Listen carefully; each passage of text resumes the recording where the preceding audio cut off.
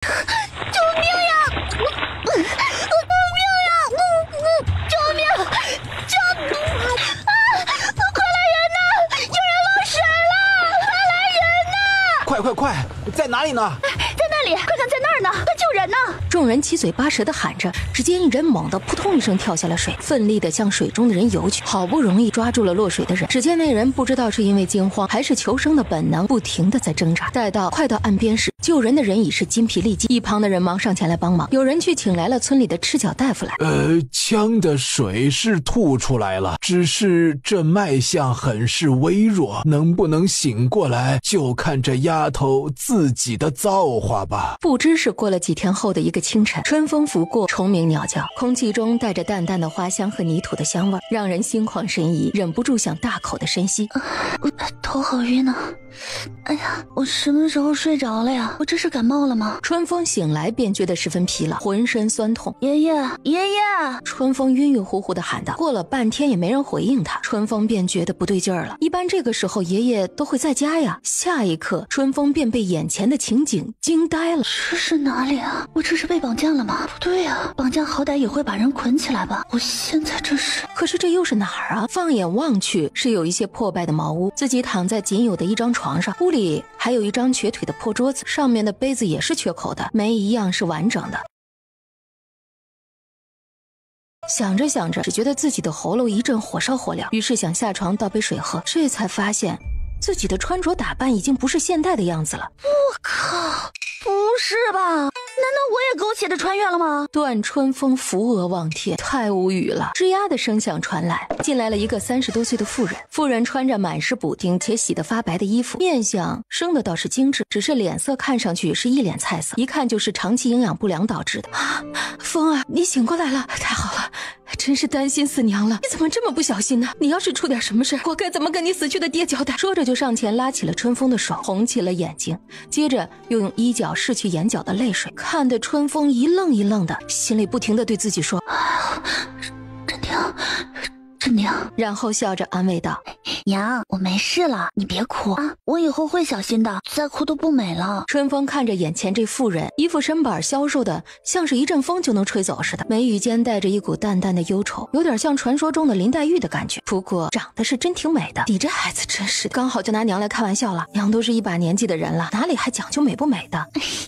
在风儿眼里啊，娘就是最美的，永远都是。也许是原主留下的感情还在，又或是因为自己从小就对母爱的渴望，嘴里不自觉的就冒出这句话来。想想自己前世3岁的时候，父母就因为车祸去世了，对于爸爸妈妈的记忆实在是太少，对于母爱的渴望也只有深埋在心里，无形中便对眼前的这个娘生出了一种亲近感。好了，我的风儿也饿了吧，昏迷的这几天也没吃什么东西，娘刚刚带着你大姐和弟弟出去挖了野菜，我这就去给你做下来。春风娘说着就起身朝厨房走去。通过原主的娘和自己身体里一些残存的记忆，春风想起来自己前几天去河边洗衣服的时候不小心掉到河里去了，好不容易被救起来，却一直昏迷不醒。大夫看了也只说听天由命，他也束手无策。本来一家人都没有抱什么希望了，却没料到今天突然就醒过来了，这也是为什么春风现在能出现在这里的原因了。前些年原主的父亲得了病，为了给父亲治病，原本就不富裕的家里更是债台高筑了。1个月前父亲过世，为了能让老父亲安然入土，母女几个人便四处下跪求人。父亲的丧事解决了，接下来的生计却成了大问题，为此原主忧心不已，这才在河边不小心踩到了青苔，摔下河去。看来当下最重要的是解决生存问题。从醒来到现在就只喝了点野菜玉米糊糊，没一点油水，肚子都饿得前胸贴后背了。娘，我出去透透气，顺便看看附近有没有可以吃的野菜。感觉身体好的差不多了，就想着出去走走，顺便勘察一下附近的地理环境，好决定接下来的行动。说着便拿着柴刀和背篓走出大门。春风所住的地方叫大河村，说是大河村，其实就是有条比小溪大点的小河从村溪旁流过。东边住的大都是大河村的村民，南面地势平坦一点，都是各家各户的耕地。北面有一座很大的山脉叫凤头山，山上的植被十分茂密，在春风看来，这几乎与现代的原始森林相似了。这里面肯定有不少野味儿，看来今晚可以吃肉了。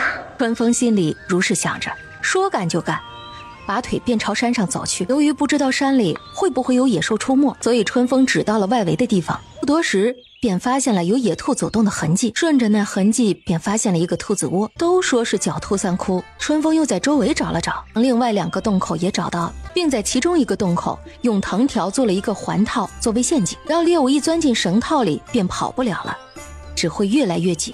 另一个洞口用自己的篓子罩住，再拿石头压住篓子，再回到最初的洞口处等候了一会儿，发现没有兔子出来，估计是在洞中睡觉。找来了一些干草在洞口烧着，浓浓的烟直往洞里头灌。不一会儿，一旁的草丛便有了动静。最后一共收获了4只兔子。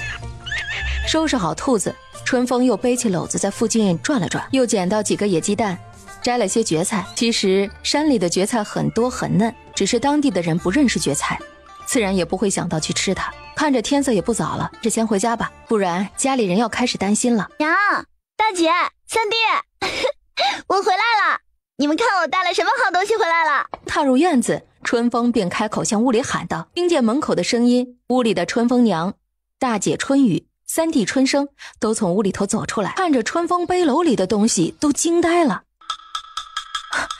娘，你看呢？娘，你看呢？是野兔哎，还有鸡蛋。这是什么？大姐春雨惊喜地叫道，手里还拿着一把蕨菜。风儿，这些都是你弄回来的吗？春风娘不可思议地看着春风。是啊，娘，今天晚上咱们吃红焖兔肉。春风笑着对娘说，你怎么能一个人进山呢？山里头野兽那么多，万一出点事可怎么好？反应过来的春风娘并没有因为有肉吃而高兴，而是着急地对春风骂道，但是手上还是拉过春风，细细地在春风身上检查起来。看着娘紧张的神情，春风心里一阵暖流划过。娘，你放心，我没去深山里呢，就是附近离田边较近的地方，白天周围都有人的，不会有危险的，你就放心吧。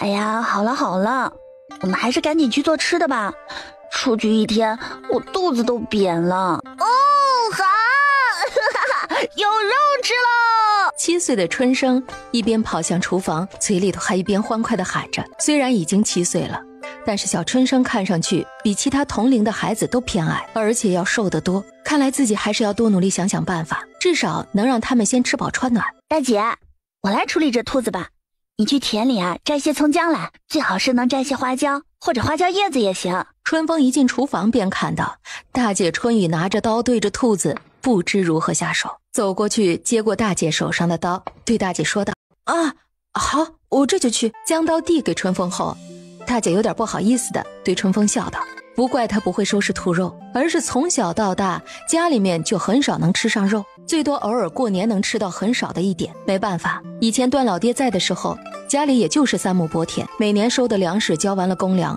剩下的也只够一家人勉强果腹，还要时不时的上山去挖野菜。之前为了给父亲治病，更是把那几亩薄田也拿去抵债了，家里头只剩下这2间茅草屋了，还真是家徒四壁呀。春风手脚麻利地收拾好兔肉，蘸成块，又拿起一大把蕨菜，准备洗了和野鸡蛋煮汤喝。这个能吃吗？风儿，这会不会有毒啊？以前可没人吃过这个。春风娘看着他手上的蕨菜，不禁疑惑道，这个呀叫蕨菜，很嫩很好吃的，身上还有很多呢，明天还可以去采摘一些回来，还可以做凉条的吃。娘，你待会儿尝尝就知道了。春风一边将洗好的蕨菜切成段，一边向他娘应道，是吗？以前怎么就没有见你说过呢？春风娘惊讶地看向自家女儿，自从这次醒过来，自家女儿好像变了很多，但是又说不出来哪里变了，是在心里自己念叨着我以前也不知道啊，就是前几天出去透风的时候，在村口碰见隔壁村的一位大爷，我见他篓子里全背着这个，就问了他老人家，这才知道的。早就知道家里人会有此一问，所以早就想好答案了。毕竟现在不是在21世纪，人们的接受能力还是比较落后的，自己要是表露出太多不寻常，只怕是要引来许多祸端，还是低调点好。娘，我和弟弟上火吧，你去屋里休息一下吧，这几天为了二妹，你都没有睡过一个安心觉。出去摘葱回来的大姐春雨对正在烧火的娘说道，是啊娘，你快去歇歇吧，这里有我们呢。春风也知道最近娘一直都很疲累，也开口劝道：那好吧，就让你们姐几个忙吧，我也去歇一会儿。说罢转身回屋里去了。二妹，你真是越来越能耐了，居然都能抓着野兔了，我怎么就不行呢？嗨。坐在灶堂口的大姐春雨感叹道，要是自己也能抓到野鸡野兔什么的，就可以有肉吃了，想想都要流口水。大姐，你要是想吃啊，我以后每天抓回来就是了。再说了，咱家现在这样的情况，我也准备去山里多打些野味回来，拿到镇上卖了钱，好换些米粮回来，不然这冬天可不知道怎么过了。记得父亲生病的时候，虽然家里的日子也是过得紧巴巴的，但是至少有点田地，好歹冬天还有点玉米野菜糊糊，能熬过一个冬天，不至于饿死。可是今年这情况显然不乐观。自从爹死了之后，村里和族里给他们家里借过钱的人都怕他们还不上，于是跑到家里头把所有值钱的不值钱的只要能用的都搬走了。如果不是家里的锅破了一个缺口，床缺了一条腿，只怕现在连做饭睡觉的地方都没有。自家的大伯二伯连那几亩田契都没放过，所以现在村里自然也不会有人再借粮给他们家了，所以必须尽快想办法解决口粮的问题。是啊，今年冬天怕是难过了。可是二妹，你一个人进山也太危险了，万一出点事可怎么办？大姐春雨有些担心地看着春风。你放心，我自有分寸的，也不会去到深山，只是在外面离家较近的地方，万一有什么危险，只要叫一声，村里人就知道了，怕什么呢？春风淡笑着对大姐说道，以后我还要咱们家天天都有肉吃呢。真的，以后天天都能吃肉啦。一直站在一旁不说话的三弟春生突然跳起来，两眼发光的叫道，看得春风心里充满了酸涩。这个弟弟从小就没有吃过什么肉，因为吃得太差，发育的也不好，所以平时都有点呆呆的，话也不多，总是闷闷的，平时也就在山上捡点干柴火回来，所以很容易被人忽略，因而话就更少了。所以春雨决定以后要多关注下这个弟弟。是啊，以后姐姐会让你天天吃肉，这样春生啊就会长得和别家的孩子一样高了，甚至啊比其他人更高呢。春风一脸宠溺地对春生说道，揉了揉他的小脑袋。我一定会长得比别人高的。小春生一脸兴奋的道，看着自家弟弟这副模样，春风真是不知道该说什么好，只淡笑摇头。锅已烧热，春风先将带有肥肉的兔肉放入锅里煎出油分，再将葱姜和野花椒爆香，倒入剩余的兔肉，翻炒到变色，少放点水，慢慢的焖熟。家里头一般用的都是粗盐，而且盐罐也快见底了。春风还是很怀念21世纪的各种调料的，但是就现在的环境，还是勉强撒点粗盐吧，总比吃没盐的淡水兔肉好。盖上了锅盖，不多一会儿便飘出了阵阵的肉香。小春生站在灶边，口水直流。做好兔肉，春风又做了一道蕨菜蛋汤，满满的一大陶罐，再用粗粮煮了些糊糊，这样大概够一家人好好的吃上一顿了。春生，快去洗手吃饭。大姐，你去叫娘亲起来吃饭吧。做好饭，春风一边摆饭桌，一边对着弟弟春生和大姐春雨吩咐道：哦，洗手。二姐，为啥还要洗手啊？以前都没洗过，不就是这么吃的吗？春生看着桌上的兔肉和蛋花汤，眼睛一刻也舍不得离开，嘟起了小嘴儿。洗手啊，是为了干净卫生，这样才不容易生病啊。哎呀，乖，快去吧啊！洗干净了，待会儿奖励你一个兔腿吃啊！春风发现小春生的小情绪，便眨着眼睛对春生说道。一听说可以吃到大兔腿，春生立马高兴的蹦蹦跳跳的去院子里头洗手。一家人围坐在饭桌旁，没有一个人先动筷子。很久很久没有吃过肉了，大家一时间还有点觉得不真实，生怕这是在做梦，怕自己一动筷子梦就醒了。最后还是春风看不下去了，拿起筷子给春生夹了一个兔腿，又夹了一个兔腿给了自己的娘，嘴里说道：吃啊，哎呀，快吃啊！大姐娘，你们怎么都不吃啊？这么多兔肉，今天咱们就好好的吃一顿。好，吃，都吃。二丫头，你也多吃点，你这病才好，又上山打猎，辛苦了，多吃点。春风娘嘴里说着，手上又给春风夹了一块兔肉。我没事儿，娘，多吃点啊，不够的话，明天再上山去找。这马上就到冬天了，得多吃点肉，储存点热量，好过冬呢。咱们一家人啊，都太瘦了。看着骨瘦如柴的一家人，春风心里不禁慰叹。一家人高兴地吃完了饱饱的一顿，脸上都挂着满足的笑容，特别是小春生还打了个饱嗝，惹得一家人大笑。短暂的欢乐过后，一家人又坐在一起商量接下来的日子该怎么办。春风先是问了自家娘，家里的外债一共有多少，都欠着哪些人。至于自家财产就不用问了，只有4个字：家徒四壁啊。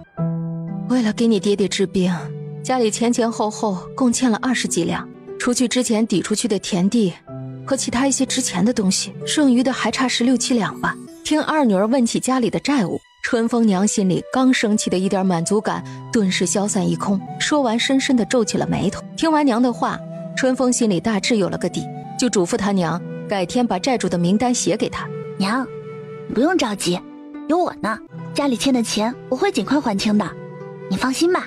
春风娘听着女儿信誓旦旦的话，皱着眉头，刚想开口说什么，却被一旁的大女儿打断。二妹，你说什么呢？这16两可不是个小数目，一个小女儿家能有什么办法？再说了，我们是一家人，怎么能让你一个人承担？大姐春雨听着二妹的话，觉得有些不大可能实现，因为在她眼里，女人就只能在家绣绣花，做做家务，相夫教子，而她的性格就是属于那种温柔贤惠的贤妻良母型。其实原主的思想也是如此，但是现在的春风可不是以前的春风，春风的前世就是活得恣意爽朗的人，不然怎么会不顾爷爷的反对报了警校，天天行侠仗义呢？大姐，你不用担心，我自有办法，你自安心。春风笑着对大姐说道，说完又赶紧催促大家去睡觉，自己也倒头睡去。日夜，春风娘在黑暗中想着这几年来的日子，又开始偷偷抹泪。二女儿说的对啊，这家子都瘦得不成样子，都是没有吃的给饿的呀，都是自己没用，让自己的儿女也跟着受苦。不过春风娘从不后悔嫁给春风爹，想想春风爹在的时候，日子过得虽清苦，但却是他一生中最快乐的日子。只要有他在，就从不会让他受一点苦。嫁给他15年，从没下地干过活，就连家里的饭都没做过。不是春风娘懒，而是段廷玉从不让他做。他总说他跟着他受苦了，从那个大宅院里走出来，跟他住这茅屋，委屈了他，是要今生倾尽全力守护他，不让他吃苦。原本段廷玉也是秀才出身，很有才华，后来遇上春风娘何婉清，两人相遇相知，再到相爱，却被春风娘的家人知道，要求他们断绝来往，并且给春风娘另许了人家。原因很简单，何家是京城大户，而段廷义只是个穷酸秀才。春风娘苦苦哀求父亲，结果却被软禁待嫁，最后在出嫁的前一天，在奶娘的帮助下逃了出来。由于春风娘的出逃，让何家颜面尽失，何父便狠心与春风娘断绝了关系。后面又在何家人的打击下，段廷玉前途无望，只得带着春风娘到乡下种田来。由于春风爹爹对于春风娘的爱护，让村里很多女人极度的眼红，所以时常会有人在春风娘面前说酸话。春风爹在的时候还好点，春风爹爹死后就更甚了。所以春风娘越发觉得是自己没用，才让春风爹爹累得得病早死，就越是内疚，经常一个人抹泪。当然这些都是春风不知道的。再说春风这边，累了一天的春风真是沾着枕头就睡着了。睡得正香的春风翻了个身，便看见爷爷一个人十分颓废地坐在书房，看着春风的照片，嘴里头还在絮絮叨叨地说了些什么。春风很仔细地听，还是听不清楚。于是春风走近了一些，听着爷爷口里说道：风儿，你去了哪里呀？怎么不跟爷爷说一声呢？其实不是爷爷要逼你学医，实在是你本就是个学医的天才呀。从小你看医书就可以一目十行，而且记忆力很好，许多复杂的方子都能看得懂。本来想着在你这里将这几百年的精髓发扬光大的，想不到啊。原来前世的春风本来是被爷爷逼着在书房看医书的，结果不知怎么的，灵魂出窍穿到了现在的地方。第二天爷爷发现春风怎么也叫不醒，这才发现春风已经死了，但是春风的身体却还是正常的温度。医生检查后确定了春风已经死了，可是春风爷爷一直不相信，因为春风的身体一直都是正常的体温，而且过了好几天了都没有出现腐烂的现象，只是心脏停止了跳动。但这些现在的春风是不会知道的。后来就出现了爷爷在书房里说的话，听到爷爷说的话，春风想起来自己确实有这样的特异功能，所以在警局里破案时比别人效率高，案子也破得最多，人称小神探。原来爷爷真的很希望自己学医，离开爷爷这么久，他老人家还好吗？他肯定很伤心吧，真后悔以前没能好好陪陪爷爷，现在自己这个唯一的亲人也没了，爷爷该怎么办呢？无奈自己现在好像也没有办法回去了啊！医书，对呀，在古代的时候医术好像都不怎么先进吧？唉，真后悔自己当初没有听爷爷的话，不然现在也不会这般无奈了，随便出去给人治个病也能挣点银子花花呀。唉，要是那本医书现在能在我的手上就好了。春风正想着，眼前突然变得越来越黑了，爷爷的身影越来越远。爷爷！春风突然坐起来，看了看旁边的床铺，发现这只是个梦罢了，可能是自己想爷爷了吧。此时的春风娘和大姐春雨都已经起床了，春风娘去了厨房做早饭。春风娘见春风睡得香，只想着这丫头昨天是太累了，就让她多睡会儿。大姐春雨则是带着春生上山边捡些柴火回来。冬天快到了，家里若不多备些柴火，冬天只怕得冻得要死了。原主的记忆力里，每年冬天都会下大雪，雪下的大的时候都可以盖到膝盖下面。娘，早啊！春风走到厨房，跟娘打完招呼，便打水开始洗漱。风儿，昨天累着了吧？今天在家休息吧，别上山去，家里还有2只兔子。春风娘看着自家女儿脸上有些疲倦的神色，有些心疼地说着：娘，我没事儿，以后家里还有的事情要做呢，就别那么娇气了，你放心吧。春风手里头端着脸盆，脸上带着笑说：都是娘没用啊，没办法让你们姐弟几个过得好点，害得你这个半大孩子天天为这个家操心。春风娘说着，眼睛又红了，低下头继续做手里的活。见此，春风也不知道该说什么好了。这个时代的女人想要撑起一个家太难了，特别是像春风娘这样的柔弱女子。理解了母亲心里的难过，春风也不想让娘想得太多。看着早饭也快做好了，就忙着摆桌子让准备吃饭。大姐背着一捆柴走在前面，后面跟着小春生背着一篓子的松树球。回到院子，松树球在冬天用来引火是最好的。小春生力气小，每次上山的任务就是捡些松树球。早饭吃的是炖兔肉和野菜面糊糊，因为一整天都有事情做，所以早饭要吃的有些油水，不吃饱哪有力气干活呀。吃完饭，春风觉得浑身都有力气了，也许是之前吃的太少，现在一下吃的好了。春风觉得自己这副身板力气还不算小，不说天生神力吧，100来斤的东西还是比较容易搬动的。转身回到屋里，春风正想换身衣服准备上山再去捉点野味，一摸怀里好像有什么东西，拿出来一看，是本书。哎，这不是爷爷的那本遗书吗？怎么会在这里啊？春风仔细想了想，自己刚来这里的时候身上没这本书啊，这是怎么回事？该不会是昨天晚上的梦吧？这也太匪夷所思了吧。我记得昨天晚上自己在梦中说了一句，要是那本书能在我手上就好了，然后就陷入了一片黑暗。难道真的是这样？太好了，真是天助我也。春风心里高兴坏了，毕竟这村子里不是只有春风一个人会打猎，这样一直打猎下去也不是办法呀。现在有了医书就不是问题了，自己随便上山挖点草药都是钱呢。而且凤头山那么大，看样子也没什么人进去采草药，这简直是一座宝山呢。春风如此想着，就好像眼前有座金山似的，高兴得要跳脚了。太好了！收拾好东西，背上背篓就出发。娘，我出去了，午饭不用等我了。说完不等春风娘回答，就一溜烟地跑上山去。山上，春风一边走一边注意着附近有没有什么野味活动。不多时，在一处将近1米深的草丛处发现了一只正在下蛋的野鸡。春风站在原地不动，拿出了背篓里的柴刀，瞄准了野鸡，嗖的一下，柴刀飞了过去，野鸡也倒下了。春风上前捡起野鸡，又发现还有5、6个鸡蛋呢。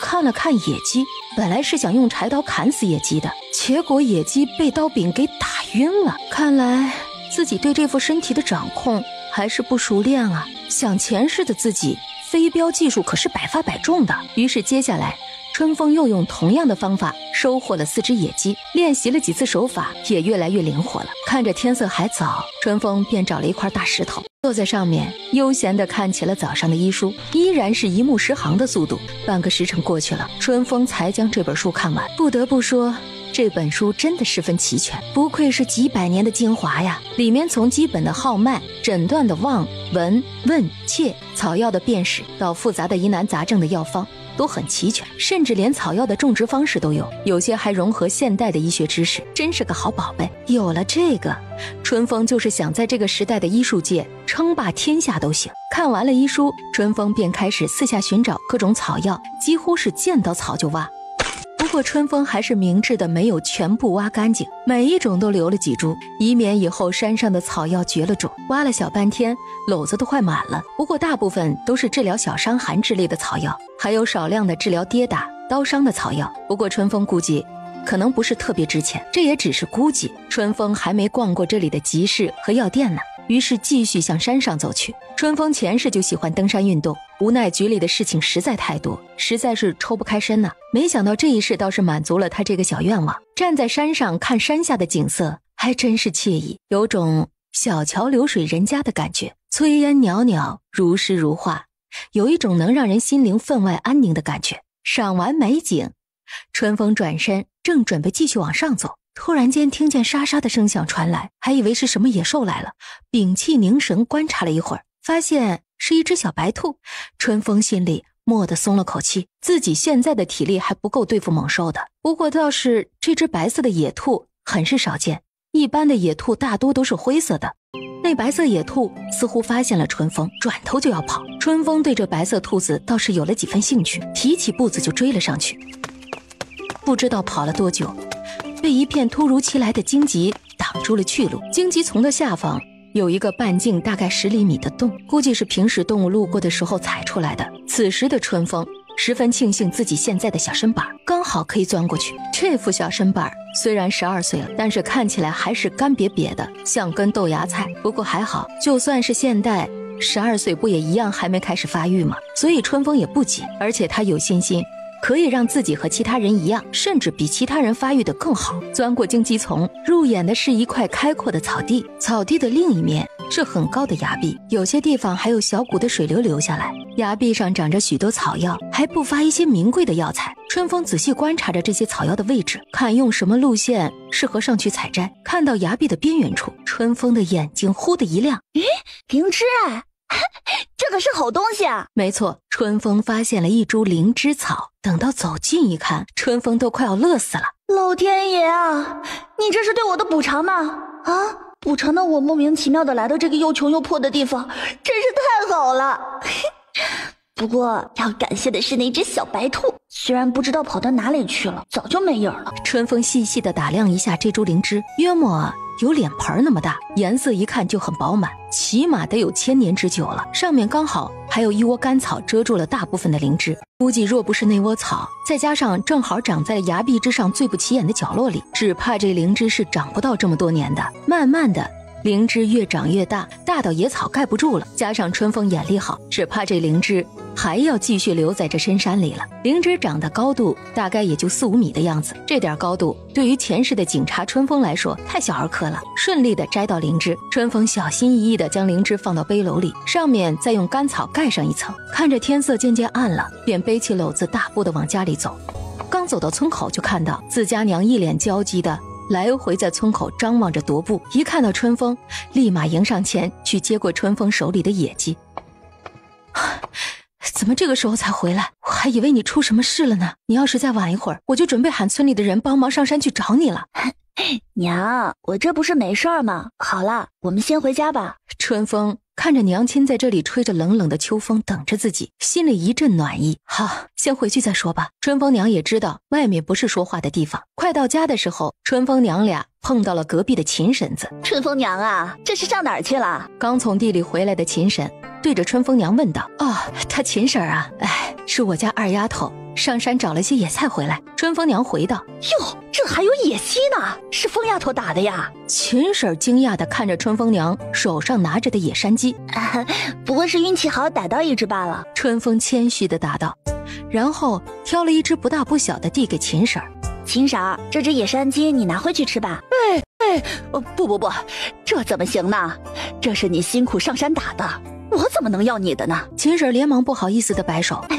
没事的，我这里还有很多呢。那这只鸡啊，你拿回去给杏花姐姐和柱子弟弟补补身子吧，就当是我谢谢您这么多年来对我们家的照顾。春风知道这几年家里头困难的吃不上饭的时候，秦婶就时常接济自己家。虽然秦婶家里也比他们家好不了多少，而且秦叔和自家爹爹的关系一直很不错，所以给一只野山鸡也是应当的。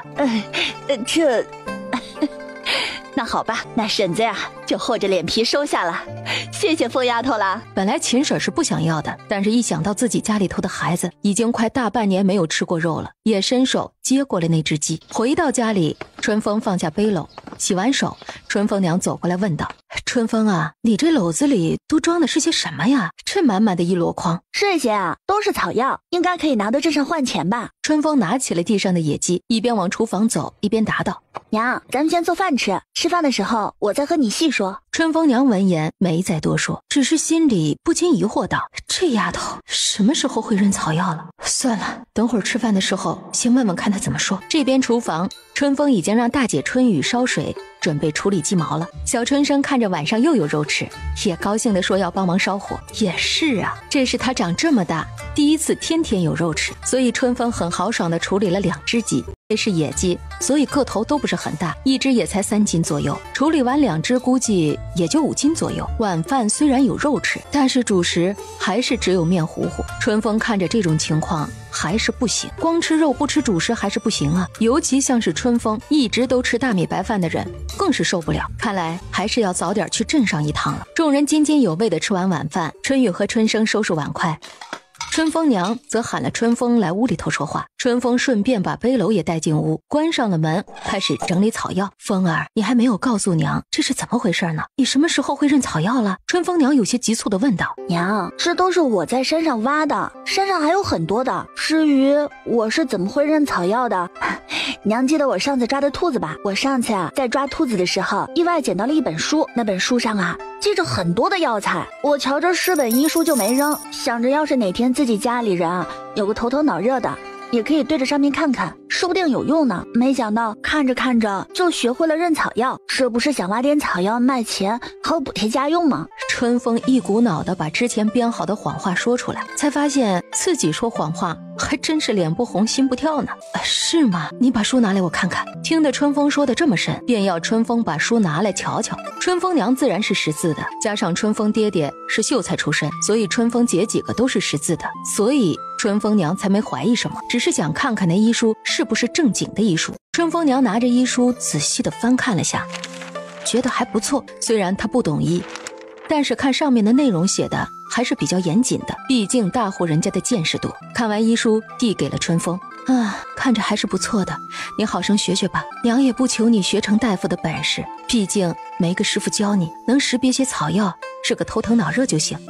娘，我会好好学的，只是这医书上的事儿您暂时不要告诉别人，一来啊这医书上的方子和东西还不知道效果如何，二来现在会医术的人呐可是很少的，若是别人知道了也跟着去挖草药，只怕这一座山也是不够挖的。春风小心翼翼地把那本医书放回怀里，又对着他娘嘱咐道，这是自然，只是这事情只怕不能长久地瞒下来。春风娘自然明白春风的意思，这个我自然是知道的，我也不是想独占了这山上的草药，只是先得把我们家里眼下的情况解决点才行。春风想了想说道，你心里有成算就好。春风娘看着这二丫头这么聪明又这么懂事，心里头又是欣慰又是酸涩，便开始帮着春风整理草药。春风大姐和春生收拾完了厨房，回屋就看见娘和春生在收拾一堆野草。娘，二妹，你们这是在干嘛呀？怎的弄回来这么多野草啊？这东西能吃吗？听着大姐的话，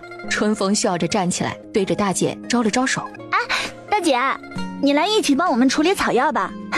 三弟也来。这是草药？二妹，你何时会认草药了？大姐春雨惊奇地看着春风，这个二妹最近是给了他们越来越多的惊喜了。先是打猎有了肉吃，现在又鼓捣出这么一大篓子草药，真是越来越让人刮目相看了。看着二妹这么能干，大姐春雨心里头想着，自己也要加油才行了，不能让二妹一个人辛苦。听着大姐的问话，春风又把对她娘的那些话说了一遍，又叮嘱她别让人知道了，又指挥着大家整理草药。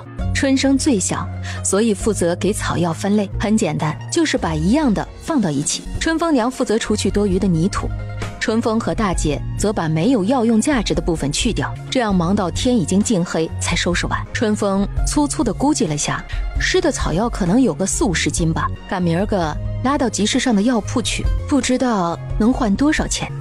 春风心里不禁歪歪起来各种美食，前世的春风可是对美食十分热爱，默默地流了会儿口水。春风问到自家娘，村里头谁家有牛车？正好明天是赶集日，据说这里离集市可是有3个时辰的路程呢，这还是有牛车的时间。春风不敢想象，就自己现在的身板，得徒步走到什么时候去？所以首先要解决的是交通工具的问题。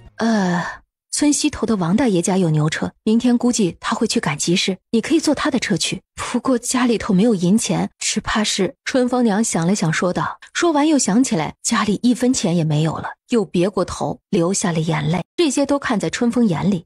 没事的娘，我自有办法，不用担心。我保证啊，明天王大爷高高兴兴地拉我去镇上。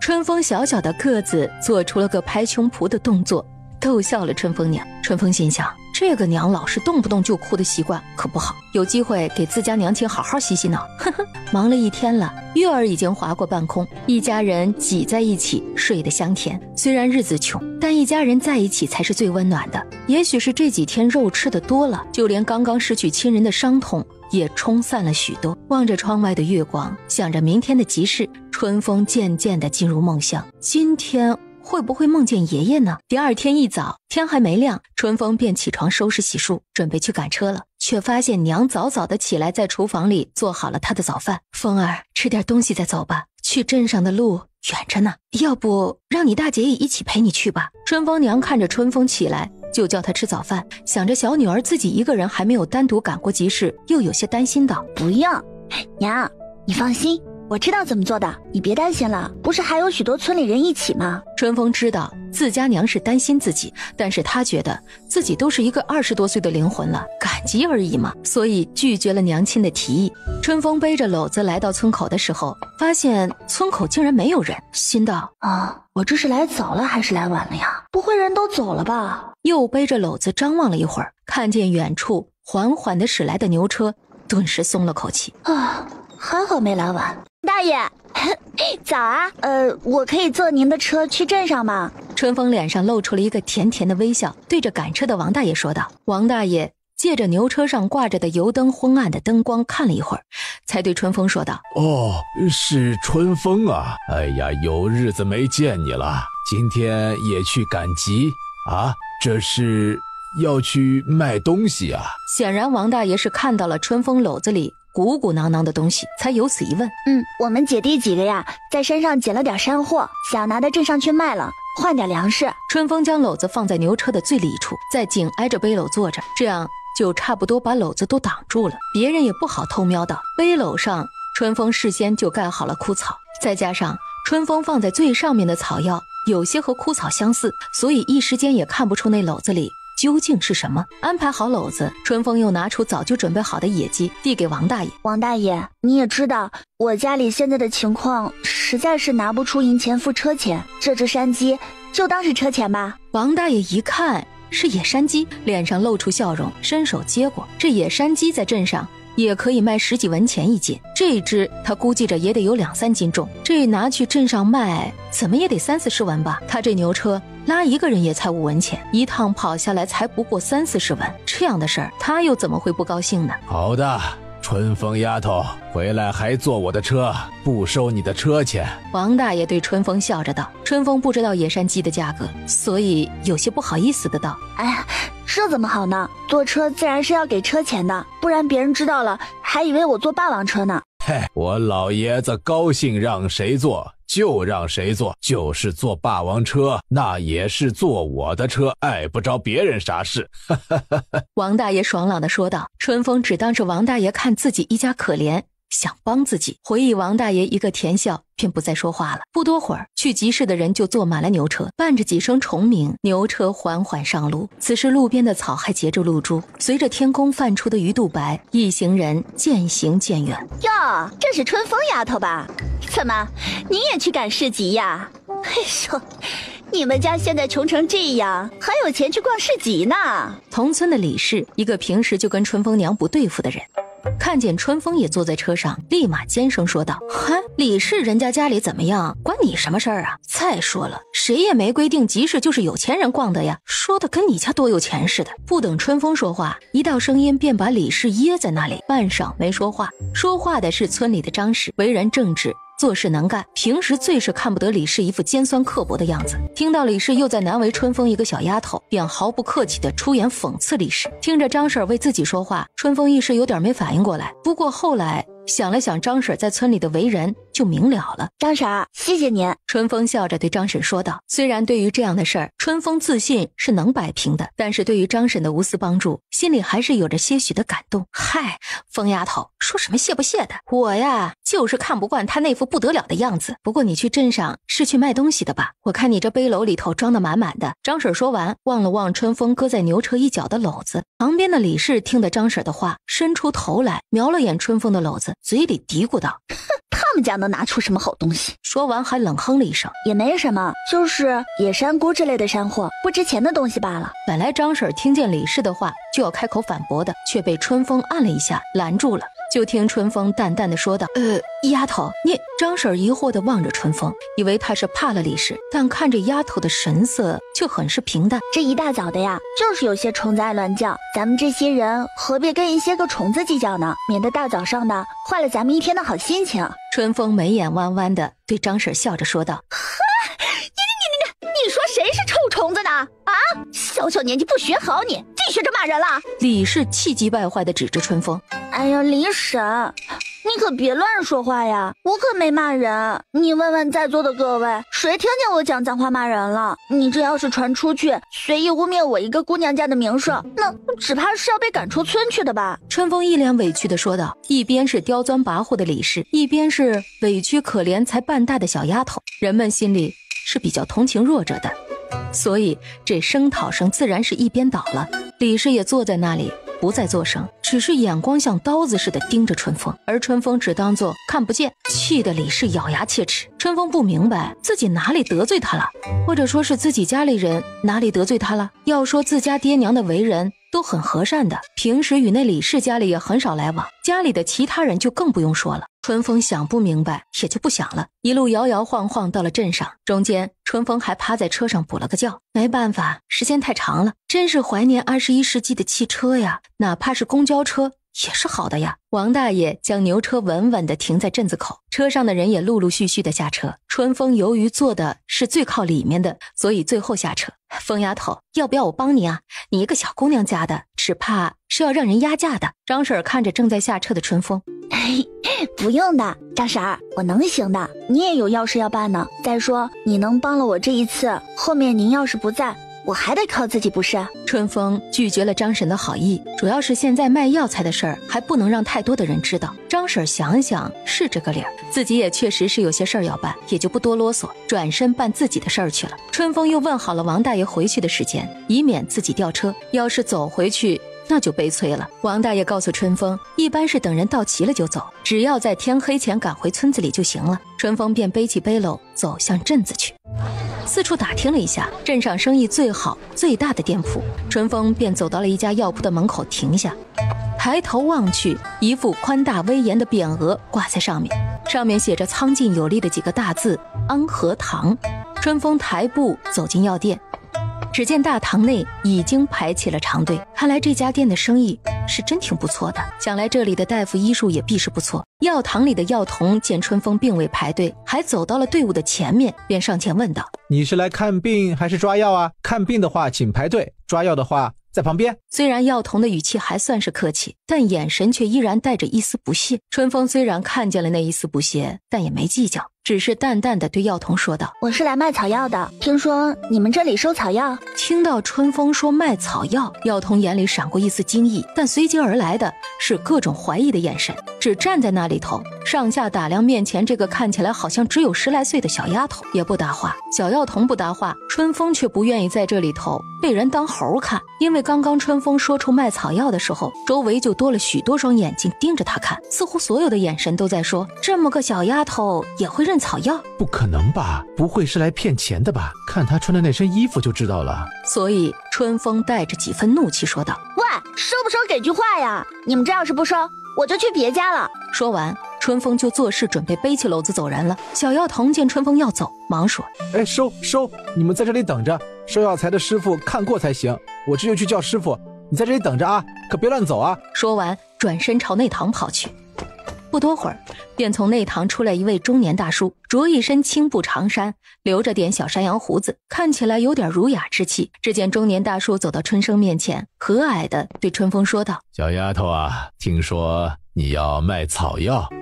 是的，这里有些治疗伤寒和跌打刀伤的草药。春风冷静地答道：哦，小姑娘还懂得药理呀，将你的草药拿到后院来看看吧。中年大叔有点惊喜地对春风说，说完转身朝后院走去。因为大堂内排队看病的人实在是太多了，光线也不好，没办法好好看，而且谈价格也不方便，毕竟收购的价格与卖出去的价格还是有些差异的。本来看病的人也都是些不是很富裕的百姓，这要是知道太多，于药店也没什么好处。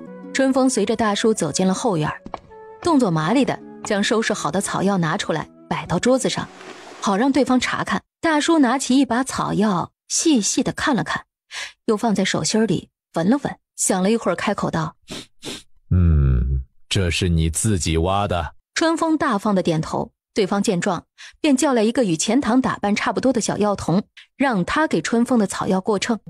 中年大叔吩咐好药童：刚听说你还懂得药理，不知道你对药理懂得多少呀？只是爹爹在世的时候学了一些皮毛，会认些草药罢了，别的倒不是特别的了解。春风也不好多说，只说是自己跟着死去的爹爹学的。对于不太熟悉的人，还是不能够表露太多。都说匹夫无罪，怀璧其罪，自己还不想惹祸上身呢。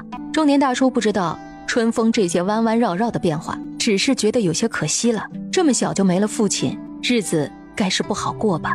这个时代的医女是很少的，但是有些大户人家的夫人，有时候的病症对于这些大老爷们儿是难以启齿的。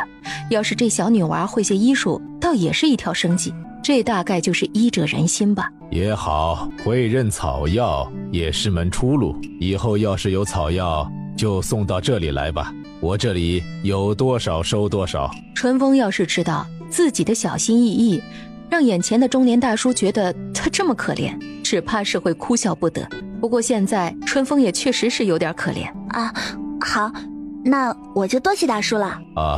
我姓袁，是这里的掌柜，就叫我袁叔吧。袁掌柜淡淡的笑道。不一会儿，称完药材的药童手里头拿着一张单子和一把巴掌大的小算盘走过来。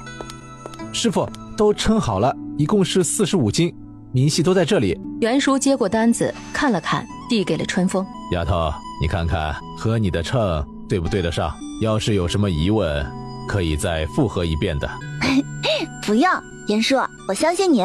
春风看到单子上面每样药材名称后面都写上了斤数和价格，不得不说这价格还真是可观，就是最简单的板蓝根也有20几文钱一斤，还是湿的呢。看来挖药材的路子是正确的呀。这些药材比别的质量都要上乘一些，每斤加5文钱吧。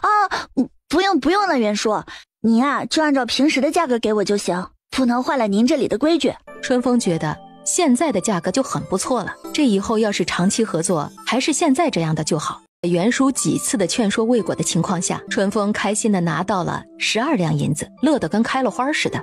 12两哎，呵呵，有钱的感觉真好。临走的时候，春风又问了下袁叔关于灵芝的价格。袁叔听说有灵芝，眼睛都亮了，道怎么不早说呢？但是春风却说只是打听一下价格。袁叔一下又泄了气，但是还是耐心的告诉春风，灵芝是要看年份来定的，他这里的药铺只收得起100年左右的，若是100年以上的，得去县城的安和堂。你若是去县城的安和堂，就说是我让你去的，那里的人都跟我熟识，也不会为难你。不知怎的，袁叔觉得春风这么问，那就肯定是有那样东西。好了，有机会我会去看看的。春风微笑着点头，便背起空的篓子准备走。严叔再见。春风走出了安和堂大门，便朝卖粮食的街道走去，一路快步的来到一家惠民粮店。姑娘，想买点什么样的？大米还是白面？我这里大米白面都是当季的，可香了，包您满意。春风看了看老板手中的大米，想着自己终于可以吃上白米饭了。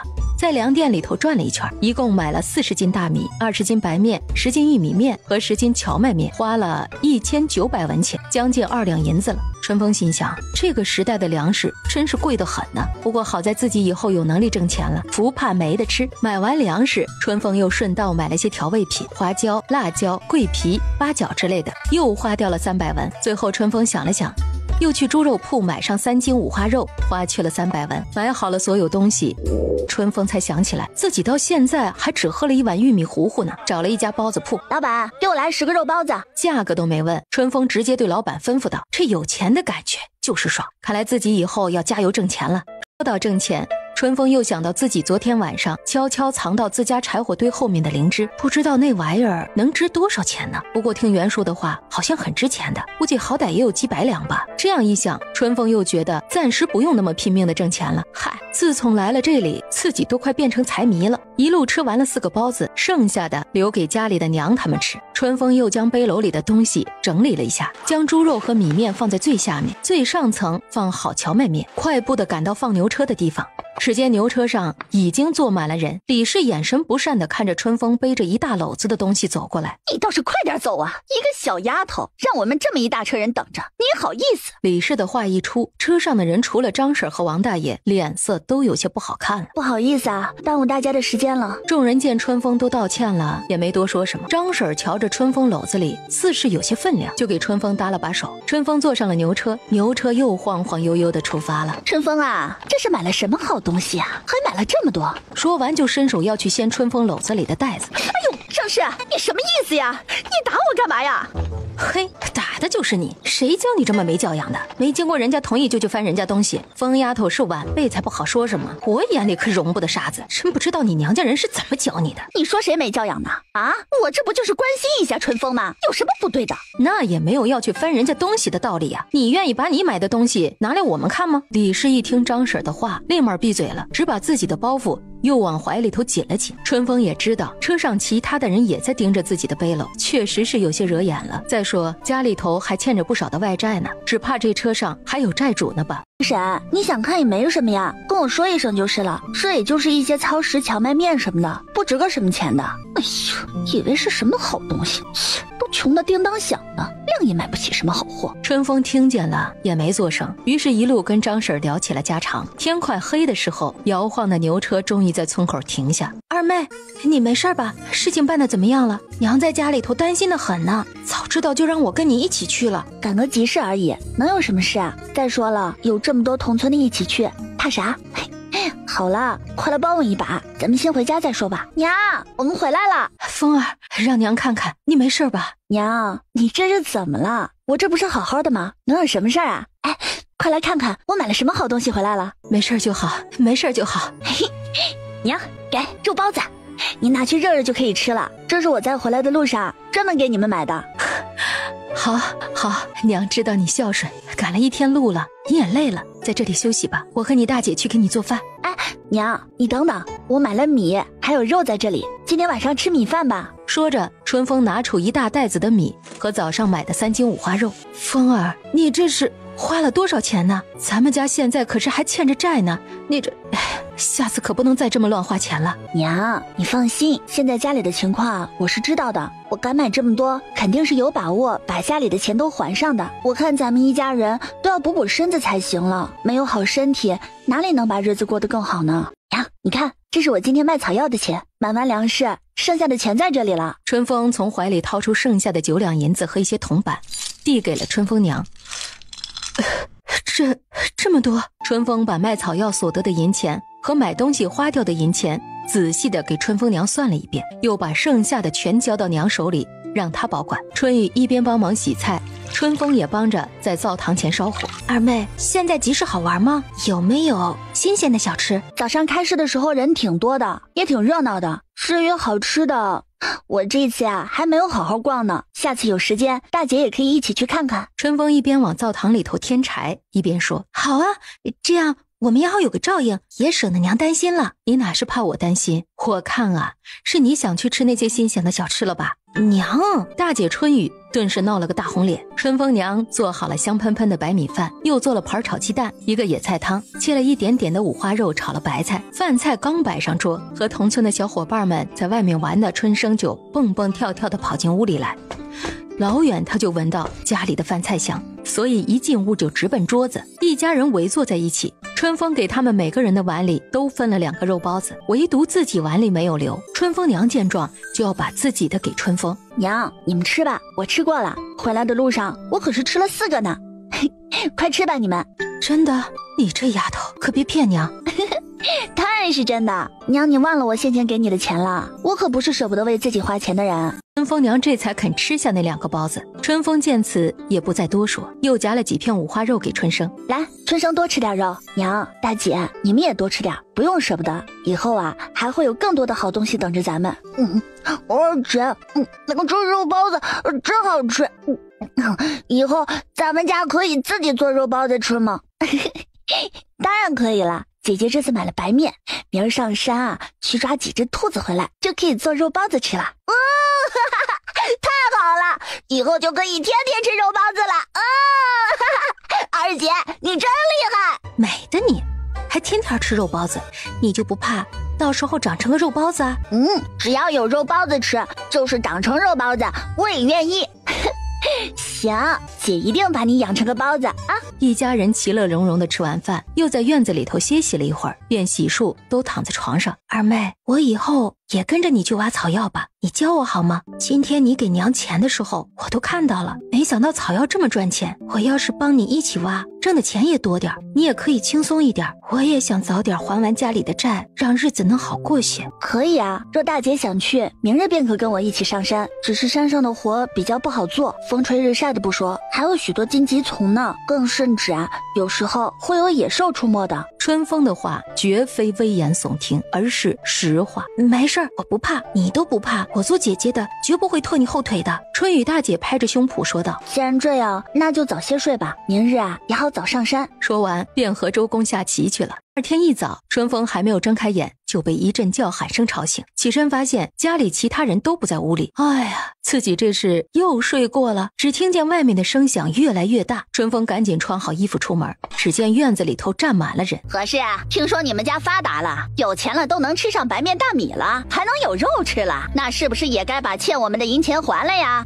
我们当初也是看着你们一家可怜，段老三病得重，又有几个孩子等着吃喝，这才借钱给你的。可你现在也不能只顾着自己闷头吃好的，不管我们吧，我们呢也不是什么有钱人家，家里的人也等着吃饭呢。是啊，怎么能这么自私呢？看着我们是好欺负的怎么的，还不还钱，只顾自己吃好吃的，怎么能如此没良心？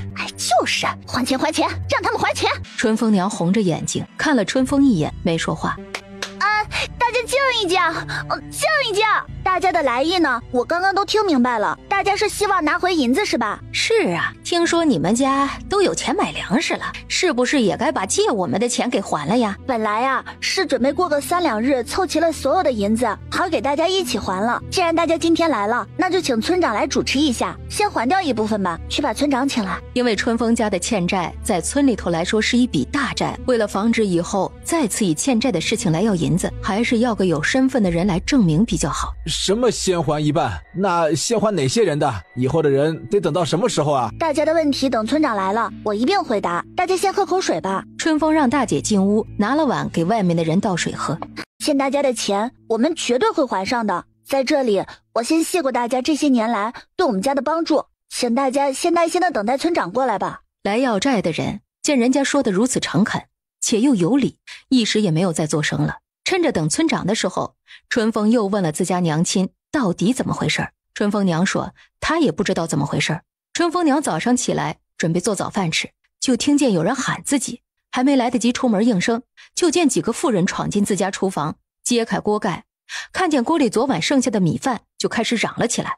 了解了事情的始末，春风凭着自己前世的警察直觉，觉得事情不是表面那么简单，管他什么鬼，先随机应变吧。大约1刻钟时间，何事？这是怎么回事啊？这里怎么这么多人？村长，这事儿还是让二丫头来说吧。春风娘不善言辞，之前春风就和她说好了，这事儿由她来处理。村长听何氏这么说，转头对春风道：哦，春风丫头，你来说说看。村长，是这样的，这些年呢，我爹爹为了治病借了同村的叔伯婶子不少钱，现在啊，我想把钱还掉一部分，所以想请您做个见证。哦，这事儿啊，这自然是没问题的。你这里可有所欠钱款的明细啊？啊，有的，村长，我这就去拿来给您。因为一家人一直记着这些债，所以明细数额一直都保存得很好。春风转身去拿明细单子。你们都各自把自己手上的借据拿出来吧。村长，这就是明细单子了，这都是按照借钱的时间记载的，就按照这上面的时间来吧。春风将名字单子递给了村长。娘，你去将家里的银子都拿出来吧。众人一听，春风家里真的有钱了，心里头都有些惊讶，同时又开始庆幸自己今天算是来对了。好，那咱们就按照这上面的顺序来吧。第一个赵大年，你的是300个铜板，加上3年的利息是……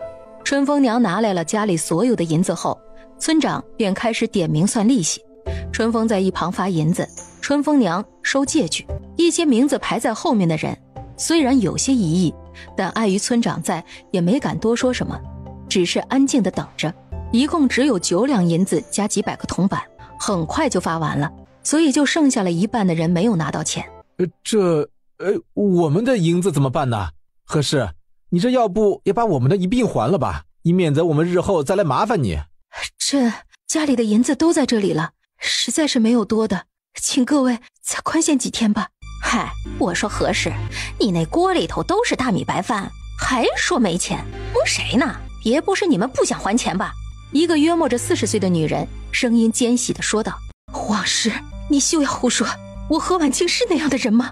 我要是不想还钱，那今日又何必这般？王婶，你放心，欠大家的钱啊，我段春风一定会如数还给大家，一分一厘也不会少。请大家给我3日时间，3日之后，请大家还在今天这个时辰到我这里来，到时候一定给大家还清所有的银子。春风看着王氏的那副有几分和李氏相似的嘴脸，心里头便了然了。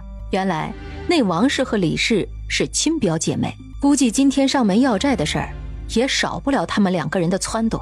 哼，那3日后你们要是拿不出银子怎么办？若3日后我拿不出银子，那便让出家里的宅子和地基，由你们处置。哎呀，疯丫头，这怎么行啊？没了这屋子和地基，你们一家子住在哪里啊？秦婶，你放心好了，我自有安排。春风，这事儿怕是不妥吧？你好歹要给自己留个安身的地方呀，要不你还是跟你娘再商量一下吧。春风转头看了他娘一眼，只见他娘皱着眉头，却没说什么。大家放心，我春风啊，说话算数，3日后一定会给大家还钱的，请大家今天先回去吧，谢谢各位叔伯婶子了。只见那王氏还想说什么，但见众人都走了，也就闭了嘴。村长，今日谢谢您了，要不留下吃了饭再走吧。不了，家里还有许多事要做，我就先回去了。说完转身向院子外面走去。村长，您等等。春风喊了一声，又快速地跑进屋里。出来的时候手里头多了个小布包，里面装的是5、6个野鸡蛋，还是前几天在山上捡的。春风把手里的小布包给村长，村长接过来一看是鸡蛋，又塞回了春风的手里。你还是留着自己吃吧，你家里的日子也不好过，3日后的事，你还是好好想想办法吧。村长，谢谢您今天能来。这几个鸡蛋呀，是给您家婶子的。听说婶子这几日不大舒服，您就把这几个野鸡蛋拿回去，给婶子补补身体吧。至于3日后的事情，我已经有办法了，您放心吧。以后的事儿啊，还得多仰仗您呢。春风也是想着要方便做事儿，还是要在村里跟有声望的人打好关系。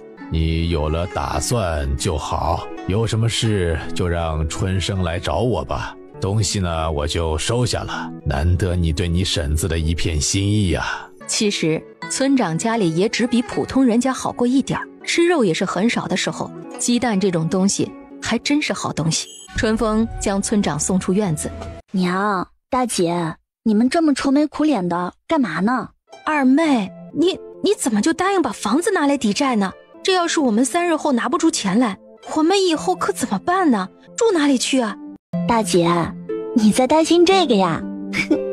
其实啊，你不用担心的。你忘了我前几天去镇上干嘛了？你就这么不相信我啊？春风一脸笑意地看着大姐。这么说，你是有办法了？大姐春雨恍然大悟。娘，你不怪我今天自作主张吧？唉，娘知道你也是没办法，怎么会生你的气呢？只要是我们一家人在一起就好，住在哪里又有什么关系呢？娘，春风软软地叫了一声。老天对他还是不错的，至少这一世给了他这么多亲人，尤其是这个这么好的娘亲。今天的事儿啊，只怕没有那么巧，估计是有人背后鼓动那些人来的。以后啊，咱们家里都要小心点了。有人鼓动？是谁啊？我们一向没得罪什么人呢。春风娘一脸吃惊又茫然的表情。娘，有些时候你不得罪别人，不代表别人就不来找你的麻烦。不过咱们也不用怕，不惹事儿就行了。想了想今天的事儿，春风心里有了数。他卖粮食的事儿就那么几个人知道，知道这件事儿又和自家关系不好的就只有李氏了。春风心里默默想到，李氏要是太过分，他肯定要让他吃苦头的。时间一晃而过，又是2天过去。2天时间，春风和春雨一直都在山上挖草药，顺便做了许多抓野兔野鸡的陷阱。人多力量大，2天下来收获倒也不小，又采了将近100斤的草药。第3天一早，春风春雨2姐妹就背着背篓坐上了牛车，赶去集市。由于没有了钱，春风只好跟王大爷说，回来的时候一起给车钱。王大爷一看春风2姐妹的背篓里头的东西，就同意了。春雨的背篓里头装的全是草药，春风的背篓则是半篓子草药，上面放着野鸡、野兔，所以王大爷也放心赊账。同村人见春风姐妹背着满满的2大篓子，眼睛里头都是羡慕。2、3个时辰后，春风一行也到集市里，下了牛车，春风就带着大姐直奔药铺而去。药铺的伙计正在卸门板准备营业，没开始营业就已经有人3、3两两的在排队了。小哥，请问袁叔在吗？你是？药童盯着春风看了会儿，有些没认出来。我是前些天来卖草药的那个小姑娘啊，还是小哥帮忙过的秤。我叫春风，还记得吗？哦，是你呀。哎，不好意思，一时没想起来。师傅在的，你跟我进来吧。又去叫了袁大夫。其实不怪那药童没认出来，估计就是袁大夫来了也不见得认得出。哈哈，春风丫头，你来了。不等春风一转头，袁大夫就呆住了。袁叔，不好意思啊，为了出门方便，不得不这般打扮。春风有些不好意思的解释。哦，原来如此啊，你倒是想得周全。不过出门在外，小心呐，总不是坏事。袁叔，这次来是有些草药要卖的，你看看成色如何？说完，把背篓的草药全部拿了出来。不错，成色很好，药香浓郁。丫头，你这是在哪里挖的？这比一般的草药的效果都要好呢。这个可能有些不方便，不过以后要是得了好的草药，我一定第一时间送到袁叔这里来。哎呦，你瞧我这老糊涂，我不是有意要打听你这草药的出处，只是对于好的东西都比较喜爱罢了。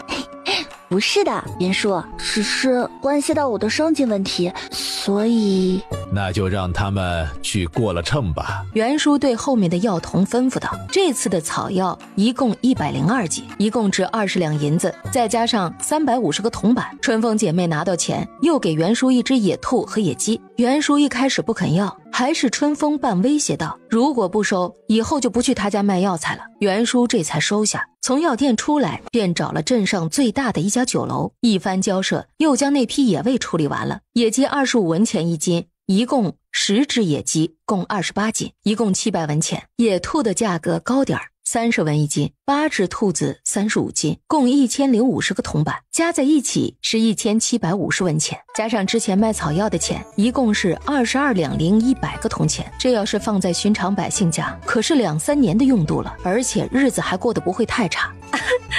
真是没想到卖个草药这么值钱，看来以后咱们的日子一定会越来越好。那是，我之前说会让咱们家越来越好，可不是光说说而已。好了，我们现在还是买点家里缺的东西吧。家里现在用的那些东西啊，实在是太破旧了，都得换新的。说完，春风拉着大姐走进杂货铺。春风选了几套碗碟、筷子，还有茶具等，又问了老板有没有棉被卖。那老板娘立马热情地带着姐妹俩来到里间的屋子。一番挑选后，春风最终选中了2床颜色素淡、棉布面料的被子。选完被子，春风又买了些调料，比如辣椒、八角之类的香料。上次买的也不多了，一趟东西选下来，春风让老板娘算了算价钱，1845个铜钱，又是将近2两银子。老板娘，你看我买了这么多东西了，你是不是得给我打个折呀？下次我也好继续来你这儿啊。小姑娘啊，我这也是小本买卖，实在赚不了你几个钱，你这实在是让我为难啊。要不这样吧，你再加几十文钱，我把这个油灯卖给你，咋样？这油灯平日里可是要卖100多文钱呢。春风想了想，家里是该添盏油灯了。春风爽快地掏钱买了那盏灯，最后花了1900个铜板买了2大背篓的东西。春风取了100多个铜板装在荷包里，其他的都包在棉被里，藏在篓子底下。上次大姐就想着小吃街里的吃食，一走进小吃街，扑面而来的是各种香味，让人忍不住食指大动。最后2姐妹走到一家面摊前，老板，来2碗牛肉面。哎，好嘞，客官您稍等。了一盏茶的功夫，老板端着2碗热腾腾的面条。您的面来了，2位请慢用。看上去清淡的很的面条，吃到嘴里却是越吃越有味儿，越吃越香。老板，结账。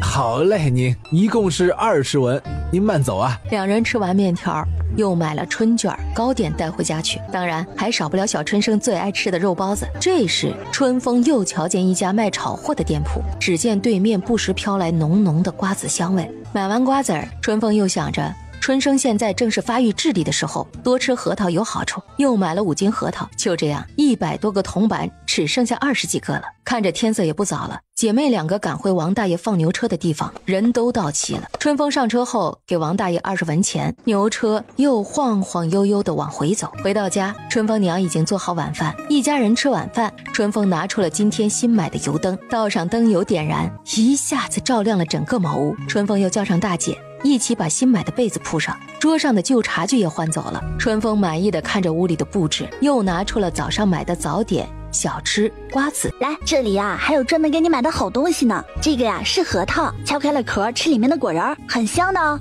这东西贵得很呢，你怎么买了这么多给他？少买些尝尝就行了。没事的，现在呀春生正在发育中，多吃点核桃会更聪明的，钱还有的挣。你这孩子啊也好，你们姐弟相亲，将来也相互照应着，一家人才是最亲的。末了，春风又将剩下的银子全部交到娘手上。对于一下子的20两银子，春风娘这回淡定多了，想着明天早上就可以把所有的欠款还清。春风娘心里一阵的轻松，又把银子分成2份，一份用于还债，一份存起来做家用，又给春雨、春风2姐妹一些零花钱。春风姐妹俩也高兴地把零花钱收起来。虽然春风自己有能力挣钱，但是娘给的是不一样的，那是一种宠爱吧。春风就着油灯的光线，又拿出了那本医书来，细细地看了起来。在书的最后一页，有一个人体经脉穴位的视图，前面的诊脉、药性、药方都看得差不多了，现在就差穴位和经脉方面的知识了。看了看时间，大概是现代时间的9点多了。春风娘催着孩子赶紧睡觉，睡太晚会没有精神。第二天一早，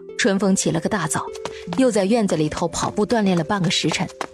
其他人才起来，也许是最近一段时间吃得好，运动量也大了，所以春风的力气和身体的灵活度都提升了不少。春风刚刚锻炼完，就有三三两两的人往他家院子的方向走来。是的，今天是剩下的债主来拿钱的时间了，一大群人涌到院子里来。哎，何氏啊，钱都准备好了吗？你要是拿不出钱来，我们可得叫村长收了你们家的院子地基了呀。王婶儿，你急什么呢？是我们还没说拿不出钱呢，你就想收了我们的院子呀？你就这么想把我们娘几个赶出去啊？哼，谅你们家也拿不出什么银钱的，谁不知道？给你爹治病，那你们家连那几亩地都卖光了，难不成你能去偷来？等村长来了再说吧。有些人你跟他耍嘴皮子功夫是没用的，得用实际行动打脸才有意思。不一会儿，村长穿着长衫走了进来。村长您来了，请坐。村长，您看这何氏家里头也拿不出银子来，这院子您看是怎么个分法？要不还是您帮着卖了吧。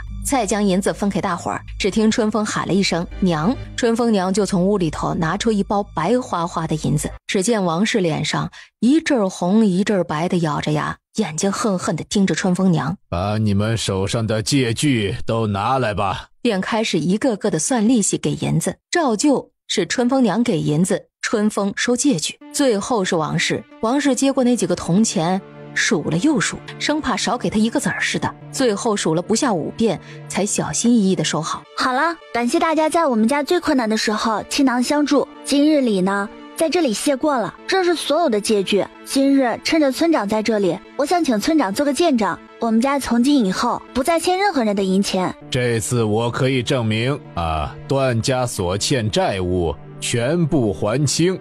村长啊，您不觉得有蹊跷吗？他们家穷成这样，这些钱是哪里来的？一下子还还了这么多，加上利息都快20两了。是啊，哎，怎么就突然有这么多钱了？不会是正在外面做了什么不法的勾当吧？不对吧？他们家可都是女子啊，剩下的就是一个盲孩了，能做什么坏事？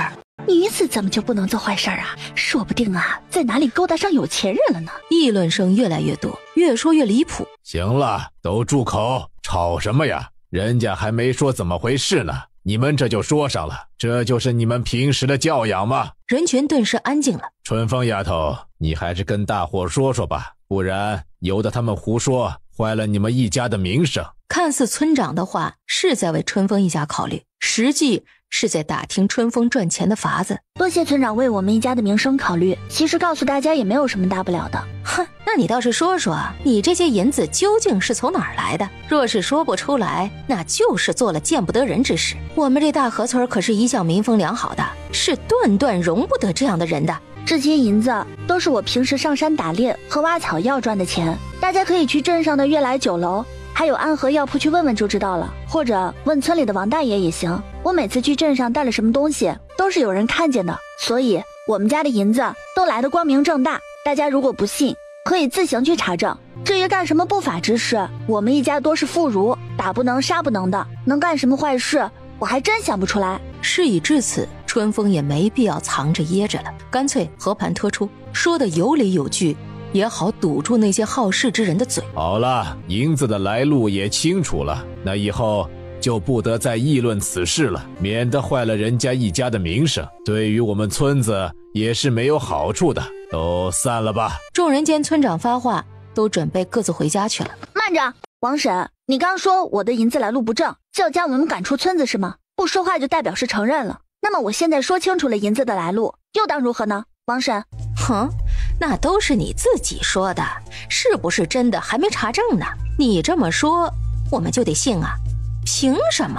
那好啊，那就麻烦村长派个人去王大爷家问个清楚吧。现在是春风自己提出来的，当下就派人去问了。村长，如果我说的是实话，那王氏这一般几次3分的诋毁我们家的名声，该如何处理呢？村长没想到春风会直接问自己怎么处理，春风这是想拿王氏立威呢。那你看怎么处理好呢？这事儿可是事关我们一家的名誉问题，我和大姐都是未出阁的姑娘，还有弟弟将来是要读书考取功名的，这要是被人冤枉坏了名声，可就是毁了一辈子了。不过念在王婶和我们是同村，又在我们家有难的时候帮过我们，那就要王婶赔个1两银子意思一下吧。哼，不让你出点血，还真当本姑娘一家是泥捏的吧？这次要是放过你，以后还不骑到我们头上拉屎了？哼，去调查的人还没回来呢，怎么就能证明你说的不是谎话？还赔1两银子呢？你怎么不去抢呢？你想的倒是美。这调查的人一会儿就回来了，一问便知真假。再说了，我们姐弟3人的名声在您的眼里连1两银子都不值吗？不一会儿，村长派出去的人回来了。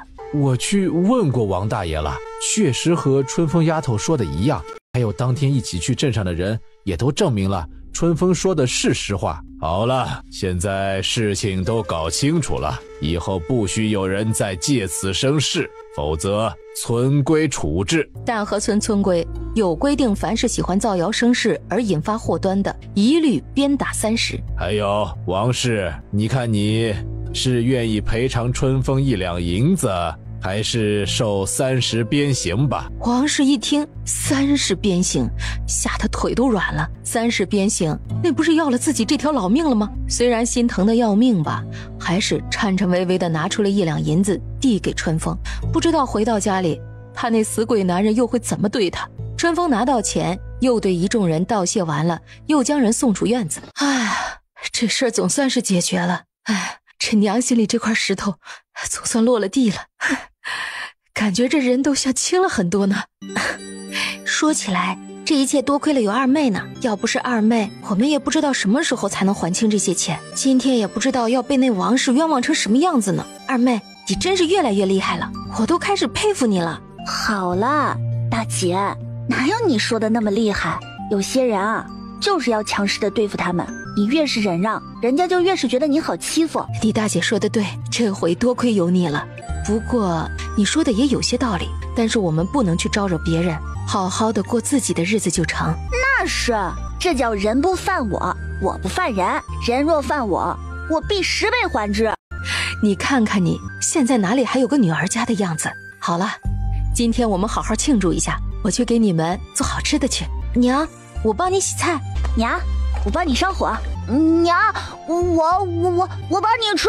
走在最后的春生想了半天，憋出这么一句话来，逗得大家笑作一团。另一边的王氏家里，王氏的丈夫王铁柱听说自家婆娘嘴碎惹事儿了，还赔了1两银子出去。回到家里，揪着王氏的衣领就是一顿大耳刮子抽。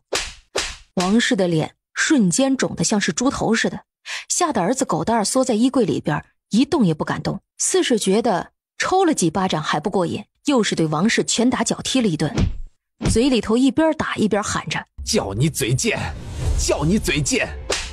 最后还是王氏跪着求他别打了，说是再也不敢了，让他看在儿子的面上饶过他。时间一晃又是1个月，天气变得越来越冷。这1个月来，春风带着大姐春雨上山挖了不少的草药，晒了满满的一院子，只等着抽空就去镇上卖了。至于之前的那株灵芝，早已经被春风经过处理，好好的保存了起来。也不知家里的这批药材能卖多少钱。山上的药材大部分都被春风他们挖了回来，剩下的就只有去深山里头了。可是深山里的危险是不可预知的，经常会有野兽出没，而且太过茂密的丛林会比较容易迷失方向，所以接下来的日子只怕是不能进山采药去了。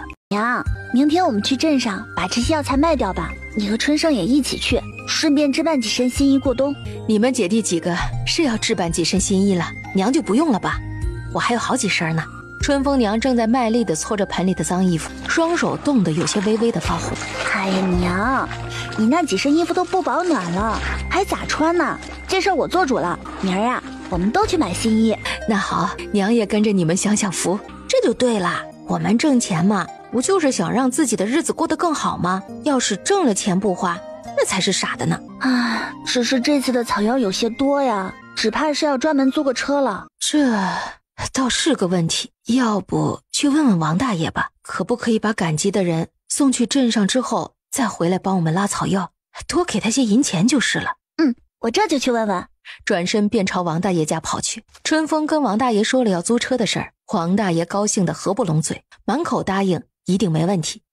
春风谈妥了车子的事情，就回家招呼二姐收拾草药装袋。第二天一大早，许是因为春风给的钱多，王大爷连赶车都赶得比平时快，硬是2个时辰就赶到了，直接把春风他们送到了安和药铺的大门口才停下。这回的草药不比之前草药有很多名贵的药材，大多是一些治疗平时最常见的疾病的，所以价格也不是特别高，满满的一大车才卖了50两银子。不过春风对于这个价格已经非常满意了。我们去前面那家成衣店看看吧。卖完草药，春风又拖着娘带着一家人去了成衣店。大姐春雨看着店铺里摆着各式各样的精美衣裙，一时之间有些不敢相信，伸手抚摸着这些做工精致、颜色亮丽的布料，爱不释手。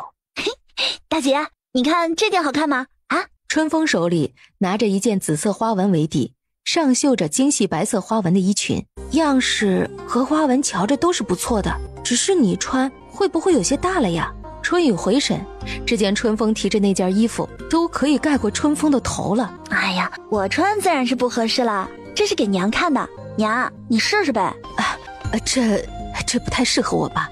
这颜色也太艳丽了，还是不要了吧，选些素净点的颜色。哎呀娘，你也才30岁不到，年轻着呢，这颜色呀很适合你，而且你皮肤白，穿紫色最好看了，你就试一下吧。是啊，我瞧着这件衣服也挺不错的，娘你就试一试呗，若不合适咱们就不要了。那好吧，我就去试试看。大姐春雨又挑了一件粉色的襦裙，配了淡蓝色的夹袄，一套鹅黄色的衣裙，这2个颜色衬得春雨的肤色嫩嫩的，肤白胜雪，五官精细，只怕许多大户人家的小姐也是比不上的。不一会儿，春风娘就试好衣服走了出来，只见一身淡紫色的衣裙衬得春风娘肤白胜雪，精致的腰丰显得纤腰细细，似是不足以握。整件衣服显得人端庄大气，明艳动人，看上去显得春风娘像是20出头的人，不同于大姐春雨，有一种成熟的美感在里面。老板，这件衣服要了。你这孩子，娘还没看好呢，你这嘴啊怎么那么快呢？不用看了，这件衣服啊正好合适，相信我的眼光绝对不会出错的。哎，娘，你再看看别的还有没有喜欢的，我也去试试我选的衣服。春风拿着手里的衣服快速地闪进试衣房，春风娘拿着2个女儿实在是没办法，只得笑着摇了摇头，又去挑了2件素色的衣衫，好平时做活穿，又给春生挑了几件青色的短衫，就算稍微弄脏一点也不会太明显。春风走出试衣间来，真是有些惊艳到大家了，整个人就像是画里的仙女未长成的模样，让人移不开眼睛。哇，二姐你好美啊就像是画里的仙女一样美你见过仙女吗？啊，你怎么知道仙女是什么样子呀？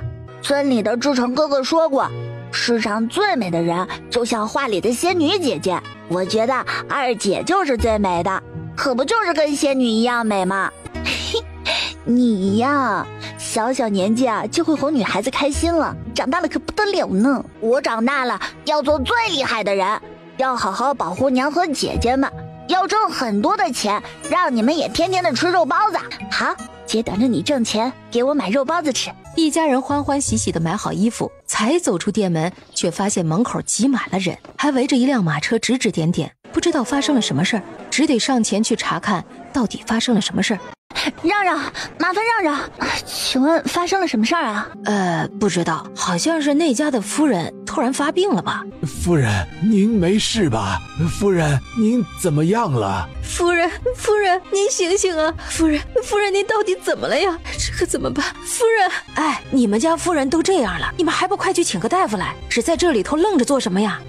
对，请大夫，绿荷，你在这里好生照看夫人，我这就去请大夫来。春风上前看了看那夫人的脸色，十分苍白，且手一直捂在心口处，看上去呼吸十分困难，突然一下子就昏了过去，吓得车里的丫鬟大叫。春风见此不再犹豫，提裙跳上马车。啊，你是什么人？你要对我家夫人做什么？快住手！不想你家夫人没命，就在一旁给我老实的待着。只见春风两手交叠放在夫人的胸口处，有节奏的不停的按压着，然后又俯身去听什么，如此不停的做了许多次，终见那夫人悠悠转醒。哎呀，夫人总算是没事了，不然自己都不知道如何交代了。不过这姑娘救人的方式还真是奇怪呀，从来没有见人如此救治的，看刚刚的架势，还真怕她把夫人给压坏了。还愣着干什么？还不扶你家夫人躺好？你给她倒点水喝。哎呀，真是累得够呛，自己现在真是佩服那些医生护士了，一天到晚的做这个心肺复苏，哪个受得了啊？自己这才几分钟就累得满头大汗的。夫人，你怎么样了？来，喝口水吧。谢姑娘相救，不知姑娘是哪里的人，叫什么？改日我好登门致谢。夫人不必如此客气，您叫我春风就行，不过是举手之劳。哎，夫人，你最近是否有胸闷或是呼吸不畅等症状呢？姑娘的医术真是高明，近日确实是时常感到胸闷、呼吸困难，原以为是太劳累了，也没有挂在心上。还好今日有姑娘相救。依我看呢，夫人这可能是心急所致，平日要少操劳，多静心，不可大喜大怒，要好好静养才是。我这里有一副方子，等会儿写给您，照着上面的药喝着调理个1年左右，差不多就能恢复了。夫人，您怎么样了？大夫来了，快给看看吧。夫伯，这是春风姑娘，刚刚是她救了我的。大夫，我看就不用了吧，我现在已经没有什么大碍。夫人，这大夫都来了，您还是看看吧，也免得人家白走一趟，不是吗？好吧。过了一会儿，大夫诊断结束，结果与春风的结果一般无二，只说要好生调养，不能操劳什么的，却无法给出可以治愈的药方。多谢姑娘救命之恩呐！今日之事多有不周之处，还请姑娘别见怪呀。老伯，您不必如此客气，这事儿我顺道看见了，就没有了不救的道理。听绿禾说，你还有可以治愈我家夫人的药方，不知可否？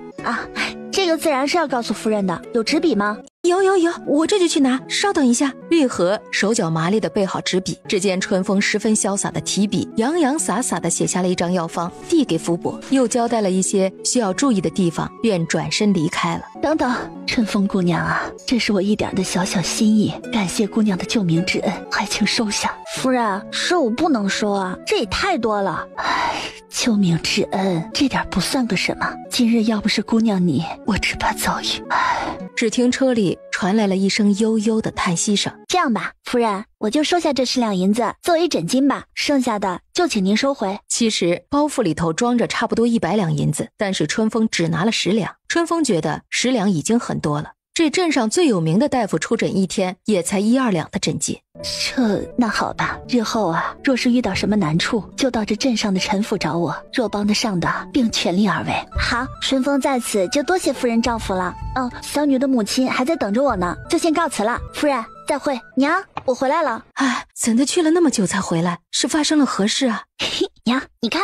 只见春风突然从手中变出一锭足有10两的大元宝，递到春风娘面前。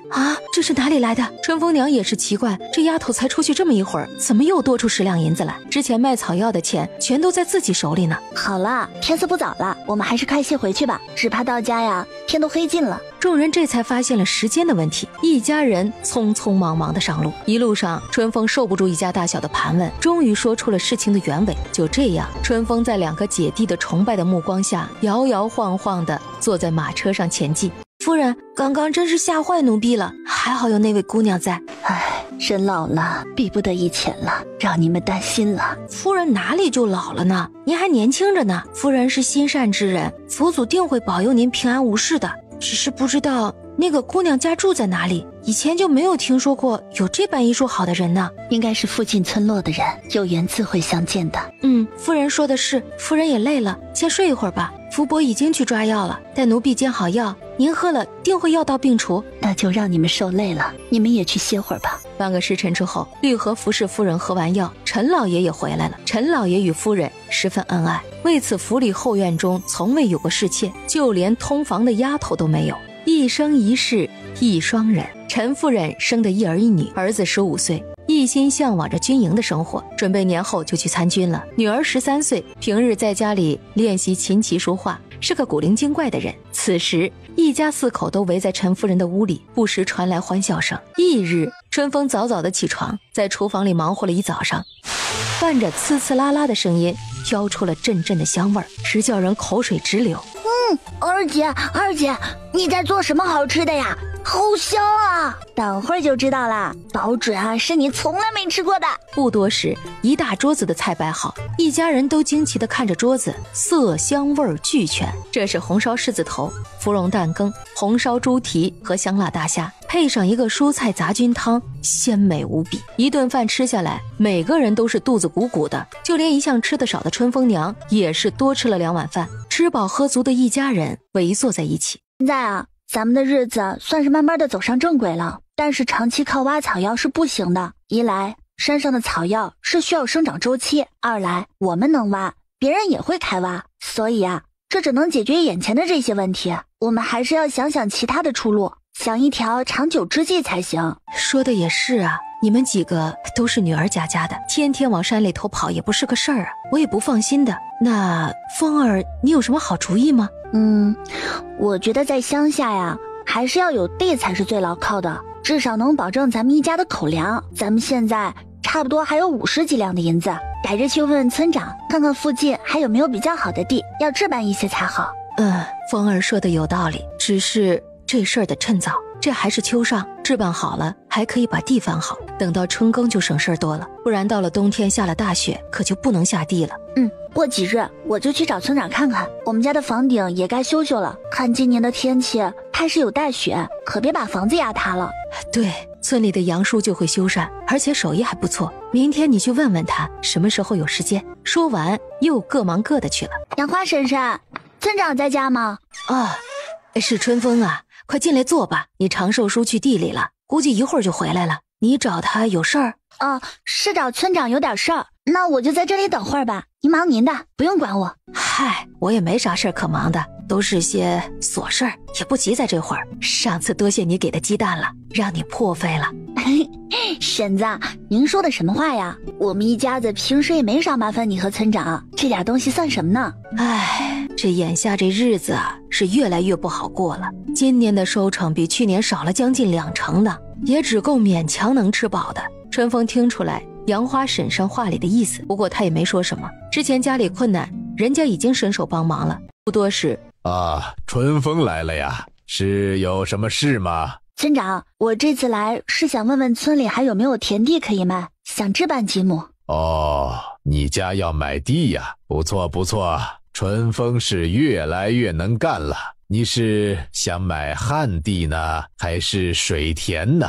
最好是都买点，我想买6亩水田，4亩旱田，麻烦村长帮我看看有没有合适的。这样啊，你等着，我这就去拿田契和账本来。说完转身进屋。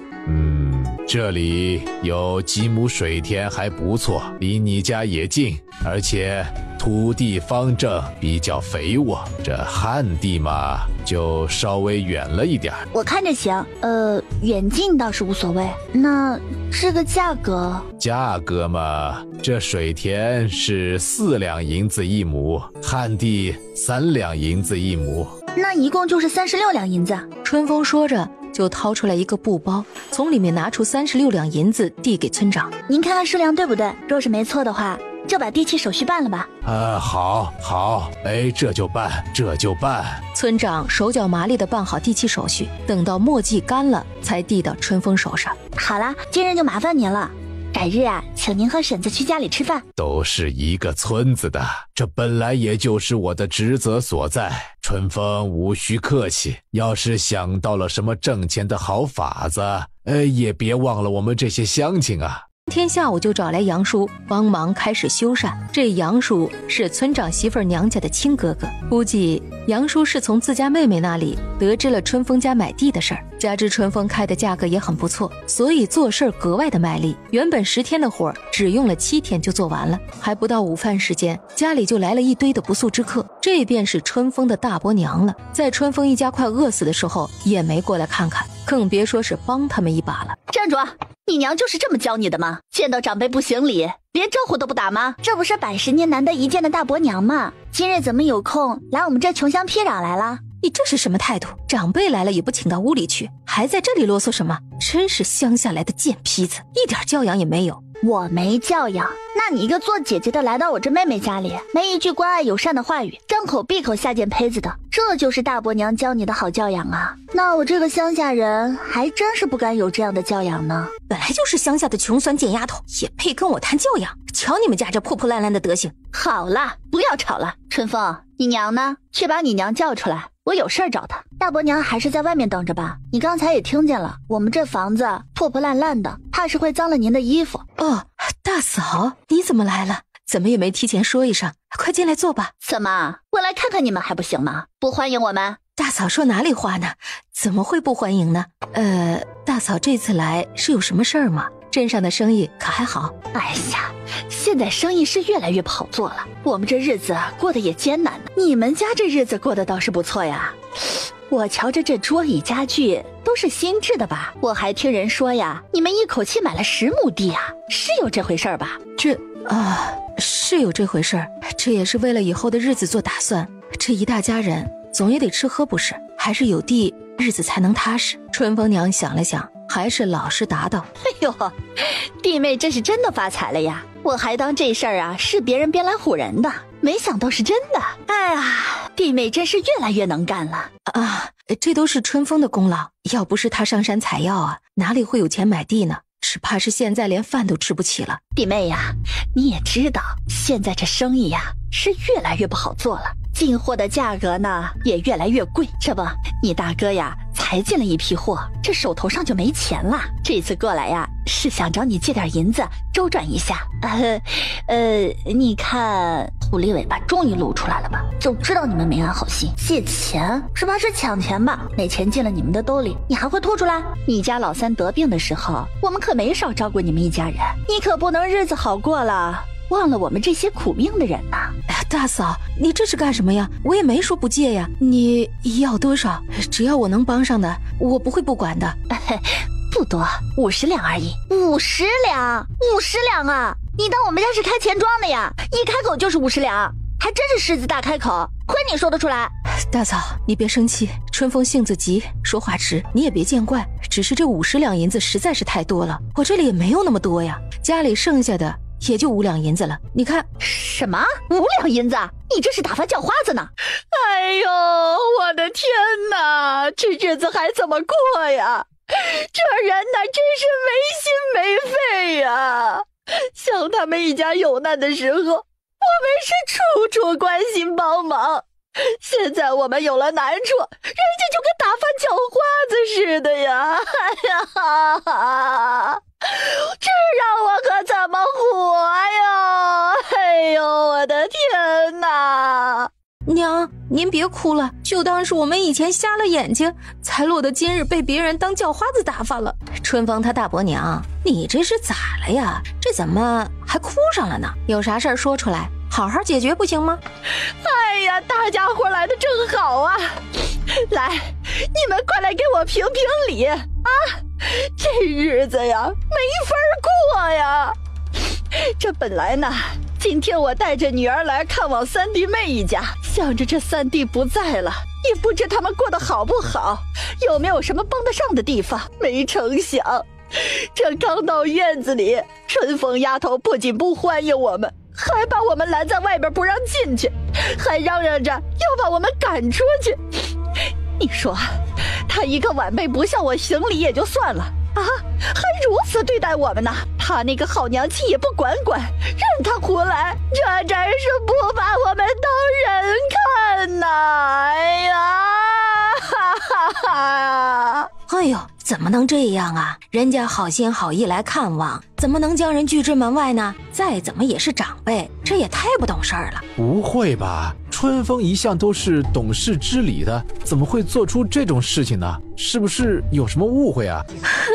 原本今日是听说三叔家卖了地，也不知道是真是假，想来确认一下，也想帮着长长眼，怕他们上当受骗了，却被他们说成是我们贪图他们的银子，还将我娘臭骂了一顿。原本近日我们家的生意确实是有些困难，想找三婶周转一下，却没想到，想当初三叔病重的时候，我娘可是把家里仅有的银子都给三叔治病了。如今轮到我们日子难过，却被人骂作叫花子，还给赶了出来。三婶儿真是好狠的心，如此忘恩负义的人，怎么配合大家这种深明大义的人同住在一个村呢？哎呀，就是啊，就是这样的人怎么配合我们一起住？该把这样的人赶出村去。对对对，真是败德丧行。看不出来啊，平时一副善良清高的样子，背地里却是这般的龌龊不堪、忘恩负义的人，还真是知人知面不知心呐。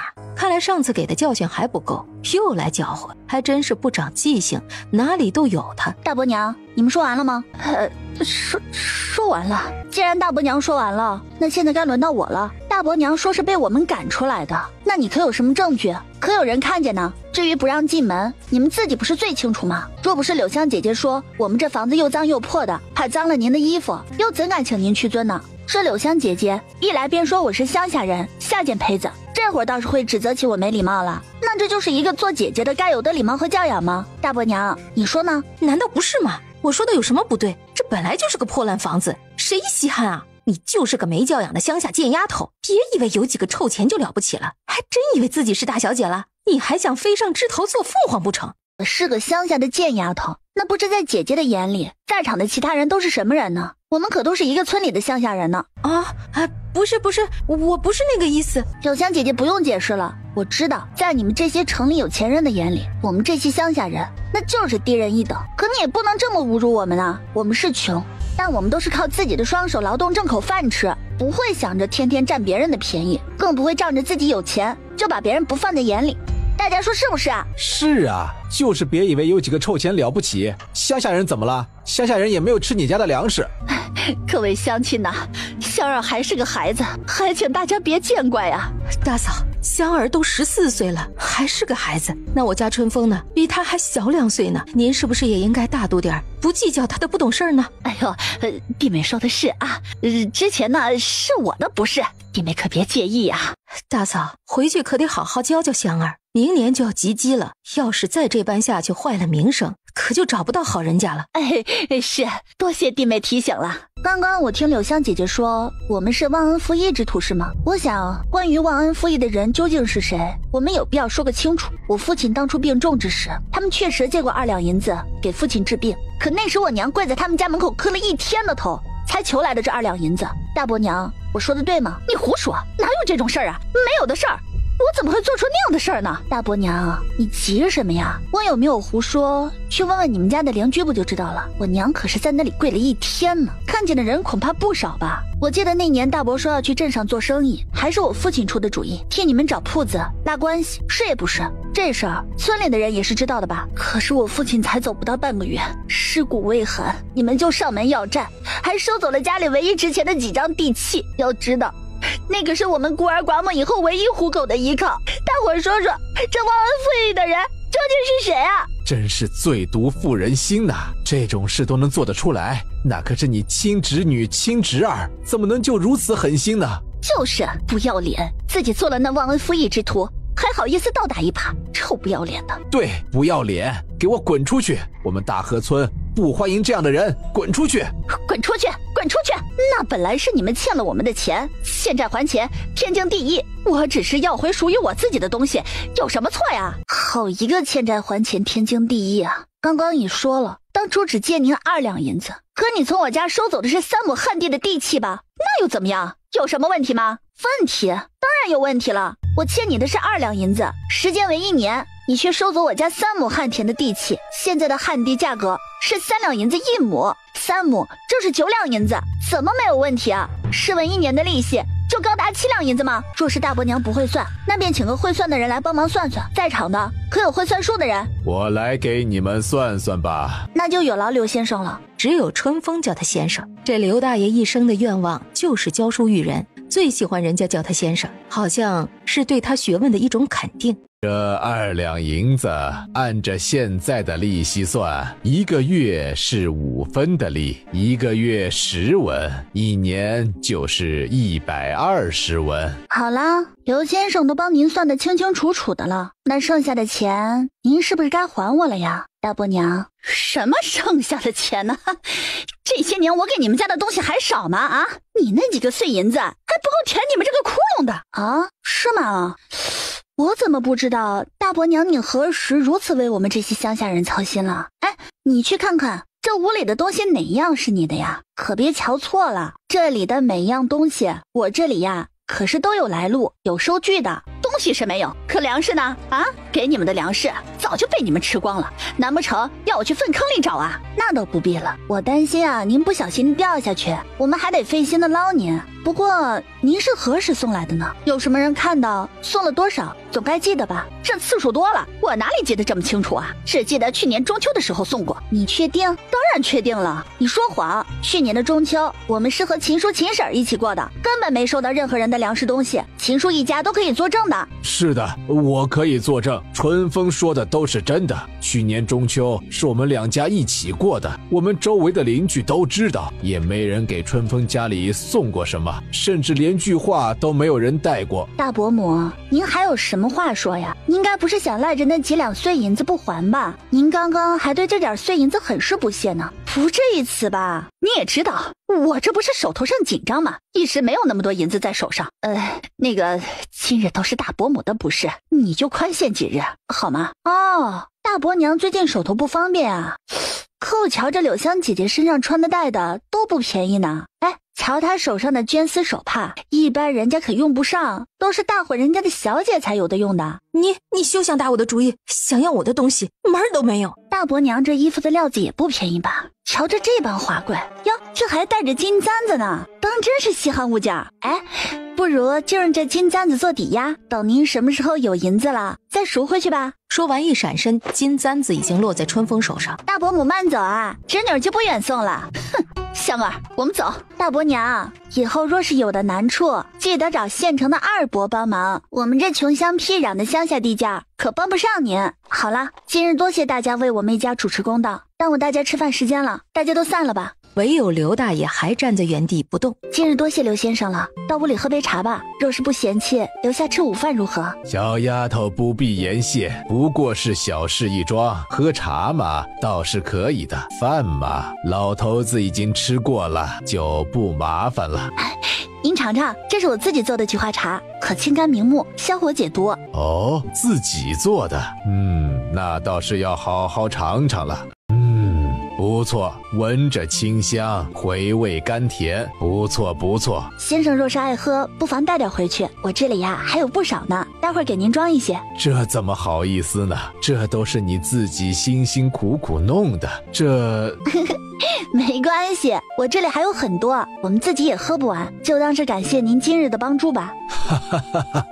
那好吧，老夫就收下了，以后要有帮得上忙的地方就去我家找我，反正我闲着也没事儿。先生，听说您是因病才赋闲在家的，可否让我看看您的病情？春风丫头还会医术呢，之前只听说你识得草药，不知何时会了医术啊？只是有幸遇到一位高人指点迷津罢了，也只学到一些皮毛。先生平日是否咳嗽痰多，容易胸闷发热，严重时胸中紧迫如重石压迫，呼吸困难，且伴有休明之音？是的，是的。那丫头可有治疗之法？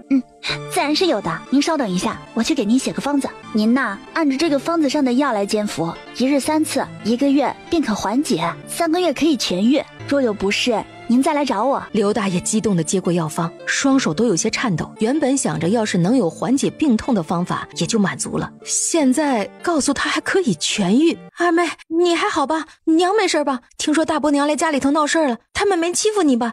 有没有打你啊？放心，我和娘都没事儿，娘在给咱们做饭呢。大伯娘已经回去了啊，家里还有客人呢。这是刘先生，以前可是在镇上私塾里当值的呢。刘先生好。一声先生叫得刘大爷眉开眼笑，加上又得到了治愈救急的方子，刘大爷的心情是越发的高兴。好好好，不必多礼，今日还要多谢春风，让我这多年的老毛病有了治愈的希望。说吧，丫头，我要如何感谢你呢？先生太客气了，之前你也帮我不是？您要是实在想要感谢呢，就把我这弟弟收做学生吧。我知道您知识渊博，还望您别嫌弃我这弟弟愚笨。春风早就有这个打算，要给春生找个老师。正好现在刘大爷在家闲来无事，可以让春生跟着学些东西。原本刘大爷天天在家里头闲得慌，这下病能治好，又有个小娃娃可以陪着自己解解闷儿，当下便爽快的就答应了。春风想着要给刘大爷一些学费，可刘大爷说什么也不要。春风给了他治病的方子，是没收钱的。送走了刘大爷，春风一家才坐在一起吃午饭。原本中午的饭硬是耽误到了下午，估计晚饭都不用吃了。另一边，娘，你说春风那小蹄子什么时候变得这般伶牙俐齿了？以前见了咱们不是躲得远远的吗？难道突然转性了？哼，这次是我低估了这小蹄子，没想到何婉清那个贱人也敢跟我顶嘴了。这笔账我会好好的跟他们算。风儿，这次只怕是把你大伯娘给惹毛了，日后怕是不能善了了。我惹不惹他们，只怕是都不能善了。您看他们今天来的样子，说是来借钱，这跟抢钱有什么区别啊？若这次如了他们的意，之后还不知道要如何压榨咱们呢。我觉得二妹说的对，早就知道大伯娘不是什么好人，一听说我们有了点钱就跑过来打秋风。可那毕竟是你爹的大哥大嫂啊，你爹生前对这两个哥哥愧疚颇深。娘，你想，如果爹地下有知，知道了他的大哥大嫂如此对待他的妻儿，还会有所愧疚吗？只怕是也不会认他们这个哥哥了吧。唉，娘，家里没菜吃了吗？怎么就这些啊？春风看着菜盆里只有一些干菜和一些已经有些枯黄的野菜。唉，以前啊家里有地，还可以自己种点白菜什么的，今年没地了，只能将就着这些了。娘，咱们现在有地了，以后就不用愁吃的了。是啊，有地了，多亏了我的风儿能干，娘不求大富大贵，只要你们几个平平安安就好。哎，娘，你说我要是现在在地里种上蔬菜怎么样？这若是种上白菜还能有的吃，其他的怕是不行了，冬天太冷了，种子都不能发芽的。这个我有办法，过几日啊，我先去镇上看看再说。哇，下雪了好美啊！大姐娘，快出来呀，下雪了今日的春风穿了一件淡粉色的夹袄，站在院子里头，整个小脸都透着粉嘟嘟的颜色，像是含苞待放的花苞，充满着青春的活力气息。第一次见到这样大的雪，春风高兴地在院子里头蹦蹦跳跳的。吃过早饭，春风还不忘要去地里头查看大棚的情况，也不知道昨夜的大雪有没有把大棚压坏掉。娘，我摘了些菜回来，今天晚上我们换换口味吧，尝尝我种的菜咋样？好啊，是该换换口味了，天天吃这干菜也怪没味儿的。还真是啊，你说你弄的那个什么大棚种出来的东西还真不错啊，比咱们平时种的还要好呢。你说别人怎么就没想到呢？那是，也不看看我是谁的女儿。你呀，你这个小滑头。大姐呢？干嘛去了？怎么不见人啊？去你秦婶家了，去找杏花一起做绣活去了。你这会儿没事儿，也可以去学着点。娘，还是算了吧，我还不如上山去看看有没有什么野味呢。大雪天啊，最是好打了，家里的肉也不多了吧？那我就先走啦。张婶，你这是要干嘛去啊？是春风啊，我是要去镇上请大夫，可这等了半天也没个车路过呀。出什么事了吗？哎呀，您先别急，慢慢说，看有没有什么我能帮得上的地方。春风，你是不是给刘大爷治过病啊？是不是啊？之前春风给刘大爷治过哮喘，那可是非常难根治的病，没想到刘大爷喝了2副药便有了明显的效果，于是村里人都知道春风会些医术。是啊，确实有过此事啊！太好了，春风，你跟我来，快点！张婶，您这是要带我去哪里啊？站在门口便能听见屋里人撕心裂肺的哭喊声。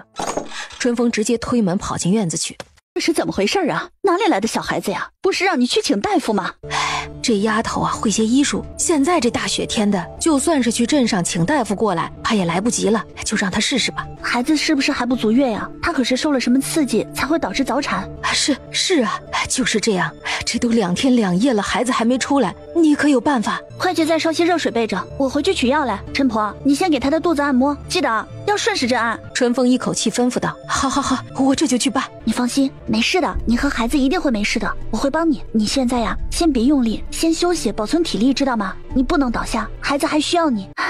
张婶，你快把这副药先煎好，端进去给他喝下。那再把这个人参切片煎起来备用。啊，人参？好，我这就去。来了，药来了，春风，好，喂他给喝下去。好。不多时就听见产妇突然尖叫了一声。春风啊，这是怎么了呀？没事，是药效起作用了，宫口开得快一些了，疼痛自然会加剧。快把参汤准备好。我这就去。疼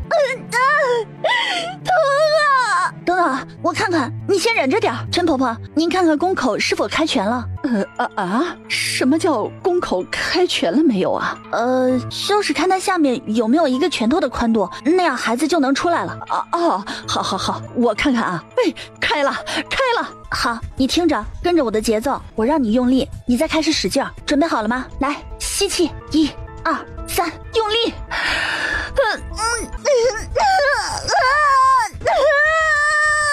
快，张婶，你把参汤端来，你要坚持住啊，千万不能睡，知道吗？孩子还在等着你呢，孩子还有救，你可千万不能放弃啊！来了，参汤，快，喂给他，好些了吗？啊，好些了，我们还要继续用力才行，孩子等不了了。来，1、2、3，用力，加油啊，用力啊！老天爷呀！你真的要断了我们张家的后吗？天哪，我们到底造了什么孽呀？保住大人就行了。张婶，你放心，我会尽力的。陈婆，你帮我摁住他，摁紧了，不要让他动。好，我会按紧的。你可把他摁住了，千万别让他动啊！我摸到孩子的头了，你按紧他，我要把孩子拉出来。好。撕心裂肺的痛苦尖叫声在黑夜里响彻了整个山村。一声尖叫后，床上的女子彻底昏了过去。哎呦，出来了，孩子出来了，孩子不对啊，孩子怎么没有哭声？难道是？只见春风提起孩子双脚，将孩子倒吊起来，拍打了几下。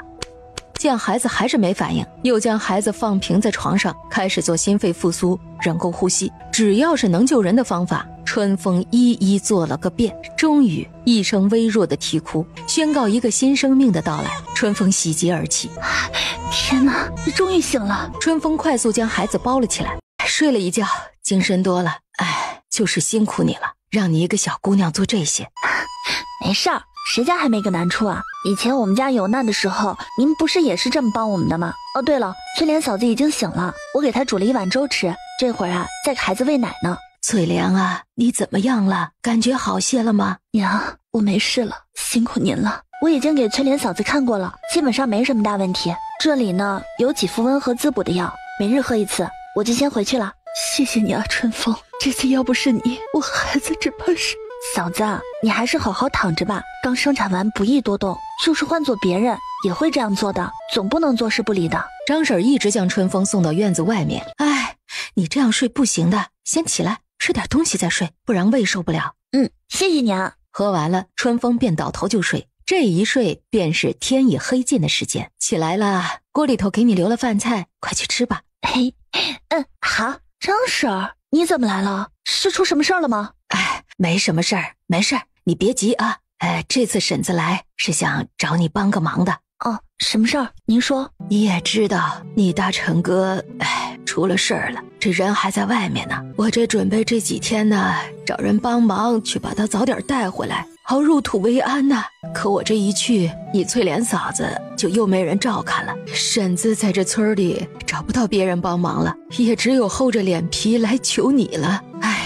嫂子，你放心吧，你只管去办你的事儿，家里头有我和春风帮你照应着，必是不会有事儿的。原来张婶的儿子原本是一直跟外面的人一起做工的，结果前几日给一户大户人家砌墙的时候不小心摔了下来，结果摔到了头，人就没了。趁着山上的雪还没化，他便又背起篓子上山去了。主子，您怎么样？蓝毅问。死不了。主子，您先走，我们断后。好，不过你得帮我一把了。突出包围圈的百里墨尘运起了体内仅剩的内力，狂奔而去。救命啊！哎呦，喂，醒醒啊！喂，醒醒啊！这人至少得有1.85米以上吧。检查完伤口，春风又为他诊了诊脉，身中数种剧毒，又受了如此重的伤，居然这么久还没死。我的妈呀，简直要了姑奶奶半条命了！幸亏你是遇见了我，不然呢，你今晚就要冻死外面。哎呦，这什么破衣服啊，这么难解！要不是想着你没衣服穿，姑奶奶早给你撕了。琢磨了好一阵儿，春风终于是解开了他的衣服，还找到了一把精致的匕首。哇，好美的锁骨，结实的胸肌，充满阳刚的线条，皮肤白皙。哇塞，这比21世纪那些个什么超模男神不知道强了多少倍啊！这身材还真是不错呢。处理好伤口，春风给他撒上了自制的伤药，伤好解决，难的是毒啊！若是再不解，怕是活不过1年了。好了，你累了需要休息，我在这里守着你，放心。娘，大姐，我回来了。风儿，你怎么才回来啊？你没事吧？我这不是好好的吗？我们回去再说。所以春风悄悄地叫上了秦叔还有大姐，以最快的速度上山把那个大块头抬回家来。昏睡3天的百里墨尘终于在第3天早上醒了过来。大哥哥，你醒了，太好了，我这就去告诉二姐去。等等，现在还早，不着急，我没事，你再睡会儿吧。不行，二姐说了，你醒了就要马上通知她。其实除了第1天晚上他伤势太重昏死过去，其他时间一直都有意识。二姐，那个大哥哥醒了，你快去看看吧。醒了？好，我这就去看看。你在这里看着火，锅里的粥煮开了就改成小火慢炖，知道吗？我知道了，二姐，你去吧。你醒了，感觉怎么样？百里墨尘静静地看着春风，不说话。问你话呢。哎，不会是发烧把脑子烧坏了吧？没发烧啊。又拉过百里墨尘的手为他诊脉。没什么事了呀。神经病啊你，没事装什么傻呀你？我什么也没说。你没事就把这个吃了，问也不问就吃，你就不怕我给你的是毒药吗？你会吗？你怎么知道我不会？那你为何救我？救你自然是看你像个有钱人了，不然你以为我哪那么好心啊？那姑娘想要什么回报呢？在下现在身无分文，只怕是要让姑娘失望了。这个嘛，等你好了再说吧，本姑娘暂时还没想好。对了，这个瓶子里的药每天吃1颗，可不能忘了。百里墨尘，我的名字。二姐，粥煮好了，现在要给大哥哥送过去吗？你给他送过去吧。还是我去吧，这粥太烫了，可别洒了。那就大姐去吧。公子醒了，快吃点粥吧，你的伤刚好了点，所以不能吃油腻的东西。多谢了。百里墨尘淡然一笑道，就是这一笑让春雨羞红了脸。大姐，你怎么了？是发烧了吗？怎么脸这么红啊？没事儿，可能是刚刚去地里冻的吧。半个月的雪天，春风大棚里长得快的蔬菜也快成熟的差不多了。经过10多天的恢复，百里墨尘的伤好的差不多了。我要走了。什么时候啊？今晚。我知道了。百里墨尘愣在原地，不淡定了。他百里墨尘的魅力值什么时候这么低了？怎么听说他要走了，连一个眼神都没有？这不科学呀，没道理呀！百里墨尘最终把原因归结为春风眼神不好，欣赏水平有问题。给你，这些够你吃个半年了，可以延缓你体内的毒素蔓延。这个是药方，吃完了可以按照这个做。没什么好惊讶的，没点本事我就不会救你，记得答应我的事儿。这个给你，有什么事就拿着这个去京城找我。深夜一道绚烂的焰火直冲云霄，那是他们联系的暗号。主子，属下来迟，请主子责罚。起来吧，事情怎么样？属下无能，还没查清楚，只查到似乎和那边有关系。蓝毅如何了？受了重伤，已无性命之忧，但短时间内怕是不能行动了。先回去再说吧。主子，这里是否要处理掉？派人暗中保护，不要惊扰到他们。是。黑暗的夜里，几道人影飞快地闪过大河村的上空，消失在茫茫夜色中。大姐、二姐、娘亲，看到莫哥哥了吗？莫哥哥没在房间里了。大概是走了吧。啊，走了？走了？是啊，不走难道要在我们家过年啊？这让他天天关在那个小屋子里吗？哦，怎么就这么走了呢？这个莫哥哥也不跟我说一声，太不够义气了。这个小屁孩，跟着他玩了2天，还真把他当兄弟了，还义气呢。哎，人家可不是咱们这些平头百姓能招惹的。大姐春雨听说百里墨尘已经走了，心里头一阵失落，只打了声招呼，便低着头出门了。大棚里的蔬菜已经慢慢的成熟了，接下来就是去寻找买家了。夫人，小姐，我们到了。你是春风姑娘，您是……哎，陈夫人，您怎么会在这里啊？这是来吃饭的吗？啊，这是府上的产业，这次来呀，是在年前做最后一次查账的，顺便带我女儿来看看。来，春风啊，这是我的女儿兰兰，兰兰呐，这就是上次救我的春风姑娘。你就是救了我娘的人，真是太谢谢你了。兰兰小姐好，不过是路见不平，不止言谢。再说了，夫人已经给过诊金了。你不必如此客气，叫我兰兰就行了。还没问你来这里干嘛的呢？哦，我来这里是想问问，这酒楼里是否需要新鲜的蔬菜？我这里呀有一批货。呀，这么多新鲜的蔬菜呀！娘，你快过来看看。确实很新鲜。不过这些蔬菜似乎并不是这个季节的吧？不知你这是如何做到的？这个嘛，说来话长，有时间啊，您可以去我那里看看，我这1句2句也说不清楚。哦，那有时间一定要去看看。对了，你有多少这样的新鲜蔬菜呀？这里呢还只是其中一部分种类，我一共种了大概10几种吧，每种大概一次能摘到200-300斤。年前还能摘个2-3次。好，你的这些菜呀，我们酒楼全要了，价格呢就按照平时的季节的3倍付给你，你看如何？这么多呀？这也不算什么，你这些若是在平时啊，倒不稀奇，可在这冬日里却是稀罕的东西了。自古呢，还没有人能在冬日里种出这些东西。有了你这些蔬菜呀，不仅解决了我们酒楼的菜品问题，说不定还能为我们带来更多的生意呢。你要是有多的蔬菜，尽管送来，有多少我们要多少。可是一次上货太多，短时间内也吃不完吧？若是不好好保存，怕是要烂掉的。这个你不用担心，我们在其他地方啊都是有分店的。你倒是实在，要换做别人啊，早巴望着我们多要些菜了，哪像你这样还怕菜烂了。毕竟是我亲手培育出来的，我当然希望他们能物尽其用了。好，那你看这送货什么时候方便啊？这个嘛，恐怕还要麻烦夫人您的伙计了。我们家没有马车和牛车，所以啊，这菜还需要您派人去拉。不过您可以在菜钱里扣除车费的。没事儿，自己去拉也好，车钱就免了吧。反正啊，我们去别处拉也是自己承担费用。如此多谢夫人了，如果可以的话，夫人今日便可派人前去。好，刘掌柜，你派2个人跟着这位姑娘去收菜吧，价格呀就按照我们刚刚说的给。是，夫人。那春风就不多打扰了，先告辞了。别急啊，吃了午饭再走吧。饭就改日再吃吧，我们村离这里还有些路程，跟化许的路不太好走，回去晚了怕是时间要来不及了。那好吧，改日我再去找你吧。好，欢迎兰兰小姐随时光临。那就这么说定了。刘掌柜派的是一辆比较宽敞的马车，所以春风坐着马车回去，自然是比坐牛车要快的。哎呦，这哪来的马车呀？这是去谁的家呀？是啊，也不知是来村里干嘛的。莫不是来了什么贵人了？原来是去春风家的。这春风家什么时候攀上贵人了？这还是坐着马车回来的。谁知道呢？看来这春风家呀是发达了。哎呀，春风娘以后可有福享喽！大姐，我回来了。春风对着屋里喊道：怎么这么早就回来了？事情办得怎么样了？事情办妥了，现在拉菜的人啊就在外面等着呢，我们快去地里摘菜吧。这么快就办好了？是啊，正好碰见了我上次救下的那位夫人，他们家有家酒楼，刚好需要大量的蔬菜，我们就这么敲定了。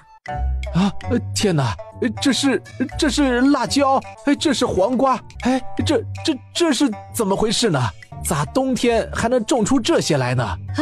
是啊，这太神奇了。之前听说春风要在冬天种菜，这我还当他是开玩笑呢，没想到啊。哎呦，还真是奇嘞。马车一走，春风家可就热闹了。好了，大家静一静，静一静，大家今天来是想了解蔬菜大棚的事是吗？是啊，春风，你跟我们说说这个大棚到底是咋回事呢？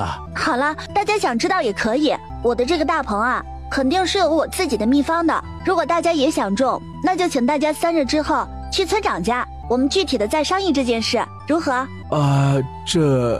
好吧，那就3日后去村长家说。那好，大家今日都散了吧。哎呀，人多了，空气都给污染了呢。大棚里的第一批菜全部摘完，一共摘了2800多斤。春风一次就收获了100两银子之多。春风，现在可以跟我们说说大棚的事儿了吧？是啊，就跟我们说说呗。大家想知道我的大棚是怎么弄的，蔬菜是怎么种的是吗？这些啊，我都可以教给大家，不过告诉大家是有条件的。嘿咻，说就说呗，还提什么条件？不就是种个菜吗？谁还不会呀？哎呀，就是，都是一个村的，还提什么条件呢？小气！人家想出来的赚钱点子，要告诉大家有条件也正常，先听听人家怎么说再做决定吧。我提的条件，大家都是自愿决定是否加入的，没有人强迫大家。我可以教大家种大棚蔬菜，还可以为大家寻求长久的销路。但是作为回报，我需要在你们卖出去的菜里抽出1/10的利润归我所有。大家听我说一句啊，我们的地以往冬天都是空着的，没有半分收入。现在春风能帮着大家让这些地有用起来，能给大家多添一份收入，而且还帮忙给大家找销路。换句话说，我们只要在家种好菜，等着数钱就行了。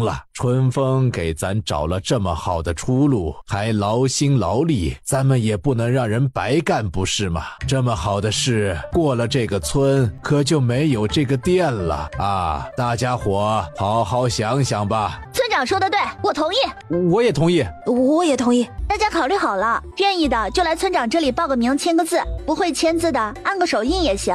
一旦签字，我们说的就不能反悔了，请大家考虑清楚了。签好字的来我这里，把你们准备种植的亩数报上来。所有的统计和签字结束后，春风看了看名册上，几乎全村95%的人都报了名，只有极少数没有参加，比如李氏和王氏家里，在他们眼里种菜根本没什么大不了。再说春风的大棚都摆在外面，看看就能学会，能有什么了不起的？时光飞逝，转眼到了年关，这期间刘掌柜派人又过来拉了2次货。春风算了一下，这几次的菜一共卖了270两银子，除去最初的种子和油布的钱，春风赚了有250两左右。杨叔的1亩地也赚了几十两银子，眼看着就要过年了。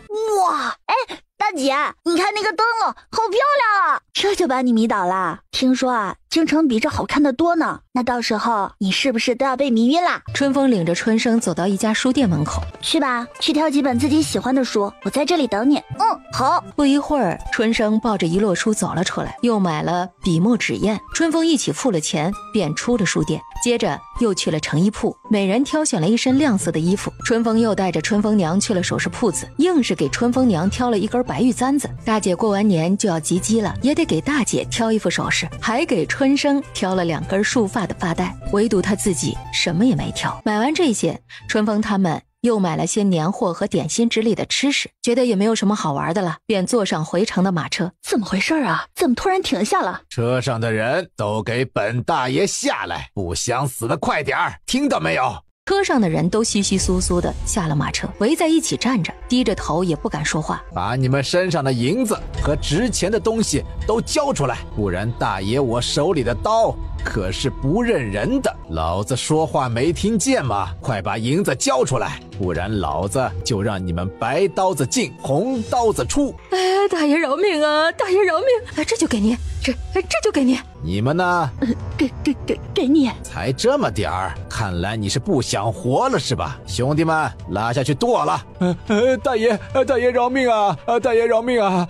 这是小人身上所有的银钱了呀！大爷饶命啊！啰嗦，烦，给我拉下去！住手！嘿，一个小丫头也敢插手本大爷的事儿，胆子倒是不小嘛！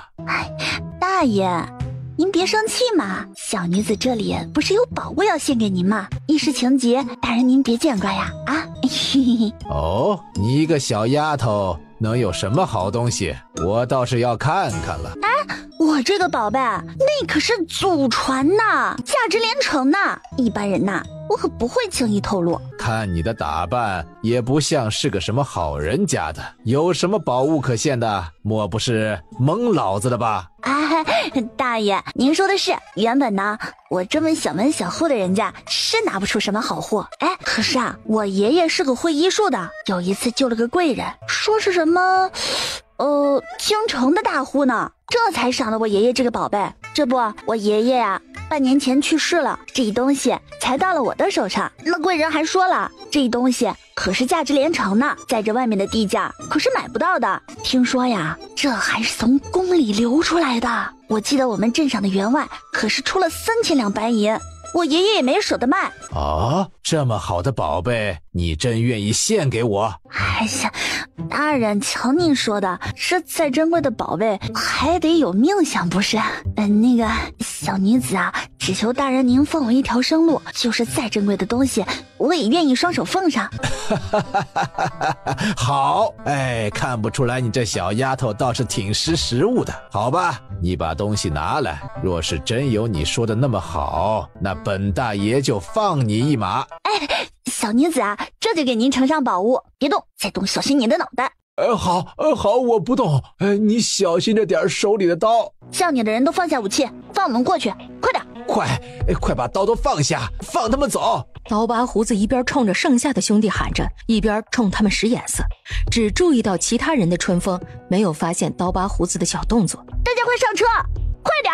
小心！看准时机，春风突然撒出一把白色粉末，转身准备跑。还想跑？今日便是你的死期，受死吧！我去，今天就要死在这里了吗？本姑娘还不想死呢，好不容易攒了点银子，还没来得及花呢，不会这么悲催吧？就在春风快要绝望的时候，突然飞过一把剑，直接将那山贼打飞出去老远。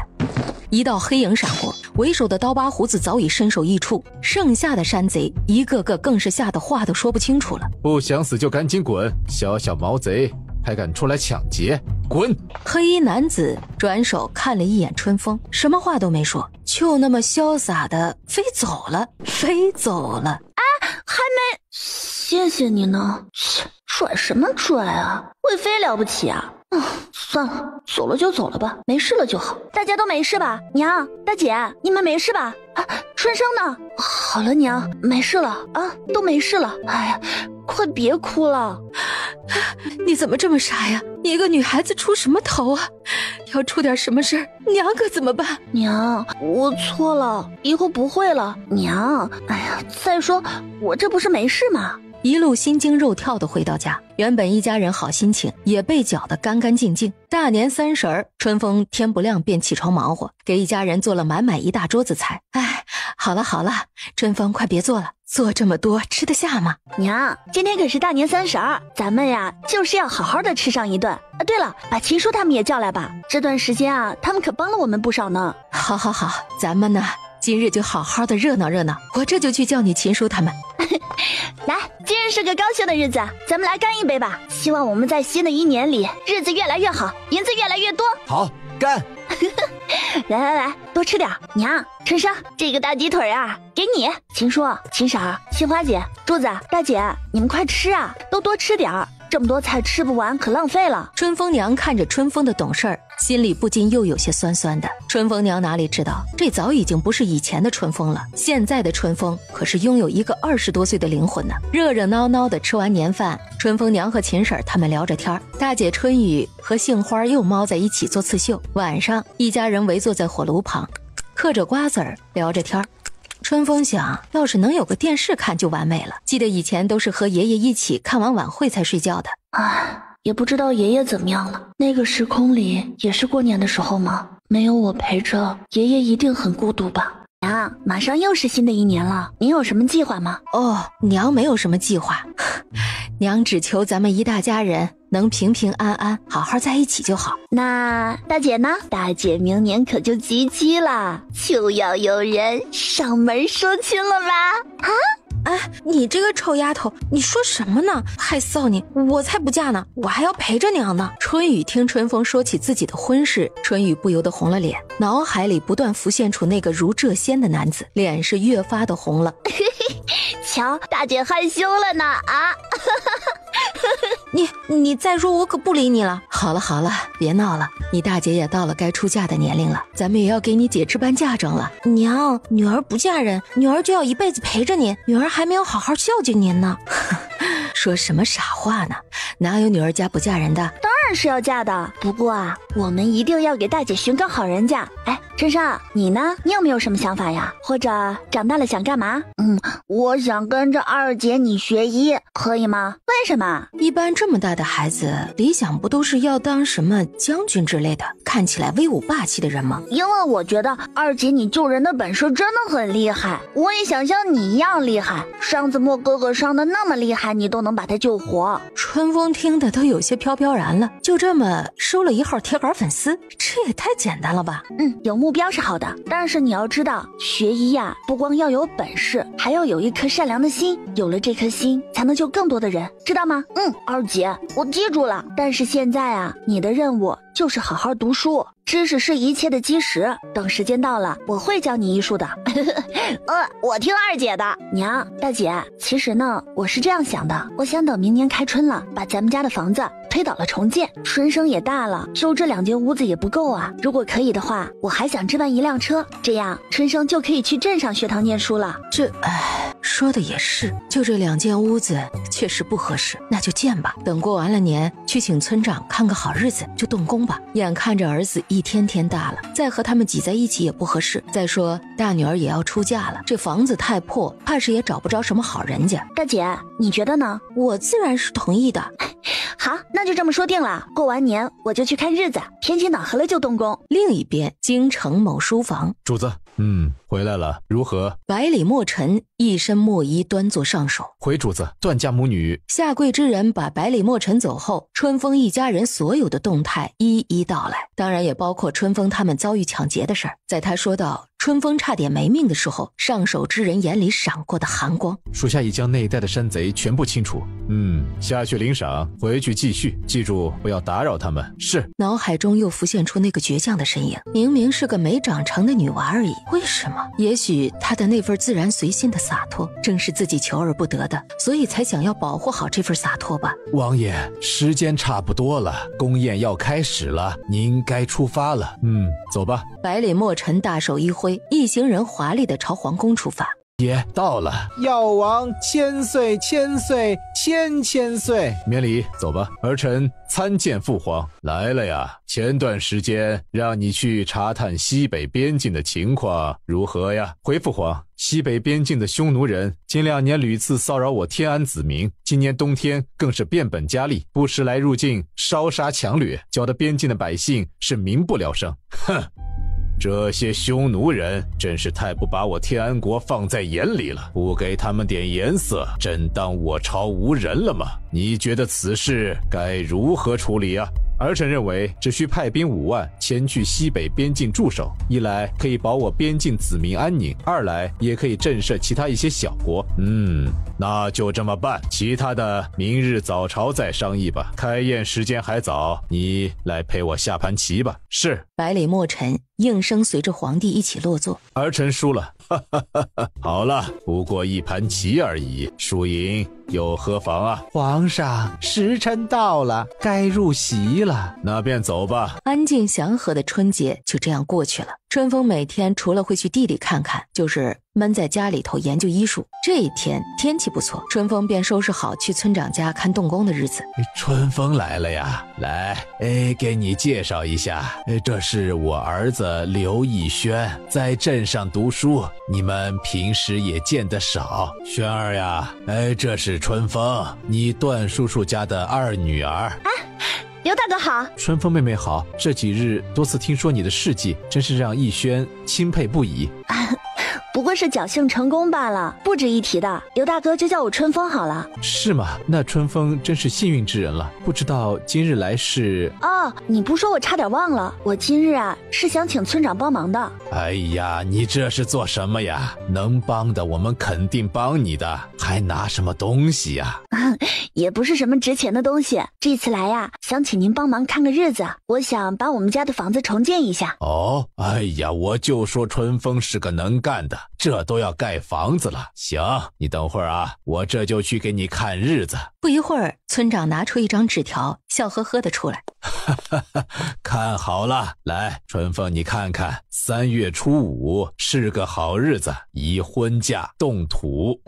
行，那就多谢你了。哦，还有就是我想把院子再扩大一些，您看是不是抽个时间去帮我量一下？好，那今日就去帮你丈量好。这地基啊是要在衙门里登记的，还是早些做好才方便开工？地基的价格不算太贵，春风准备把房子建成2进的小院，所以还要再买些地。量好了地，还需要8两银子的买地基钱。春风将银子交给村长，并多给了村长一些碎银子，托他早日帮忙把事儿办好。终于在半个月后定好了所有的材料，约定好2月底送货。对于工人的事儿，秦叔主动请缨说他认识一个工艺不错的人，而且那人的手底下还带着几个徒弟，都是一把好手。春风啊，这估计还得请一些小工才行，想要快点建好，光冯师傅和他的几个徒弟怕是忙不过来，你看呢？啊，秦叔说的是，我也正有此意呢。不如就在村里选几个干事勤快的吧。啊，你心里有成算便好。秦叔欣慰地看着春风，要是那个老伙计能看着自己的女儿变得如此能干，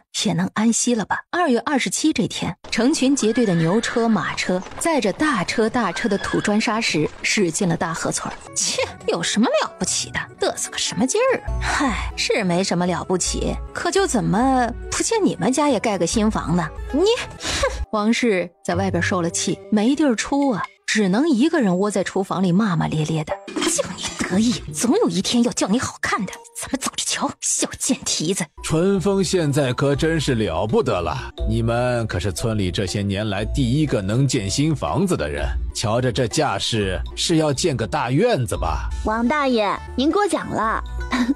我哪里有您说的那么厉害呀？以后的日子还要靠大家多帮忙呢。被人夸赞的感觉总是好的，所以春风的心情也不错。3月初5一大早，请了村长做了个祭祀仪式，春风家的房子便正式开工了。至于冯师傅一干人，在前一天已经到了。现在春风一家因为要将旧房子推倒了重建，所以就搬到了秦叔家里了。村长的一声开工，春风从村里请来的40个村民和冯师傅的徒弟们便开始动手拆房子了。春风在村里请的人都是个顶个的干活能手，当然春风开的工钱也十分的合理。之前还有村民为了能在春风家做工，争得差点打起来。冯师傅，这是我画的设计图，您呢就按照这个帮我建啊，这个地方要这样。春风想要将新房主屋内部的结构建成比较现代的模式，还有卫生间，就像现在的蹲坑一样。再就是单独的浴室。书房春风设计得非常明亮，整整一面墙的窗户，春风还特意设计了榻榻米。房屋的整体分为前院和后院主屋3个部分，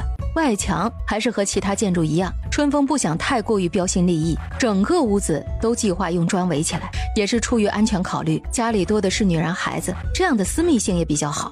冯师傅第一次看到这么奇怪的设计，但是春风一再坚持要这么做，他也只好照着做。由于春风家的房子已经很破旧了，拆起来也简单，又有秦叔帮忙监工着，这短短3天便拆完了。春风娘和大姐每天负责准备饭食，春风有时候会去镇上买些肉回来，有时候也会去山上做些陷阱，抓几只野鸡野兔什么的。村里的短工只管1次饭，但是冯师傅师徒却是要管3顿。春风和冯师傅商量好，春风给他40两银子的工钱，每天管3顿饭，其他的工资则由冯师傅分配，就像是现代的包工头一个道理。春风背着大包小包的东西回了村儿。哎，春风啊，你回来了，你快回去看看吧。哎，你大伯娘他们来了，也不知道是来干嘛的。我这就回去看看。谢谢您告诉我，大伯娘这个时候来，只怕又是没什么好事啊。兵来将挡，水来土掩，且看他这次又准备搞什么幺蛾子。哟，我说这3弟妹，你们建房子这么大的事儿，咋都不跟我们说一声呢？虽然我们在镇上隔得远些，但总能帮上些忙不是？大嫂说的是，本来呢该告知大哥大嫂一声的，但是又担心大哥大嫂铺子里的生意太好嘛，忙不过来的，这才没有提起这件事儿。嗨，我们店里呀也是很忙的，这不把杏儿他舅舅喊来，帮着你们看能做些什么嘛？这不好吧？怎么好劳烦大嫂家里的人呢？哎呀，我们都是一家人，何必说那两家话？大伯娘说的是，都是一家人。娘，你就别客气了，就让这个舅舅在这里吧。哟，春风回来了。哎呀，你看春风丫头都这么说了，你还跟我客气个啥呀？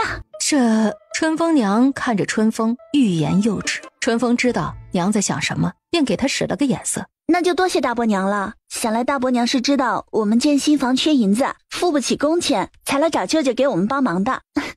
大伯娘如此关爱我们一家孤儿寡母，当真是贤良之人呐，当得起我们这些后辈的典范。那是自然，说好了是来帮忙的，怎么会要你的工钱呢？我就知道大伯娘啊最是会体谅人的，不过我这里其他的人都安排好了事情，如今剩下的也只有挑砖和泥的活没人干了。想来舅舅也是跟大伯娘一样体贴人的，必是不会嫌弃这活太脏太累的。只看着大伯娘一脸的不愿意，为了自己的计划，还是先忍着吧。嗨，你这孩子既是来帮忙，哪里有什么嫌弃的道理呀？你看着安排就是了啊。那便多谢大伯娘了。那个春风啊，大伯娘还有事啊，哈哈哈，就是上次你拿我的那只簪子，是不是可以还给我了呀？哦，那只簪子啊，哎呀，大伯娘，你不说我都差点忘了，不知大伯娘今日有没有把银子带齐呢？哎呀，你看啊，大伯娘都如此帮你们了，这银子你看是不是能免了呀？哎呀，大伯娘，按说呢，您如此关心我们家，这簪子啊是该还给你。可是你也知道，我们现在盖房子也正是花钱的时候，这一大批工人呐，都是要吃喝的。若之前的几亩地我拿去卖了，有那几两银子，倒也可以补贴一下大伙。但是现在地没了，我又不能让大家饿着肚子给我们干活。到了万不得已的时候啊，这簪子好歹也能值个5、6两银子，也能让大家呀吃顿饱饭呢。大伯娘一听说她要把簪子卖了，还卖这么低的价格，当下心疼不已。要知道那簪子可是花了她足足10两银子才打造好的，那可是她最得意的饰品。别，我这里有银子，要卖也卖给我啊！大伯娘说的是，这肥水不流外人田嘛。既然大伯娘说了，当然是先紧着大伯娘啦。风儿，你怎么就答应你大伯娘把人给留下来了呢？娘，你觉得大伯娘那个人不达到目的会甘心吗？反正都是要留下的，又何必多费那些唇舌呢？其实春风娘也知道大伯娘的性子就是这样，无利不起早，不达目的不罢休。上次的事儿是他们理亏，可这次他们是打着帮忙的旗号来的，又怎么能推脱得掉呢？娘，这几天啊，我们都小心着点儿。我总觉得大伯娘可不会真的这么好心，我们还是多注意一些好。你跟大姐和春生也说说。娘知道了。夜深人静之时，所有人都安然入睡了。哎呦，这什么破门槛啊，差点没把我摔死。突然又像是想到了什么，忙进了声，看了一眼床上的人。这小丫头长得倒是标致啊，要不是大姐交代过，我还真舍不得送到别人床上呢。只听见咚的一声，那人便晕了过去，倒在了地上。黑暗里闪出一条身影，那人从怀里掏出一个小瓷瓶，放在春风的鼻子下边闻了闻，便见春风皱了皱眉头。那人又在春风完全醒来之前消失在了黑夜里。怎么回事啊？地上躺着个人，怎么回事？这不是大伯娘的那个弟弟吗？果然不安好心。原来是被人打晕了。可是自己的房间里发生这么大的动静，自己怎么会一点察觉都没有呢？还有自己又怎么会突然醒了呢？果然在衣柜的角落边发现了一些已经燃尽的香灰，其中含有一些迷药的成分。果然我睡得这么沉都是有原因的。看来我还是太大意了。不好，娘和大姐他们没事吧？大姐，哎呀，你醒醒啊！醒醒！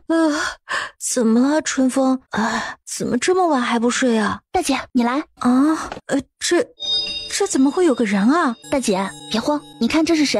啊，是他！我就知道大伯娘不会那么好心，只是我怎么也没想到他们竟干出这样的事情。春风，现在怎么办？大姐，你知道村里的邢寡妇吧？你是说第二天一大早？你别跑啊！你跑什么呢？我会对你负责的。都那样了，你还害个什么羞嘛？我求求你了，别追了，我不要你负责还不行吗？你就放过我吧。今天一早醒过来，就发现自己和这个丑婆娘衣衫不整地躺在一起。待到他看清对方的脸时，不由得尖叫了一声，差点吓得魂都丢了。正是这一声尖叫，吓醒了原本还在熟睡中的邢寡妇。那邢寡妇一见自己床上有了个长相不错的男子，哪里还肯放他走啊？当下便扑了上去。你早上看见了吗？居然还有人能瞧上邢寡妇那样的，还真是。嘿，这林子大了，可什么鸟都有。兴许吧，人家就是好这一口呢。你说的是啊，有道理。这是怎么回事啊？这周富生咋会跑到邢寡妇家里去了呢？谁知道呢？听说啊，他在他们自己村的名声都不怎么样，想来做出这种事也不奇怪吧？哎，也是，他的那些事儿啊，也是人尽皆知的。昨天晚上和大姐春雨一起把周富生拖到了邢寡妇家里，那邢寡妇也是个心大的。春风他们把这么个大活人放到他床上也没醒。午饭过后，邢寡妇事件又传来了新消息，说是邢寡妇追遍了整个村子，周富生还是不愿意要他负责，也不知道是谁给邢寡妇支的招，让他给捅到村长那儿去了。村长，您可得给我做主啊！周富生那小子坏了我的清白，却不想负责任，这个让我怎么活呀？我以后哪里还有脸见人呢？你起来吧，你说清事情的原委，若属实，我自然会为你做主的。这是趁着我睡熟，半夜偷爬到我的床上，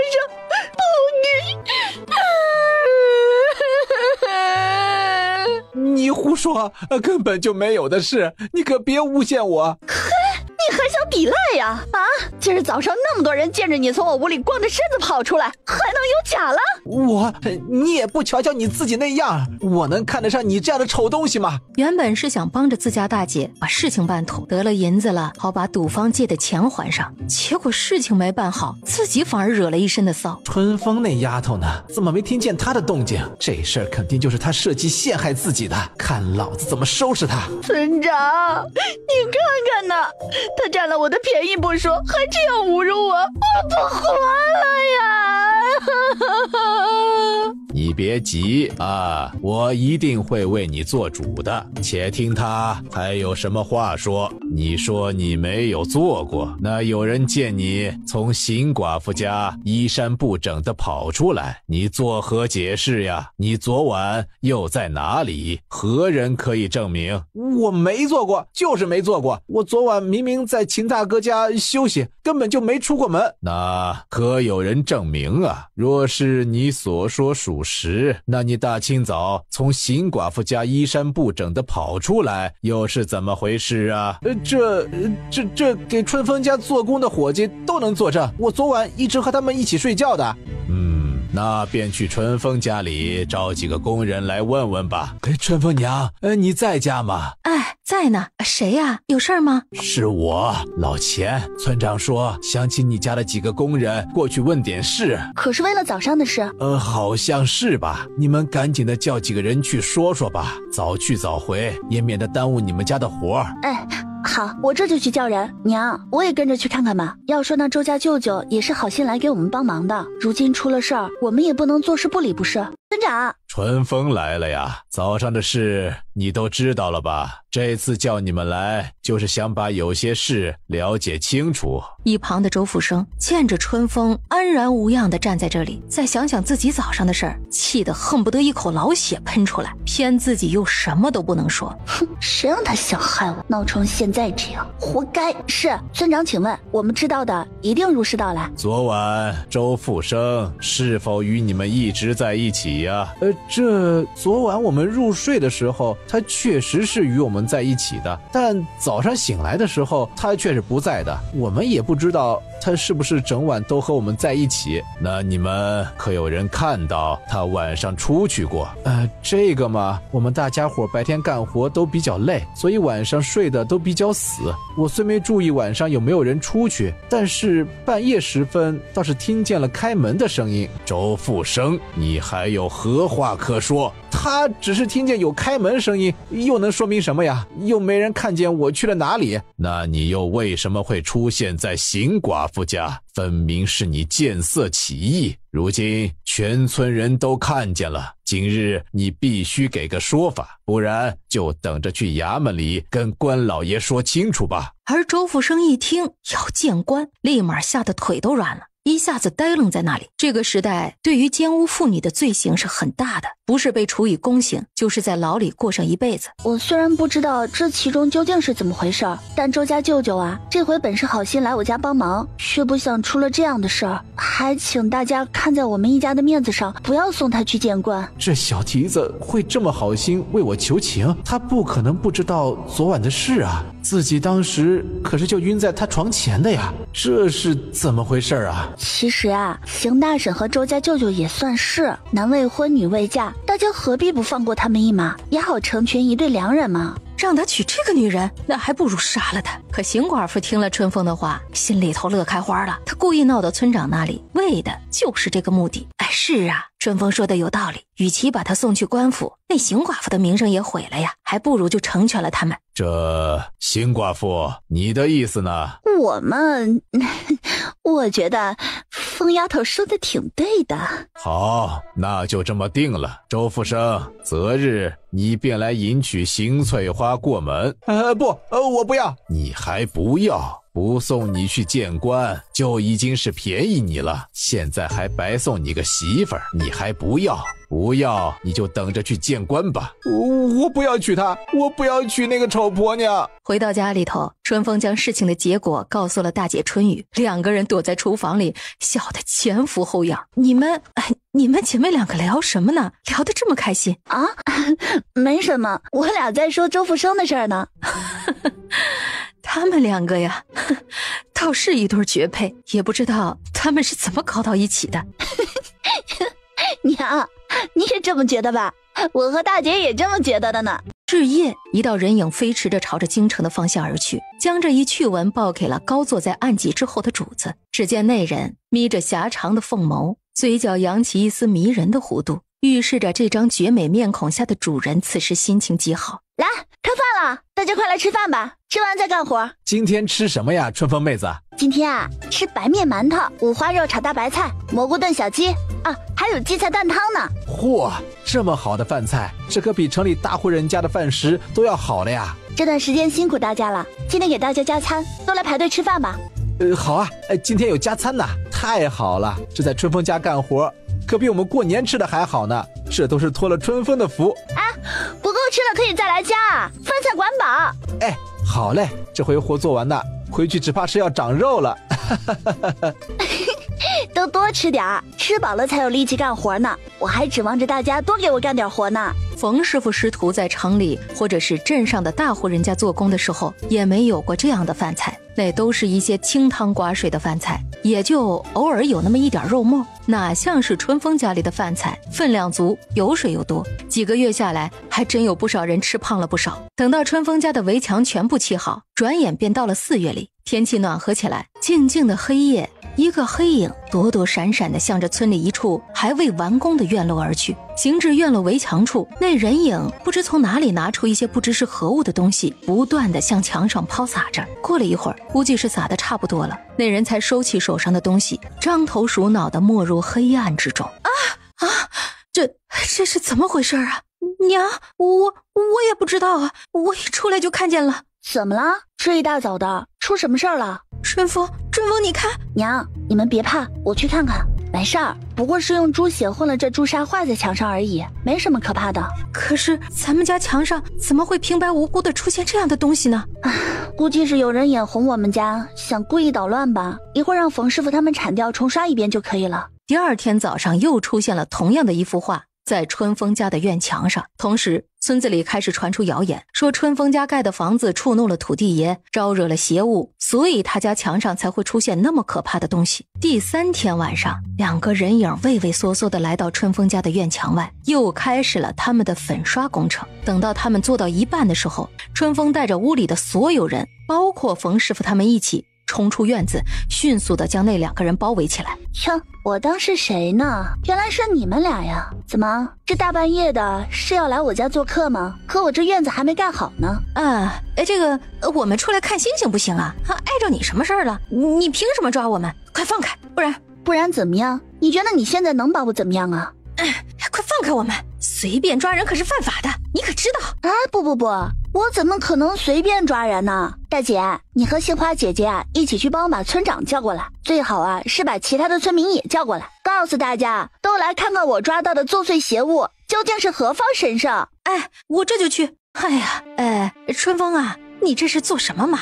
我们呢也就是出来透个气，什么也没干，你就放了我们吧。是吗？透气啊？哎呦，那您2位这气透得够远的呀？难道2位最近没听说我们这个宅子里有邪物闹鬼吗？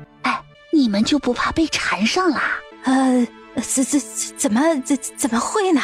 其实春风早就料到会是这2个人，村里和他们家有过矛盾的也只有他们2个。不一会儿，村里的人浩浩荡荡地往春风家赶来。春风啊，这大半夜的把咱们都叫来是干什么呀？不好意思了各位，这么晚了打扰大家睡觉了，让大家来是有一事需要大家为我们做个见证。是吗？那你倒是说来听听。村长，请问有人故意毁坏他人财物，散布谣言，制造恐慌，该如何处置呢？依我朝律法，损坏他人财物，应当按原价赔偿物主；散布谣言者，制造恐慌者，情节严重的，一律交由官府查办。多谢村长，我想在场的各位大家都已经听说了有关于我们家新房的一些事情。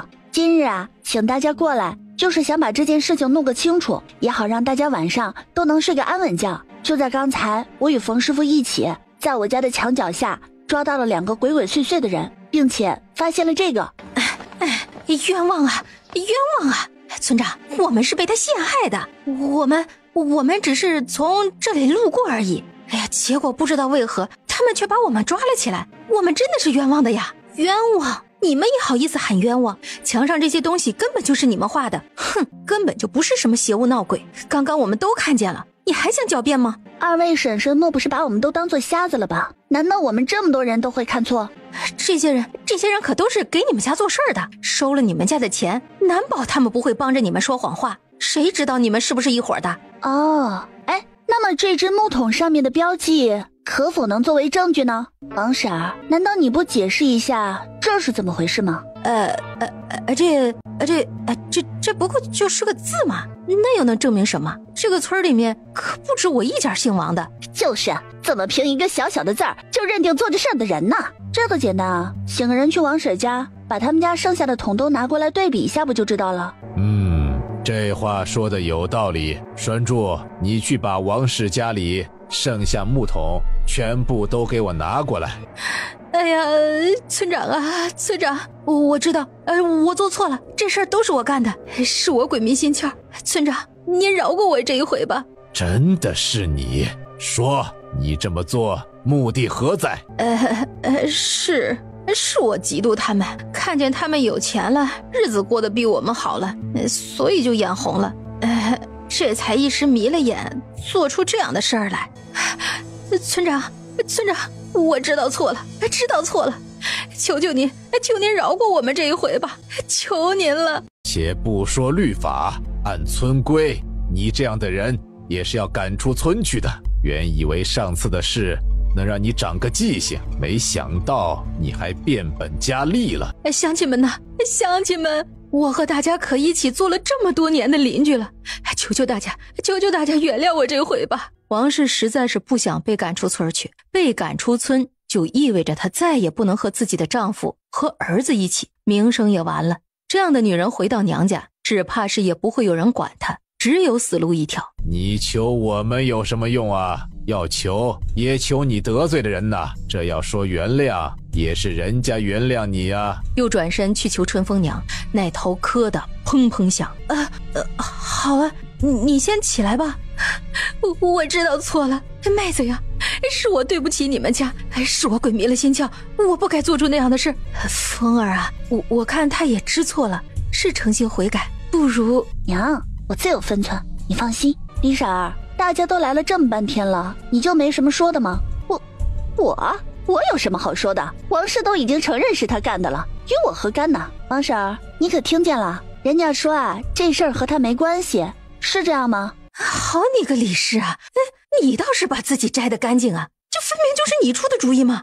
你让我在春风家的墙上画个鬼脸，又跑去村里头散播谣言，现在想不承认了，想把责任全推到我身上。我告诉你啊，你没门。哎，我说饭可以乱吃，这话可不可以乱说呀？你说是我让你来的，可有人证明啊？没有证据可别瞎说。王氏想反口，却发现自己确实没有证据。他们两个人商量这事儿的时候都是十分小心的，更不可能有外人在场。那敢问李婶，这大晚上的和王婶在这里干嘛呢？难不成真的是来看星星的？是王氏叫我来的，也不知道叫我来干什么，说不定啊，他就是想让我当替罪羊呢。是吗？那我看您刚刚在墙上画鬼脸的时候画得挺带劲的呀。肯定是你看错了，我刚到就被你们抓起来了，哪里有时间去画什么鬼脸呢？那这个怎么解释呢？这我怎么知道啊？说不定啊是不小心沾到的，这能说明什么呢？是吗？你不是说你刚来就被抓住了吗？哪里会有时间去碰这些颜料呢？难不成是在来之前就沾上了？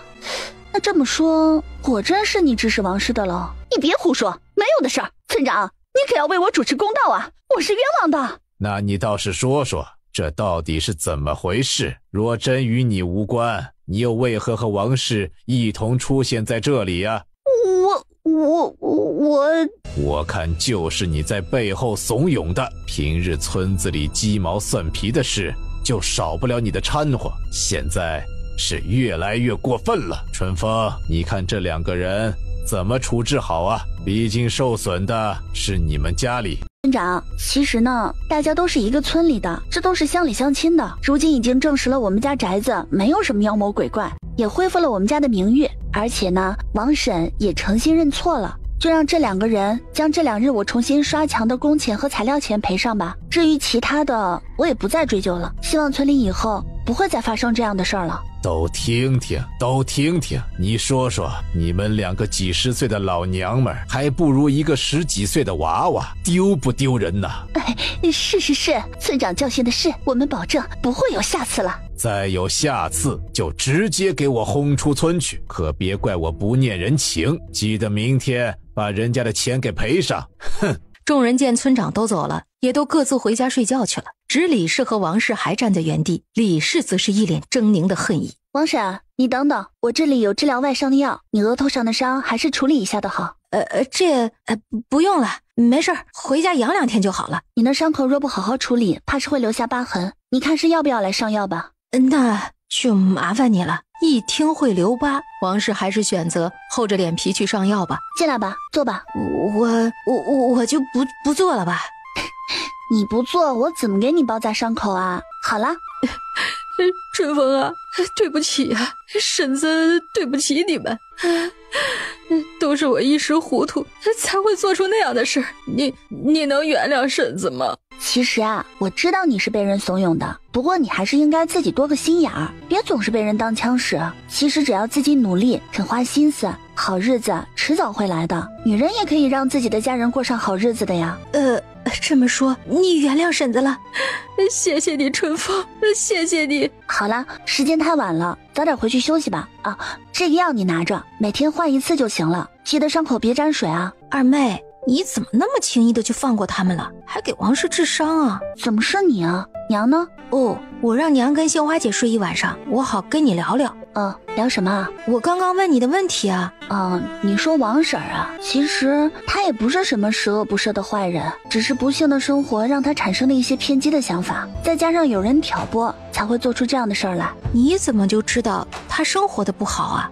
还有，你怎么知道是李氏在背后挑拨的？其实，在上次要债的事情之后，我就已经开始留意他们了。据我所知啊，王婶的丈夫脾气不好，喜欢打她，估计是因为家里穷，压力大吧。而李氏呢，则是一个见不得别人好的人，又爱搬弄是非。她和王氏啊还是表姐妹，平时的关系就不错。王氏的想法偏激，又容易轻易信人，自然容易被李氏挑拨当枪使了。说到底呀，王氏也是个可怜人，给她治个伤也就顺手的事儿，就当是给我练手的。至于李氏啊，以后还有的是机会收拾她。如果她以后不再招惹我们，那就算了。毕竟啊，还是要在这个村里住下去的，还是少树敌的好。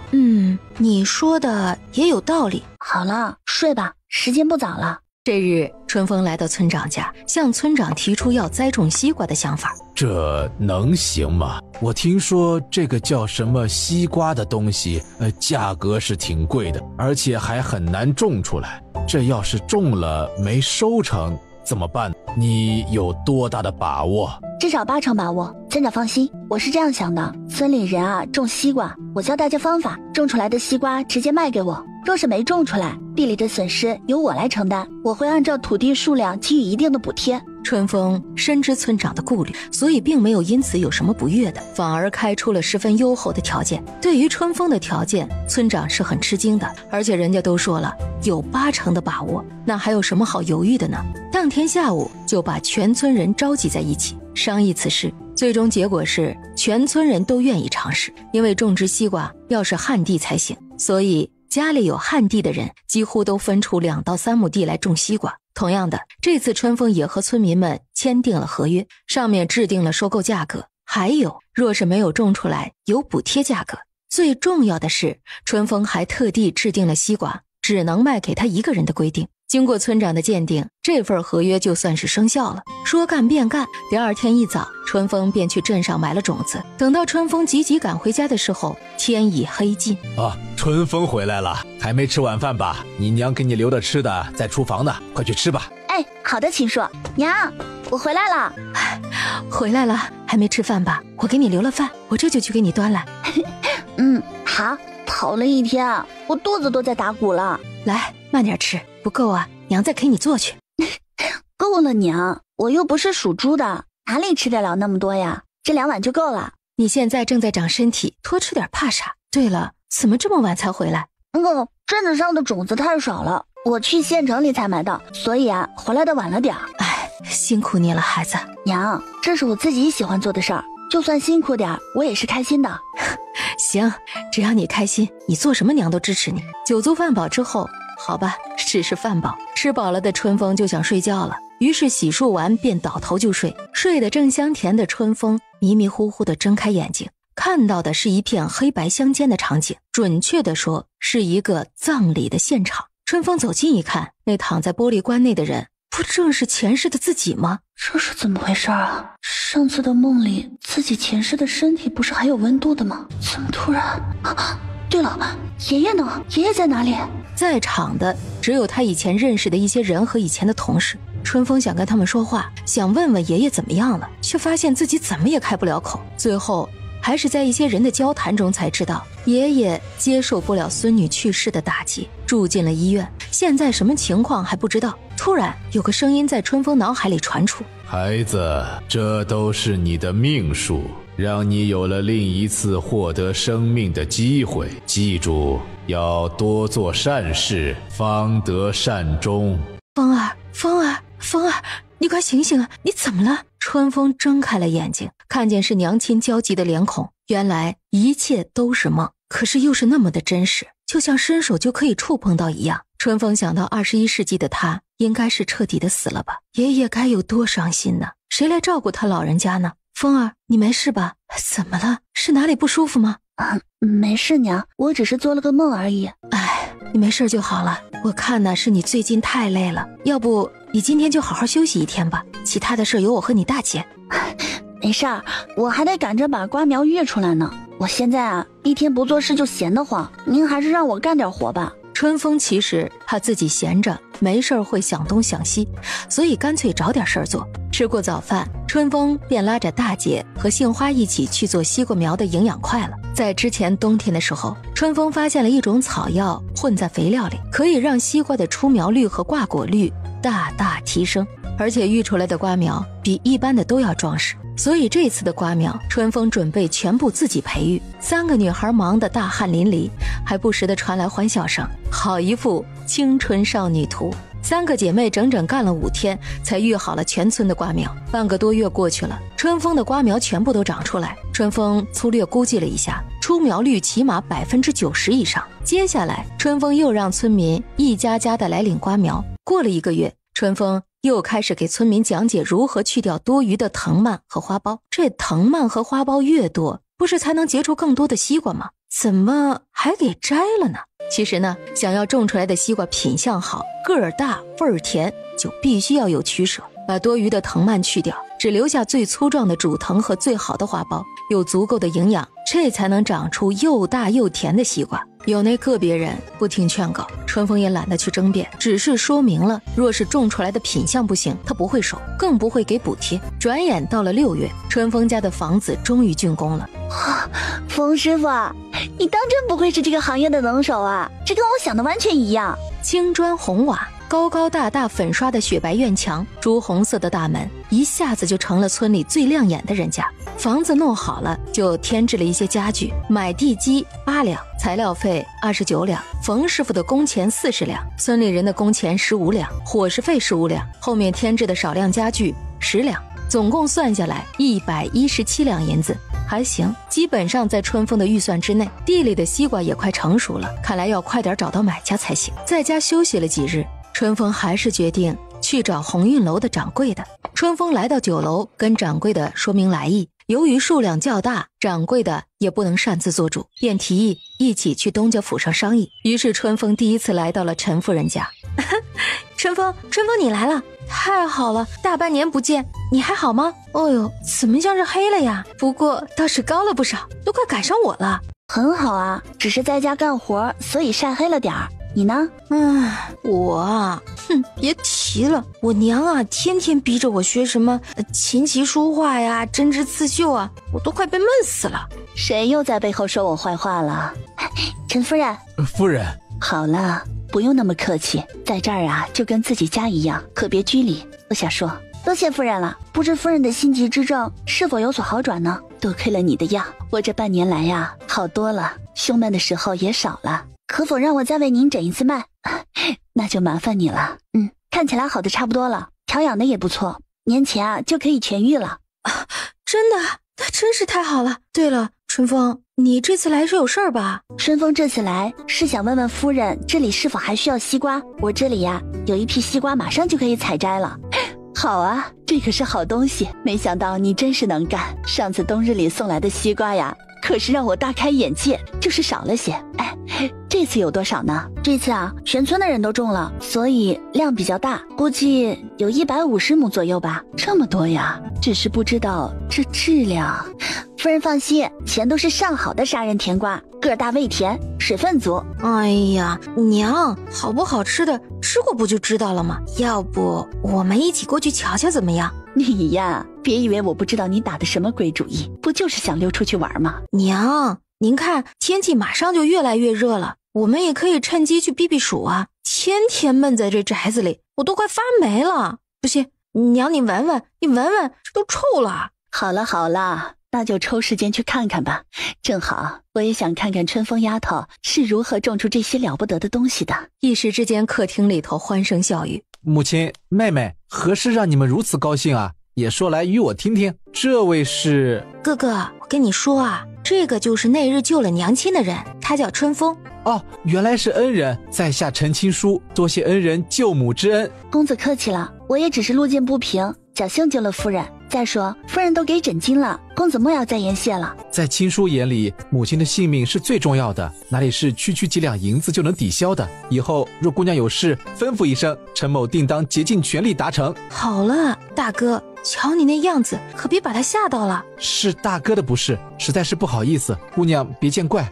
没事，公子也是爱母心切。哦，对了，还没告诉我，你们刚刚在说什么呢？笑得那么开心。哼，我们呀在说陈兰兰把刚才的话都跟自己的大哥说了一遍，没想到陈青书听完说他也要去。就这样，日子定在5天后去春风家里玩，顺便看看西瓜，赏赏风景。初夏的清晨依旧是很凉爽的，空气中飘散着淡淡的泥土芬芳和荷花的香气。娘，您看那边湖里还有荷花呢，瞧着可比咱们花园里的开的还要多，好漂亮啊。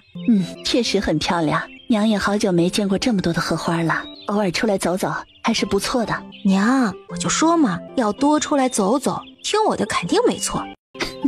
你个机灵鬼，就想打着我的旗号出去游山玩水，哪里像个女孩子家的样子啊？娘，妹妹说的对，娘，有时间是应该多出来走动，对您的身体也好。娘，你看哥哥都说了，以后就让兰儿多陪您出来走走吧。好啦，娘这把老骨头啊，都快被你咬散架了。那娘答应了，太好了。哎，你看哟，这是哪家的小姐吧？我看呐，估计又是去春风家的吧。嘿，你怎么就知道是去他们家呢？说不定是去别人家的呢。切，你以前看见过谁家有人驾着马车上咱村来的呀？再说了，你瞧着春风家现在的日子过得那般红火，这背后能没靠山呐？啊？哦，你这说的，也是啊。今日的春风没有再像往日去镇上一样，在脸上涂上了那些发黄的东西，不施粉黛，整个人显得清新亮丽，肤白胜雪，五官大气明艳，气质脱俗，好似天上的仙娥一般。刚下车的陈青书一时看得呆住了。大哥，你干嘛呢？好。被陈兰兰这一喊，陈青书才回过神来，不好意思地收回了自己的眼神，却红透了耳根。哎，你们来啦！我正准备出村口去接你们的呢，不必如此客气，我们这不是来了吗？哦，你是春风？怎么不认识我啦？这一笑真是人比花娇百媚生。一旁的陈青书又默默地红了脸。哦，原来你这么漂亮啊！那你之前干嘛打扮成那样啊？这个咱们慢慢说。哎，大家先进屋吧，老在外面站着也不像话。大家请在此休息一下，我去给大家沏茶。这是什么茶呀？味道如此独特。这是春风自制的野菊花茶，您尝尝。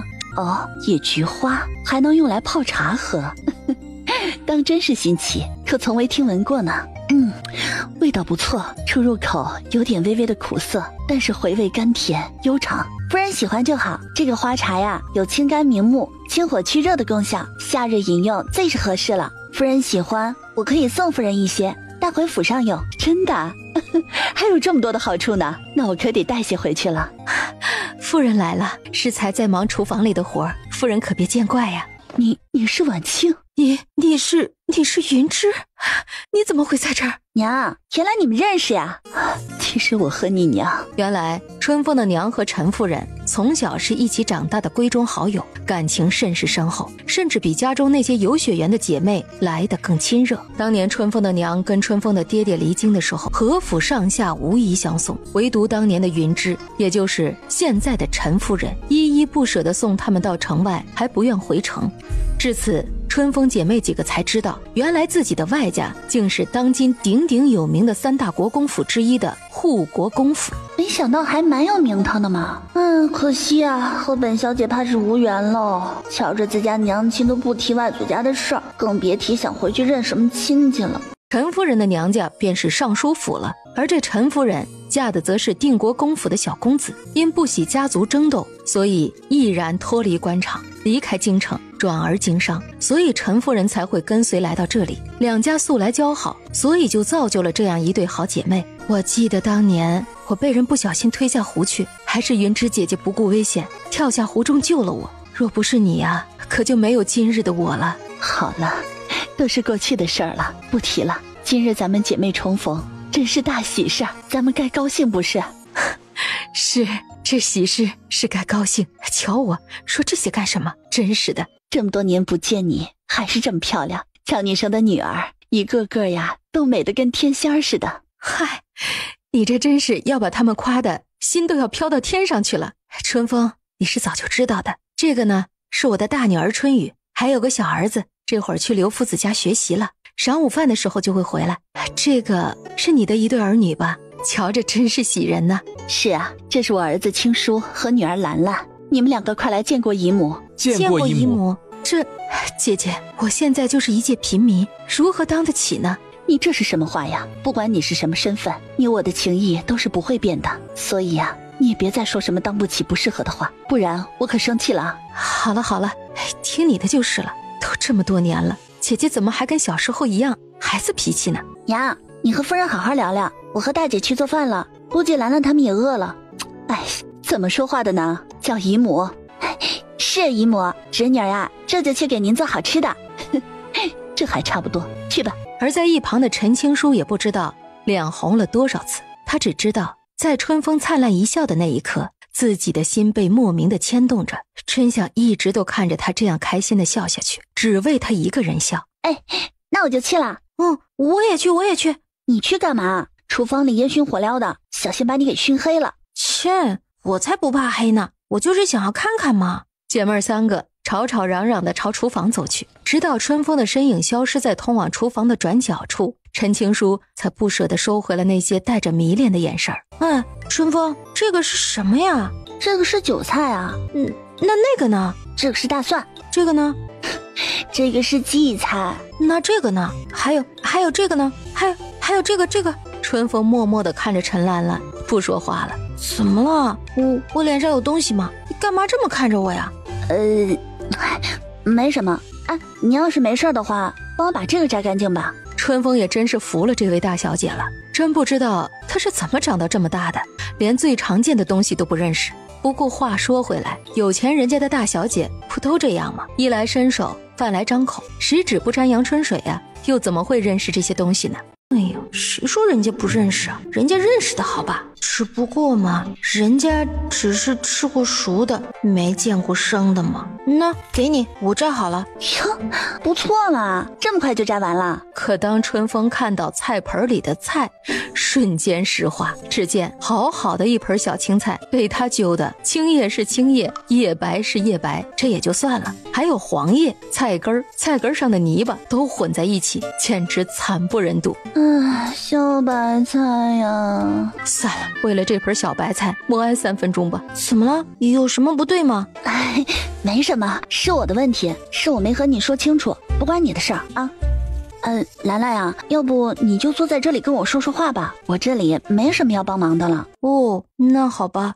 春风，以后咱们就都是姐妹了，你以后可要多来找我玩啊，不然我一个人在家可得闷死了。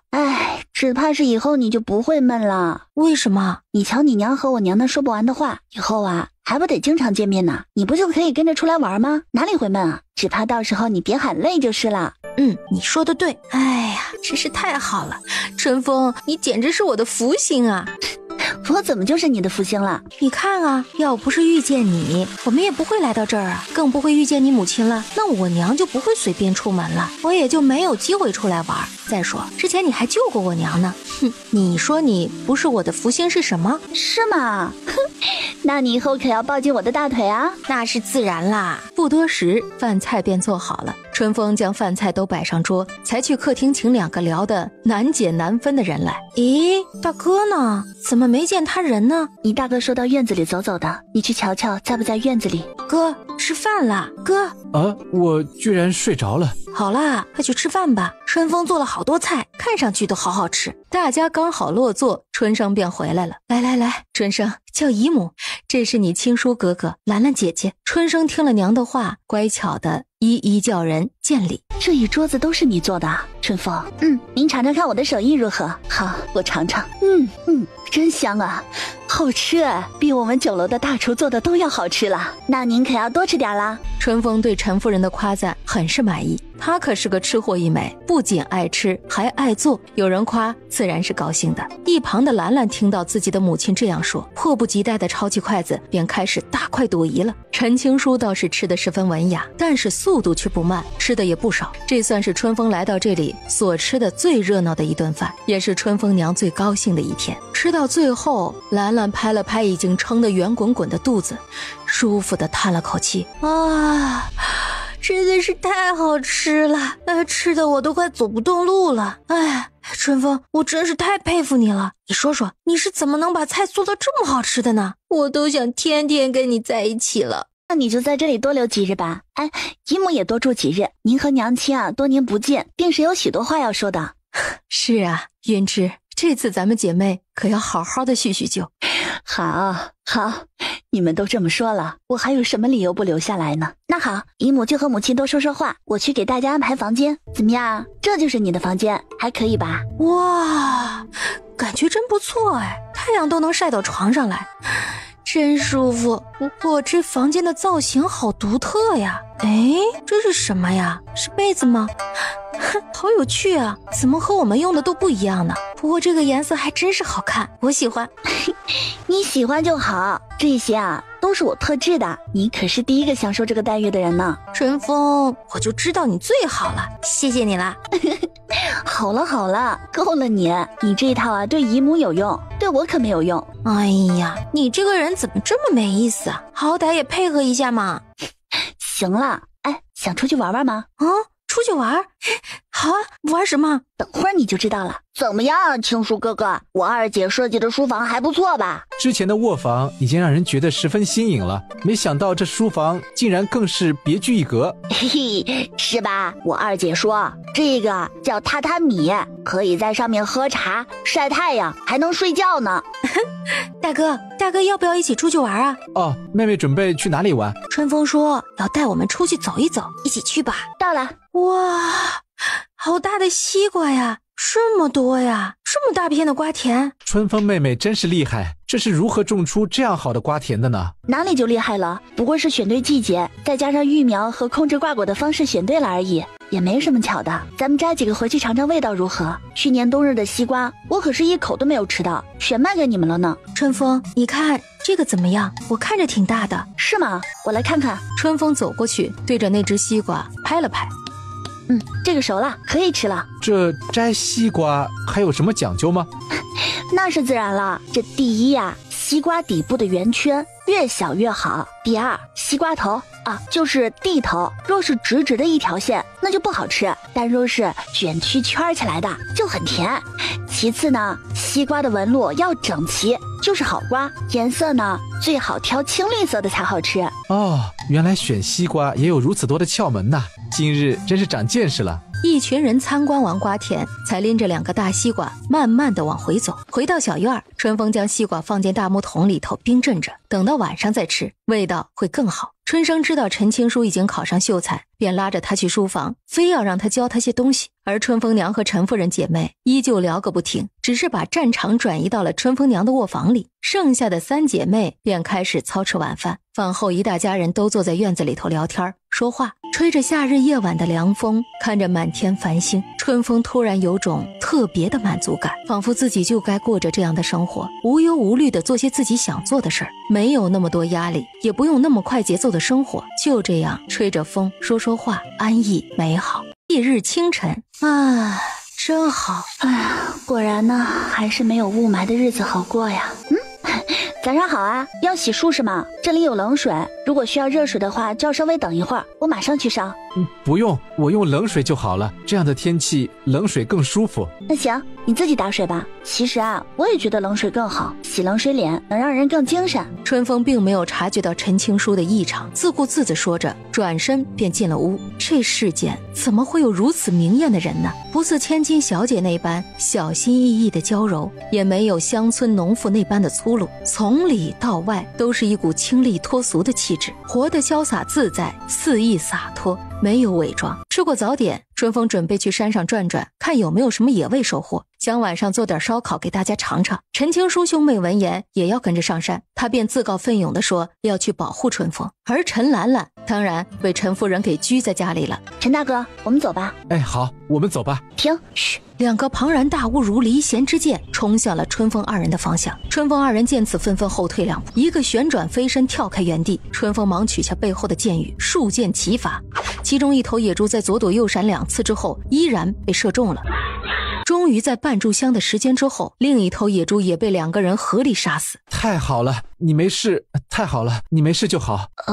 我没事。那个，你可不可以？对不起，对不起，我就是太着急，一时失态了。啊，没事的，让我看看你的伤。陈青书看着眼前的人，心里百感交集。这是怎样的一个女子，能在面对如此危险的时刻，还能做出如此镇定的反应？而想的更多的是，自己一定要变得足够强大。若以后再遇上这种情况，自己才能够护她周全。春风全然不知，眼前的人早已对他情根深重。还好，只是受了些轻伤，回去后给你配些药就没事了，放心吧。那这个怎么办呢？你休息的怎么样了？还有力气吗？休息的差不多了。那好，那你就帮我一起把他们拖回去吧。于是就出现了一个俊俏公子，在前面拉着简易的用几根粗木棍绑成的架子，艰难地走着，上边还放着2头野猪，那般唯美的场景了。这是哪里来的这么大的家伙呀？这是你们俩打的？没受伤吧？过来我看看。青书啊，你这是伤得重不重啊？疼吗？多亏了你呀，春风才能安然无恙的回来，定是春风拖累了你吧？姨母，其实是春风保护了我。娘，这一次啊，还是多亏了陈大哥了。晚上我要做顿好吃的，好好感谢他呢。要是他娘知道这野猪是他杀的，晚上怕是都会睡不着觉了吧？陈夫人在得知自己的儿子为了保护春风受伤后，非但没有责怪春风，反而夸奖陈青书做得好。由此可见，陈夫人是真的把春风他们当成了自己的亲侄女一样，听得春风心里头暖暖的。主子，如何？姑娘在深山打猎时被野兽攻击，所幸姑娘反应敏捷，并未受伤。还有一户姓陈的人家，最近和他们家走得比较近，那位陈公子似乎是很关心姑娘。去查查这个陈家。是，主子。黑衣人应声退下，心想这事儿告诉主子果然是正确的。大哥，听说你一路上拖着2头野猪回来了，是真的吗？是啊，怎么样？你大哥我厉害吧？不是吧，大哥，你没发烧吧？去，说什么呢？怎么可能啊？自己这个大哥可是一向最注重自己的形象了，这样有损他鹦鹉形象的事儿，真的会是他做的啊？难道大哥突然转性了，玩什么大丈夫能屈能伸了？春风把其中1头野猪卸了一条腿，留作自家家里吃用，其他的全部交给了陈夫人通知来的人，拉去镇上的酒楼里卖掉。就这2头野猪就能值30-40两银子。晚上，春风在院子里的空地上架起了火堆，做了一个简易版的烧烤架，叫来了秦树一家人，开始了令人垂涎欲滴的烧烤之旅。烤鸡、烤兔、烤野猪肉，简直就是全肉宴呐！春风怕陈夫人吃不惯，特地煮了一锅鲜美的菌杂汤，那滋味配上那些烧烤，简直不要把舌头给吞下去。哎呀，再这样下去不行啊！我要天天跟着你这么吃，还不得吃成个大胖子呀？哎，你就是想天天跟我一起吃，也还要有那个机会不是？那也是。哎呀，真好吃啊！我还有1块烤肉。你是如何把肉烤得如此美味的？我和一些好友也曾在野外烤过，可是这味道怎么就相差如此之大呢？这个啊，我自然是有我的秘方啦。这些啊都是我提前腌制好的，在烧烤时配上我自制的香料，当然是好吃的不得了了。吃完之后，春风还给秦婶包了1大块约2斤重的野猪肉回去，高兴的秦叔乐得嘴都合不拢了。几日之后，陈夫人一再交代春风娘，让她有空了去镇上找她，2个人在一起说说话也是好的。陈青书心中意识不舍，却并未多言，说了一句再见，便打马离开，送走了陈夫人一家。春风便要开始忙着收西瓜了。后面的日子几乎天天都可以看见春风赶着1辆马车，一家一家的收购西瓜，银子也是当场就结清。段春风，你个死丫头，小贱蹄子，你给老娘滚出来！你给我滚出来说清楚，你是什么意思呀？啊，看我好欺负是怎么的？全村人的瓜你都收了，为啥不收我家里的？你给我出来说清楚啊！我看你就是记恨我之前屠了你家的强，故意不收我家的瓜。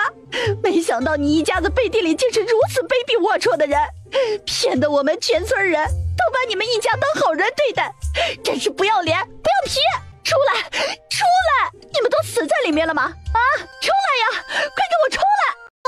终于敢出来了，我还以为你们不敢出来了，要躲在里面当缩头乌龟呢。李氏，你一大早是吃饱了撑的，拉不出来屎是怎么的？跑来我家叫魂呢？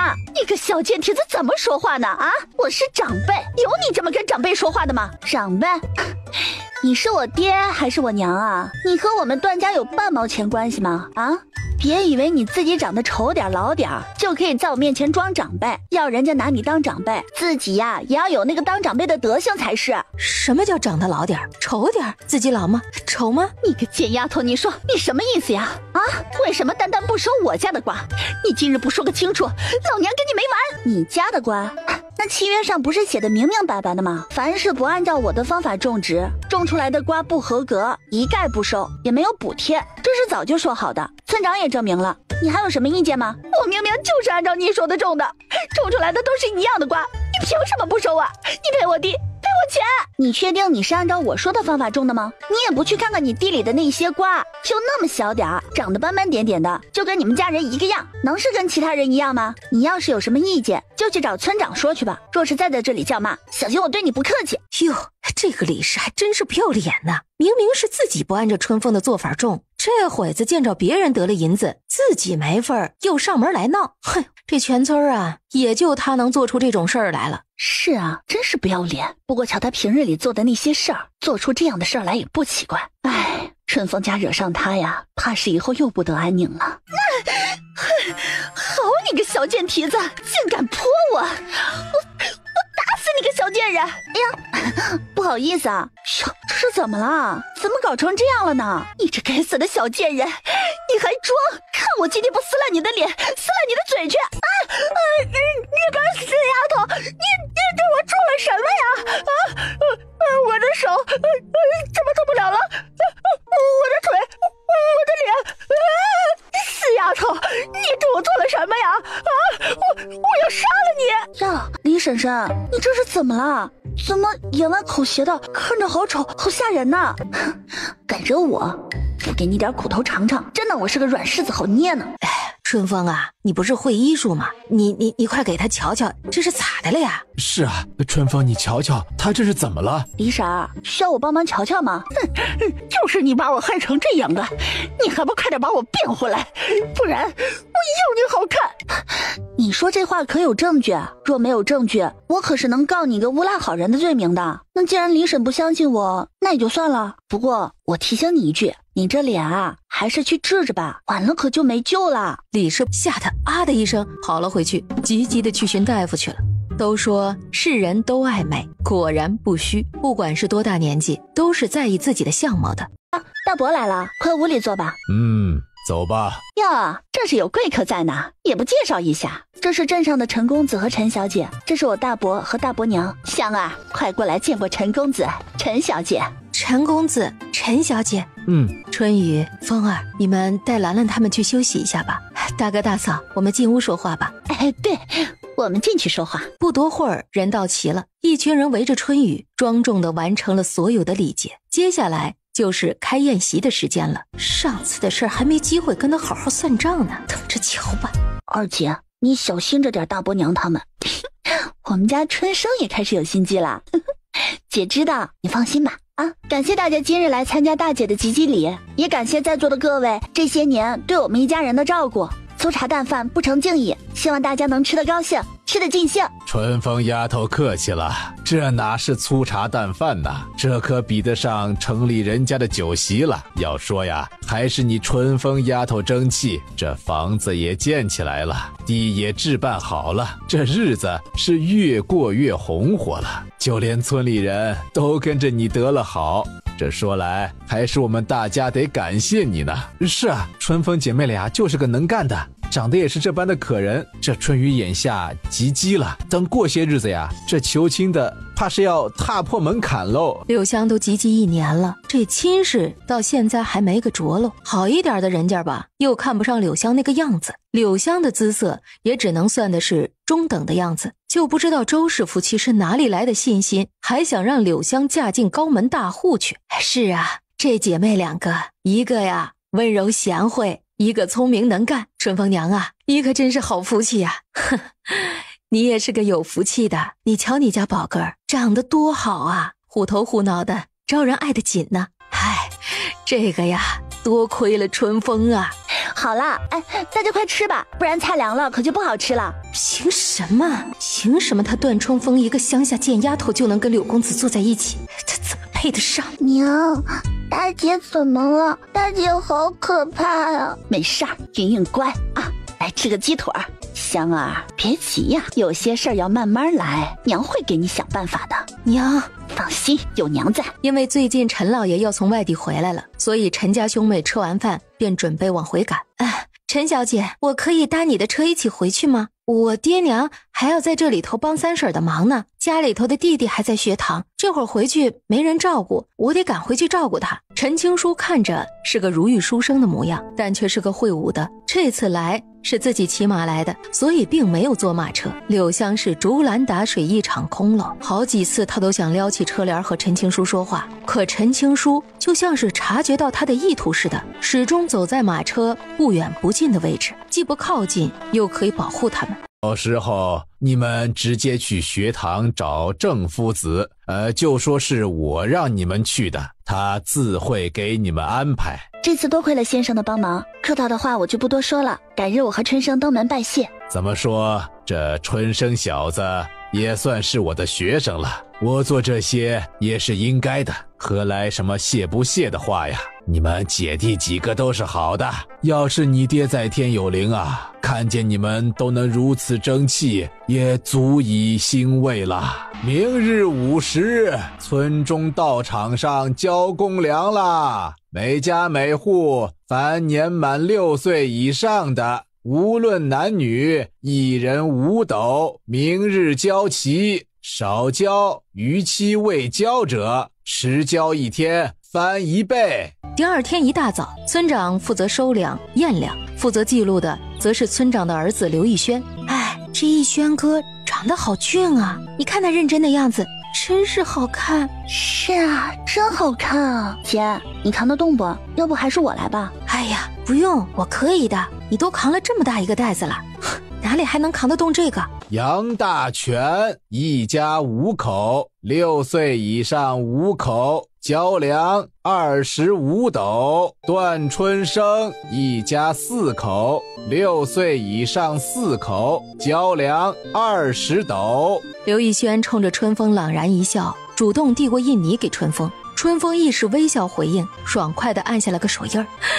义轩哥笑了，你们看见没有？义轩哥笑了，真好看。哼，是啊，是笑了，可你也不看看他是冲谁笑的。春风因为李玲玲的一句话，就在不知不觉中成了村里女孩们的公敌。春风啊，这是去交公粮了。是啊，今天这么早就回来了。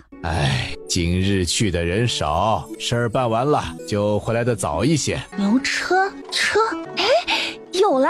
对呀，我可以造辆车呀。我怎么早没想到呢？娘，咱们村里好的木匠师傅是谁啊？这木匠活啊，我记得村西老蔡叔的手艺还是不错的。怎么，你要做什么东西啊？娘，我们每次收粮食都要肩挑背扛的，很累人，而且一天下来也收不了多少。只要是有个车子推着，是不是就快多了？人也会比较轻松啊。这地里要是被那些畜生糟蹋，还怎么种啊？娘说的对，所以啊，我要做的就是可以走得了田间的小路，又不需要牲口拉的车。蔡伯在家吗？在呢。谁呀？是啊，春风啊，我可以进来吗？哟，是春风啊，稀客稀客，怎么有空到我这儿来了？当然是有好事来找您呐。我看看，这是你画的？我画的，不知蔡伯能否做得出来呢？这个呢倒也不难，我琢磨着应该能做出来。不过你这做了是用来干嘛的呀？咋就一个轮子呢？这个啊，等做出来您就知道是干嘛的了。等您做好了，我再跟您一起算木料和工钱，成不？行，没问题。一个村的乡亲，还说那么多干啥？你3天后来拿就成了。花婶婶，这喂鸡呢？村长在家吗？是春风啊，你叔在屋呢，快进来吧。老头子，快出来，春风丫头找你有事呢。哎，来了。自从春风带着村里人种瓜得了实惠，村长就跟自家媳妇交代过，见着春风家的人要客气点。这丫头是个有本事的，也是个有骨气的。这家里呀也没什么好吃的，这些都是你轩哥从镇上买过来的，你尝尝看味道怎么样？婶子，您太客气了。这次来呀，主要是想和村长商量一下我们这个大棚的事儿啊。我这几天也准备去找你说这个事儿呢。上次说到这个架子的事还没完全解决，不知道你有没有什么好主意呀？我今天正是为这事儿来的。我这几天仔细的琢磨了一下，这架子还是不能光用竹子。这一来呀，没有这么多的竹子可用；二来呢，这竹子最多也就能用2次，就不能再用了，也浪费。所以我合计了一下，干脆做一批木头架子算了。木材原料好找，而且可以反复利用多次，也省了我们每年制新架子，浪费时间。可这木头架子要怎么做呢？可没有竹子那么简单吧？这个我到时候会教大家怎么做，很简单，只要一般家里有男丁的，估计都会做。现在啊，主要是先让大家各自去准备好木头。行，我这就去通知他们砍木头去。您等等，我话还没说完呢。啊，还有事啊？你说。就算现在做，只怕一时间也做不齐所有的架子，所以呀，还是要砍些竹子才行。这些你也一起告诉乡亲们吧。哦，还有镇上的油纸布也要提早订，若是不够，就找个人统一去县城买，可别晚了，耽误下地的时间。娘，我准备明日去趟县城，你有没有什么东西要带的？我好一并去买回来。娘没什么要买的，你去县城啊，还是让你大姐陪着你去吧。行，原本也是想着让大姐陪我去的，这次要买的种子可不少，我一个人啊还真有点吃力呢。第二日一大早，春风姐妹2个早早的坐着牛车来到镇上，早饭都没有来得及吃，只买了几个包子，刚和车夫谈好价格，正准备上车。春风，是你吗？真的是你啊？你这是要去县城？是刘大哥啊，你也去县城吗？去县城办点事。你怎么……要我说啊，你这眼力还真是厉害，都打扮成这样了，你还能认得出来？再怎么变，身量还是在这里的，再加上你们2姐妹在一起，也不难认。你们干嘛要打扮成这样啊？我们女孩子出门可不比你们男孩子方便，可不就得打扮打扮吗？也是啊，女孩出门确实比较招眼，更何况像是春风这样出色的女孩，那可不得好好打扮一下吗？既然都去县城，不如我们就一起吧，也好有个照应。好啊，一起去也好。就这样，3人一起坐上了去县城的马车。1个时辰后到了县城。刘大哥，你要去哪里办事啊？我让车夫送你过去。不用了，我要去的地方就在前面，你们先去办事吧，我一会儿办完事再来这里寻你们。那好，你先去吧，我们这里呀，一会儿还没那么快结束。那掌柜的对春风的印象还是蛮深刻的，只因前段时间春风还托人给他送了许多的大西瓜。哟，是姑娘来了呀，这次来是想买点什么种子呀？掌柜的客气了，我这次来呢是想买些蔬菜种子，不知道掌柜的有没有什么新鲜货推荐啊？姑娘，你还真说着了，我这还真有个新鲜玩意儿，就是我也认不出是什么，也不知道怎么个种法。这个我也不认得，不过可以拿回去种了试试。这个价格怎么卖的？这个也是我们东家外出时带回来的，因没人认识又不会种，所以这个价格嘛定的也不是很高，这些1两银子，姑娘你就全拿走吧。这1两银子可能有些贵了吧？再说了，你这是什么东西，能不能种出来还不知道呢，我也不为难你，要不我再买些其他的，掌柜的可要给我优惠点啊。行，姑娘你且先看看需要些什么吧。春风姐妹2个挑挑选了大半天，才选齐了所有的种子。这次光是种子就有100-200斤之多，更是花了春风70-80两银子不止。选好种子，全部打包好，都放上了春风雇的马车上。看来我来的时间刚刚好，你们的东西都买好了吗？这里的东西买好了。刘大哥，你知道这县城哪里的书店最好吗？我想给春生带几本书回去。哦，书店呐，南城街的崇文书店很是不错，藏书也很多，也齐全。你们要买书就去那里吧，且价格也不贵。那好，就去崇文书店。春风在刘逸轩的帮助下，挑了3本适合春生的书。就这3-4本书，加上一点纸墨，就花掉了春风10几两银子。驾着春风雇的马车回到村里，刘逸轩硬是要帮春风把东西送回家去。这一幕又被躲在树下的李玲玲看见，心里那嫉妒的小火苗慢慢的拔高。到了，今天真是谢谢你了，刘大哥。哎，要不要进来喝口水啊？不了，家里人还等着我回去呢，改日再来吧。你说这刘大哥今天怎么这么热心肠啊？平时他可不是这样的，我都很少看到他跟村里的人说话呢。哎呀，谁知道他怎么想的？也许是看我们2个女孩子弱，所以顺手帮忙吧。晚上吃过晚饭，来看看姐给你买的书，能看得懂不？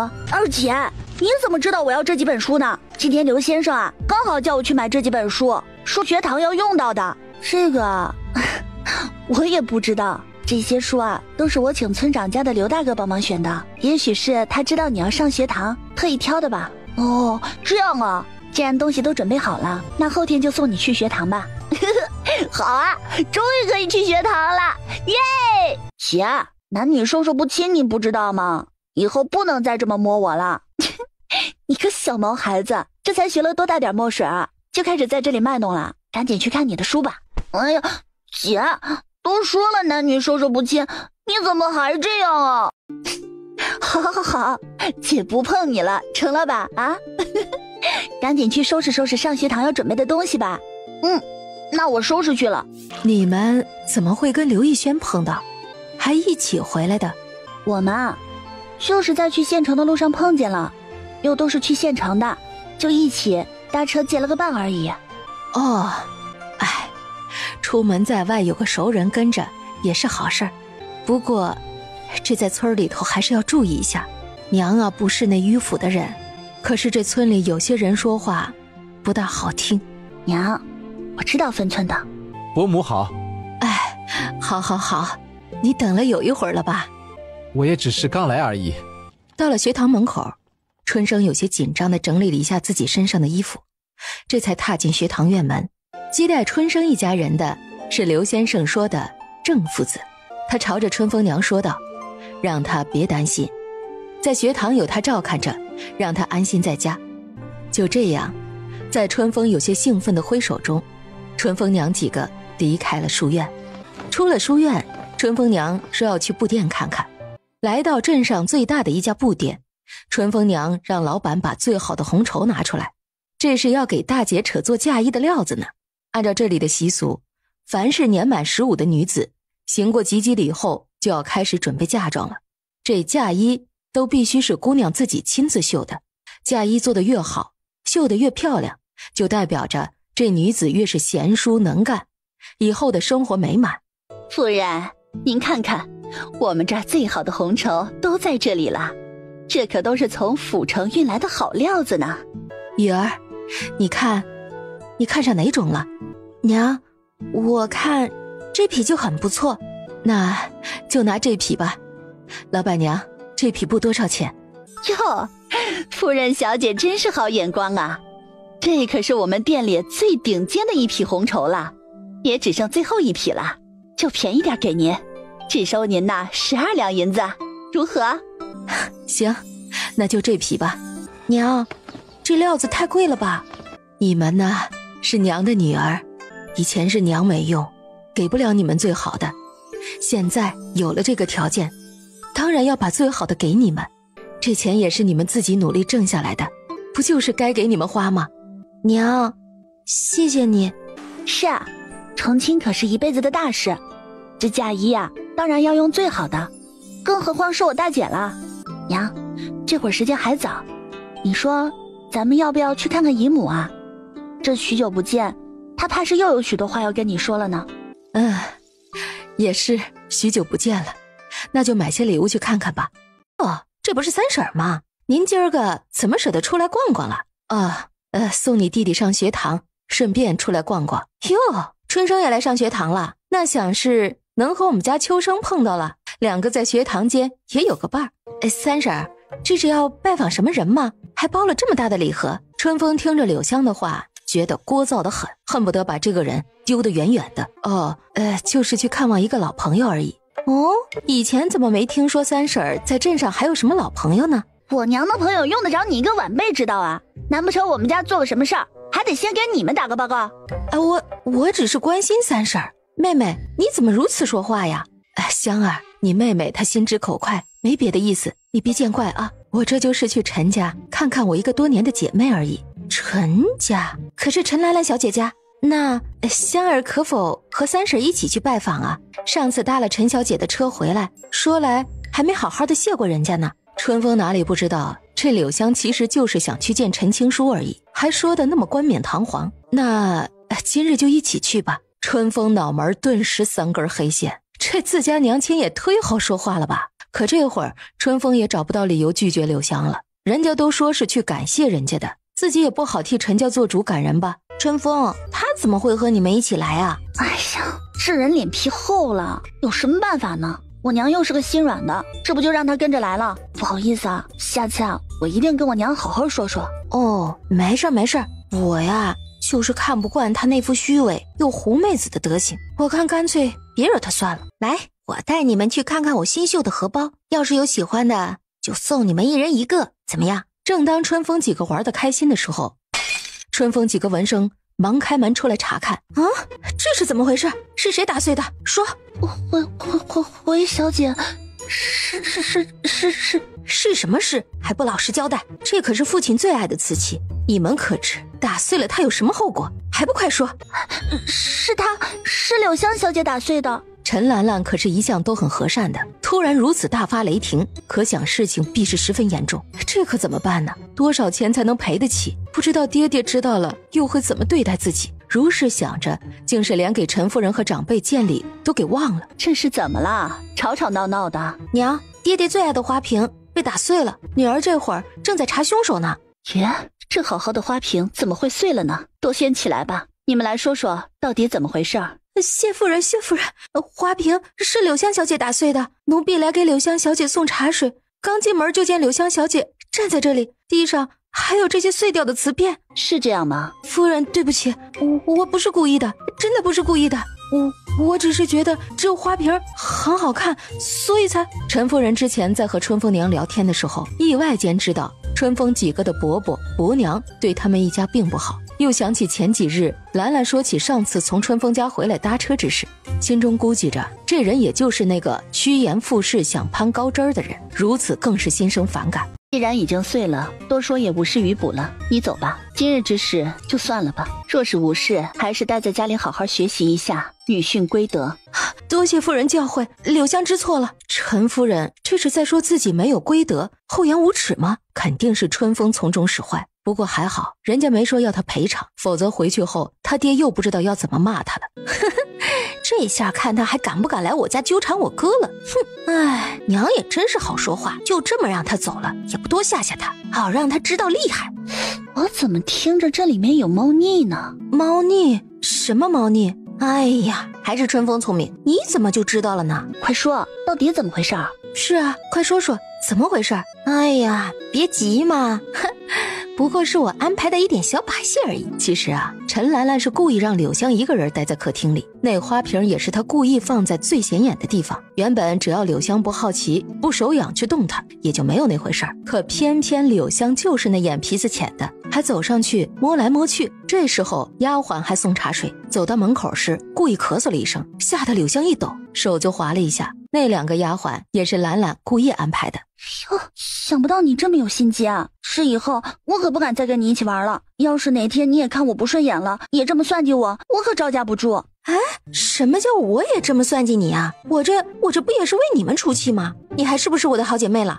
哟，生气啦？哎，真生气啦！哎呀，我就是开个玩笑嘛，别生气嘛。哎呦，好了，那我漂亮的兰兰美人，我错啦。哎，我就是开个玩笑嘛，你就原谅我吧。啊，是啊，兰兰，你别介意，春风啊，就是跟你开个玩笑呢。哼，那好吧，我原谅你了。不过你得请我去吃全福楼的糕点。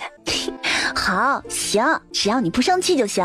好啊，你竟然骗我，还让我请你吃糕点，你个小坏精！哎，你可是答应好了的，可不许反悔啊！好啊，我这就带你去吃，你别跑。春风母女是在陈家吃过晌午饭才离开的，告别陈家，又转道去了学堂接春生。回到家里已是傍晚时分，向陈家的车夫道过谢后，春风才关上院门，转身去做晚饭。春风娘觉得自从二女儿的病好了之后，家里好像就开始变得越来越好了。接下来的一段时间里，大河村的家家户户的人都在忙着上山砍树，屋里院里到处都是木头竹子，家里的男人们都自己动手做起了木活，纷纷为建大棚的事儿做准备。张婶，翠莲嫂子，开开门呐，我是春风。哎，来了来了，哟，这是春风啊，你怎么来了？家里的事儿都忙完了？家里的架子呀都做好了，再加上还有去年的一些可以用，所以做得快一些。张婶，你家里的做了多少？我来帮帮你。娘，是谁来了？翠莲手里头抱着个肉乎乎的小包子走了出来。呀，是春风来了呀，快进来坐，嫂子去给你倒水去。不用了，嫂子，我是来看看你家的架子做的咋样了，看我有没有能帮得上忙的，你别那么客气。哎呀，那怎么好意思呢？你家里要做的也不少，怎么还来帮我们呢？我们这儿呀做的差不多了，我娘家的弟弟听说了，就来帮着做了一些。哎，弟弟，这就是姐跟你说的救命恩人春风。姐姐跟小宝啊能有今天，可多亏了他。春风，这是我弟弟大奎。啊，哎呀，你这是干什么呀？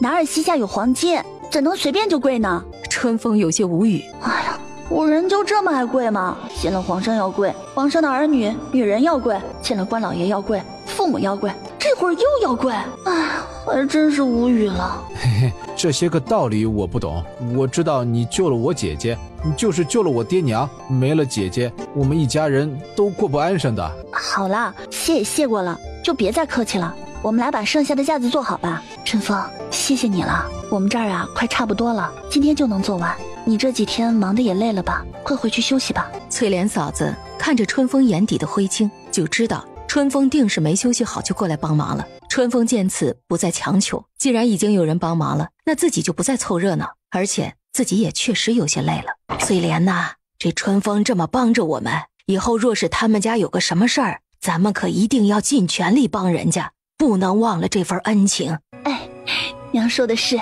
我和宝儿的命啊都是他救的，怎么着也不能忘了这救命之恩呐。春风回到家后便躺在床上好好的睡了一觉，连午饭都没吃。正在春风吃饭的时候，蔡伯就来了。春风丫头在吃饭呢？哎呀，怎么这个时候才吃呢？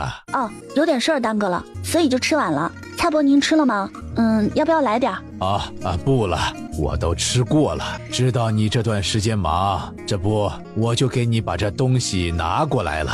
哎，你还别说，你要做的这个东西啊，还真是方便。我就这么一路推过来，那窄窄的小路也能行，停下呢也方便，还真是个好东西啊。这以后去地里收个粮食什么的，就方便轻松喽。呀，真是谢谢您了。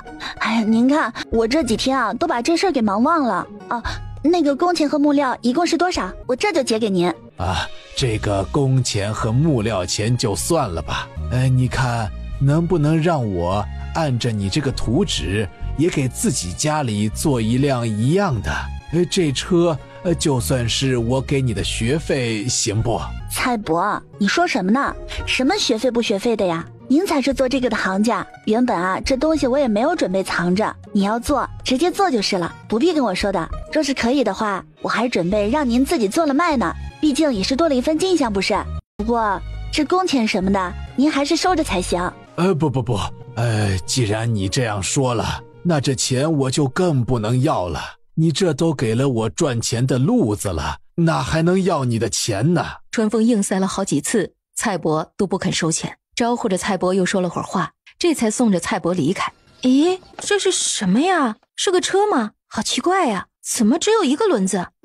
是个车子，不过这个不是牛和马拉的车，而是人推的车。人推的？哼，这倒是稀奇了，我这还是第一次见到这样的车呢。大姐，你可以试试看，这个推起来呀，可轻便呢。以后咱们去地里收谷，到场晒谷，就不用那么累的扛着了，用这个推就可以。哼，还真是好用啊！这又是你想出来的点子？是啊。哎呀，你说你这脑子里到底装的都是些啥呀？怎么就能想出那么多有趣的东西呢？那是，你也不看看我是谁家的人。切，给你点阳光你就灿烂了，德行呀！大姐，我发现你学东西也挺快的嘛。那是，你也不看看我是谁家的人。嗨，你们啊，笑什么呢？这么开心，也跟娘说说。娘，你看，这是蔡伯刚刚送来的。哟，这就是你说的那车子呀，这就做好了。就连春生放学回来，对这车子也是好奇不已。10月20日，春风13岁生日。哎，林婶儿，您来了，西哥，哎，快进去坐啊，我娘在厨房呢。哟，田叔，哎呀，田叔，您真是客气，来就来嘛，带这么多东西干嘛呀？哟，今儿还真是热闹啊，瞧着这是乡亲们都来了呢。哎呦，春风丫头，你这面子可真是大呢。是啊，我确实要感谢乡亲们的厚爱。不过话说，大伯娘你今日怎么有空来我们这乡下地界呢？您不是该待在镇上享清福吗？哎呦，瞧你说的，我亲侄女过生日，我这个做伯娘的自然是要来了。是吗？那真是太感谢大伯娘的厚爱了。不知大伯娘给侄女儿准备了什么好东西啊？侄女儿都迫不及待的想知道了呢。有礼物，当然有礼物啦！侄女儿过生日，怎么能没有礼物呢？哇，包装这么漂亮啊！一定是挺好的东西，太谢谢大伯娘了。大伯娘，你真好。快速打开了包装精致的礼盒，放的竟然是一块最廉价的粗麻布，而且还是一块没有多大的粗麻布。而周氏在春风打开盒子的一瞬间，脸就像是红透的番茄一样，尴尬的要死。哎呀，大嫂来了，来就来嘛，自家人还带什么东西啊？春风，你这孩子也是的，手怎么这么快呢？还不快带你大伯娘进去坐？哎呀，有句话叫什么来着？礼轻情意重嘛。这呀也是伯娘的一份心意，你就收下吧。啊，春风知道了，多谢大伯娘好意。大伯娘这脸皮还真不是一般的厚啊，可真够不要脸的，还真当我不知道他们今天来是干嘛的了。哼，就偏偏不让你们如意。哼，照旧是村长刘先生、陈家和春风一家坐在一起，其他人各自围成一桌。来，春风，祝你生辰快乐，我敬你一杯。来，好姐妹，干一杯。看得一旁的陈青书和刘逸轩又是惊讶又是痴迷，但就在这一瞬间，两人都发现对方的目光和自己一样，看向了同一个地方。于是两个男人之间暗潮涌动，似乎闪动着刀光剑影。春风呐，这些日子咱们村的日子呀是越过越好了，这都多亏了你带着我们大家一起种瓜，现在又带着大家一起种菜，我代表咱们村的人敬你一杯，表示我们对你的感谢。村长，您说什么呢？往日我们家困难的时候，多亏了乡亲们的帮助，我们一家呀才能熬到今天。不说别的，就是大家给我们家送来的那些吃的，哪家不是从自己牙缝里挤出来的呀？有句老话说得好，叫滴水之恩，涌泉相报。何况大伙对我们家这么大的恩情，现今呢，我有了这一点挣钱的法子，能带着大家一起把日子过得好点，也算是报答大家的一点恩情了。这酒啊，该是我敬大家才是。是，春风说的对，滴水之恩，涌泉相报，咱们得记住，这春风带着大家赚了多少钱呢？我们可不能忘了这份情呢。哎，是这么个理儿。春风娘，这以后有个啥事儿的，尽管开口。咱们虽然别的没有，但是还是有把子力气的，只要我们能帮上忙的，咱们绝对没二话。是，有事尽管说。谢谢大家了，大家今天都吃好喝好，至于有什么事儿，我们一定会开口的。所有人都高高兴兴的吃着喝着，唯独大伯娘母女面色阴郁。切，有什么了不起的？再怎么折腾，不还是个乡下泥腿子？瞧那些个乡巴佬八戒的样子。凭什么那个贱丫头每次都占尽风头？那个贱丫头到底有什么好的？妹妹，今日生辰呢，姐姐祝妹妹越来越美。来，姐姐敬你一杯吧。多谢柳香姐姐了。不过这酒喝多了就不好了，都说酒多乱人心性，这要是喝多了，做出点不雅的事就不好了。我们姐妹呢，还都是未出阁的闺女呢。哼，妹妹说的是，不过今日是妹妹你的生辰，另当别论嘛。况且只是这小小的一杯米酒而已，又怎么会醉人呢？妹妹可别是不给姐姐这个面子吧？你算老几？凭什么要给你面子啊？还真拿自己当根葱呢。好了，柳香姑娘，你敬春风的酒，我替她喝了，你可以回去了。陈青书从小生活的环境都是十分幸福的，没有那些个什么后宅的争风吃醋，也没有那些什么虚伪迎合，但并不代表他就不知道这些。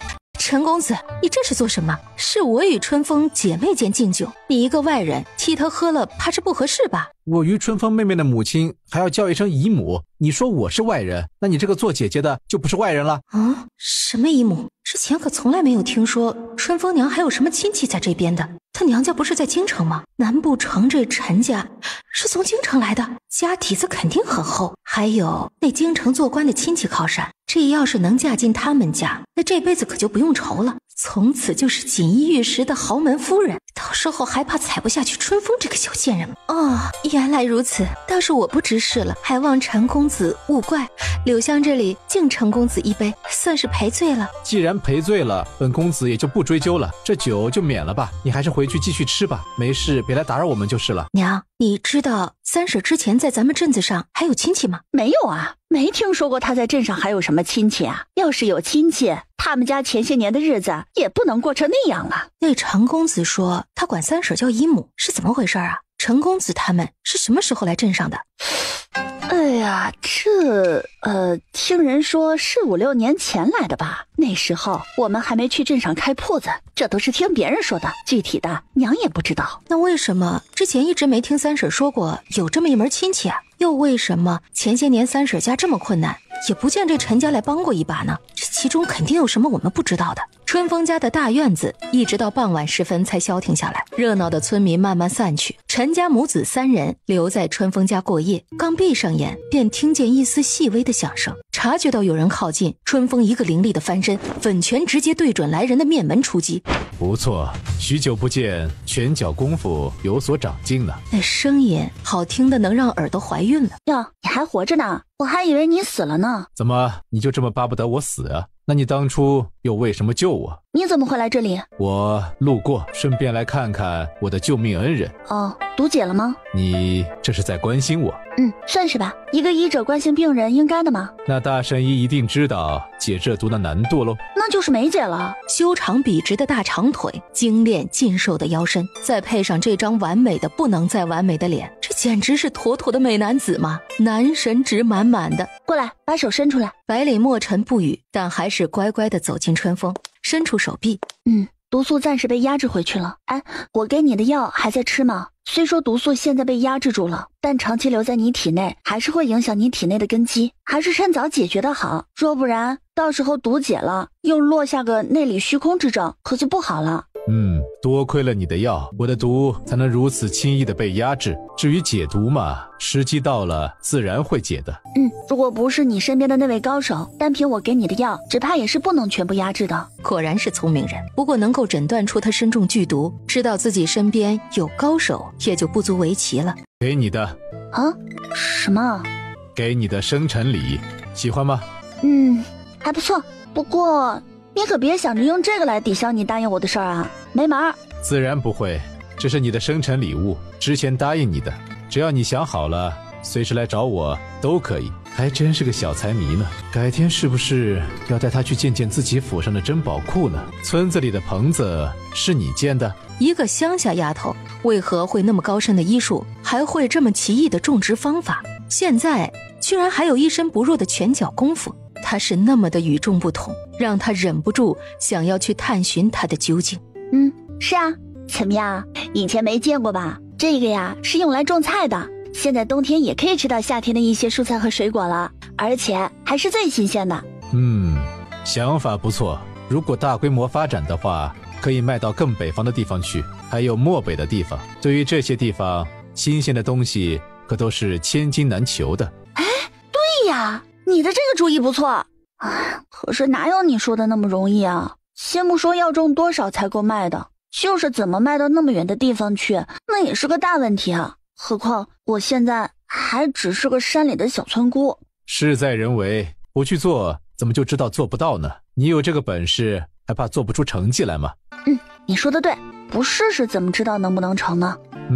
等你能把整个云县都发展起来，若没找到合伙人，就去京城找我吧。这个嘛，再说吧，还不知道能不能成，什么时候才能成呢？时间不早了，我还有事，有空再来看你。你这次不是一个人吧？带了人。百里墨尘闻言扬起了一个大大的迷死人的微笑，看得春风口水都快流下来了，直到人家走了半天才回神。哎，妖孽啊！还好姐的心脏没什么问题。小丫头这是在关心我？好像是。而且主子居然笑了。他们跟在主子身边将近10年呢，第一次见主子笑得这么美。是的，就是美，没错了。